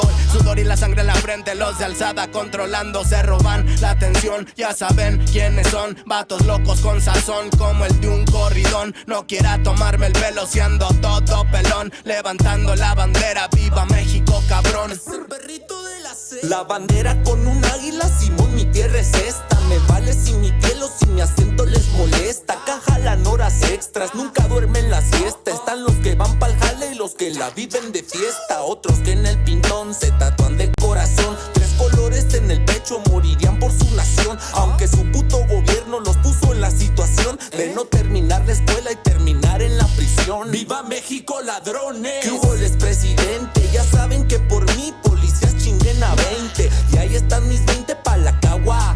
Agua, que es tierra caliente de Chiapas hasta Chihuahua. Wow, wow, wow, yipi-yo, yipi-yucas.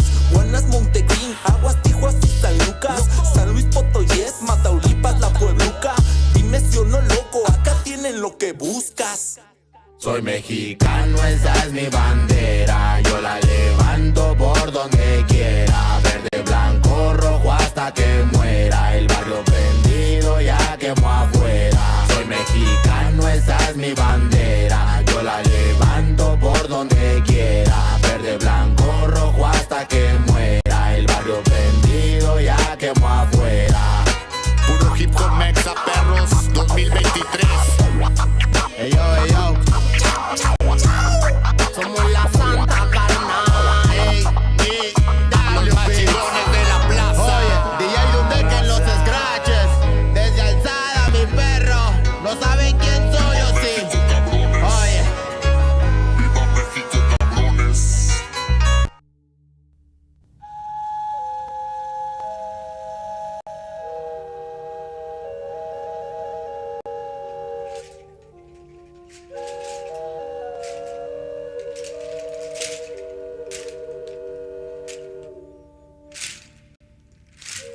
Del mar los vieron llegar, mis hermanos emplumados serán los hombres barbados de la profecía esperada. Se oyó la voz del monarca de que el Dios había llegado y les abrimos la puerta.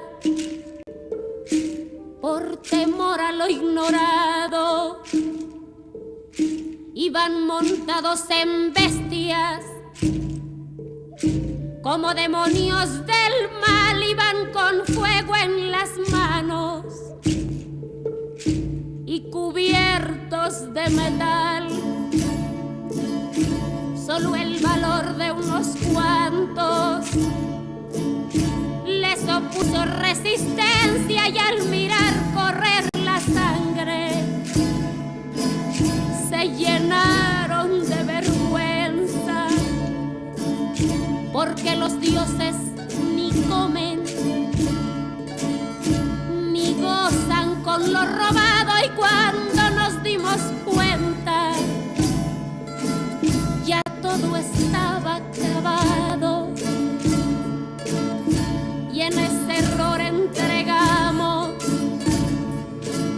la grandeza del pasado, y en ese error nos quedamos 300 años esclavos.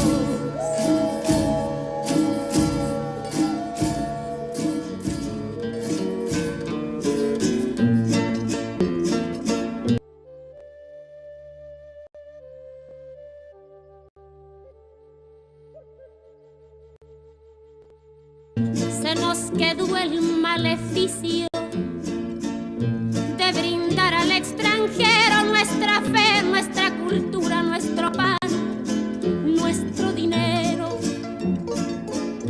y le seguimos cambiando oro por cuentas de vidrio, y damos nuestras riquezas por sus espejos con brillo.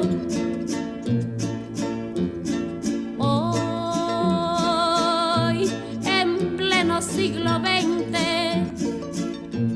nos siguen llegando rubios y les abrimos la casa y los llamamos amigos, pero si llega cansado un indio de andar la sierra, lo humillamos y lo vemos como extraño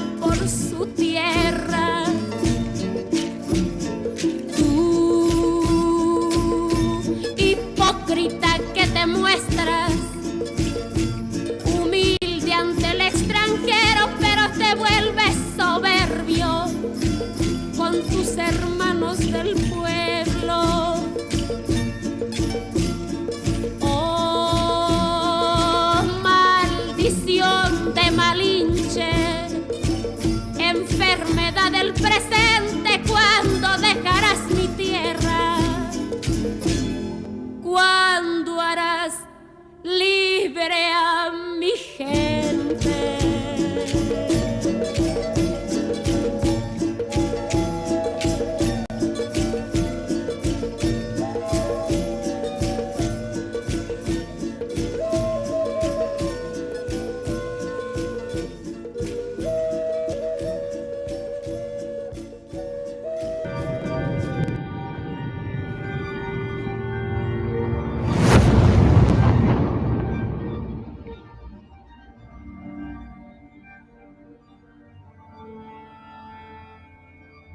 Ical, hijo, abre los ojos.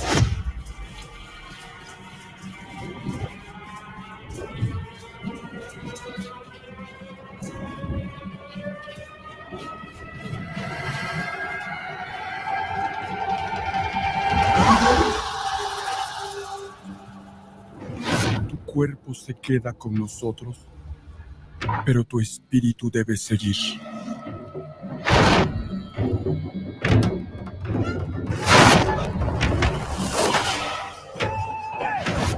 Busca la luz.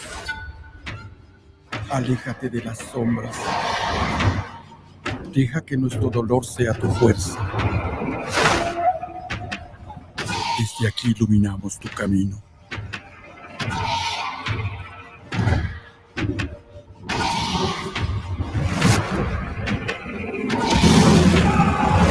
Lucha como nosotros ante esta pena tan grande. Yo soy tú. Tú eres yo.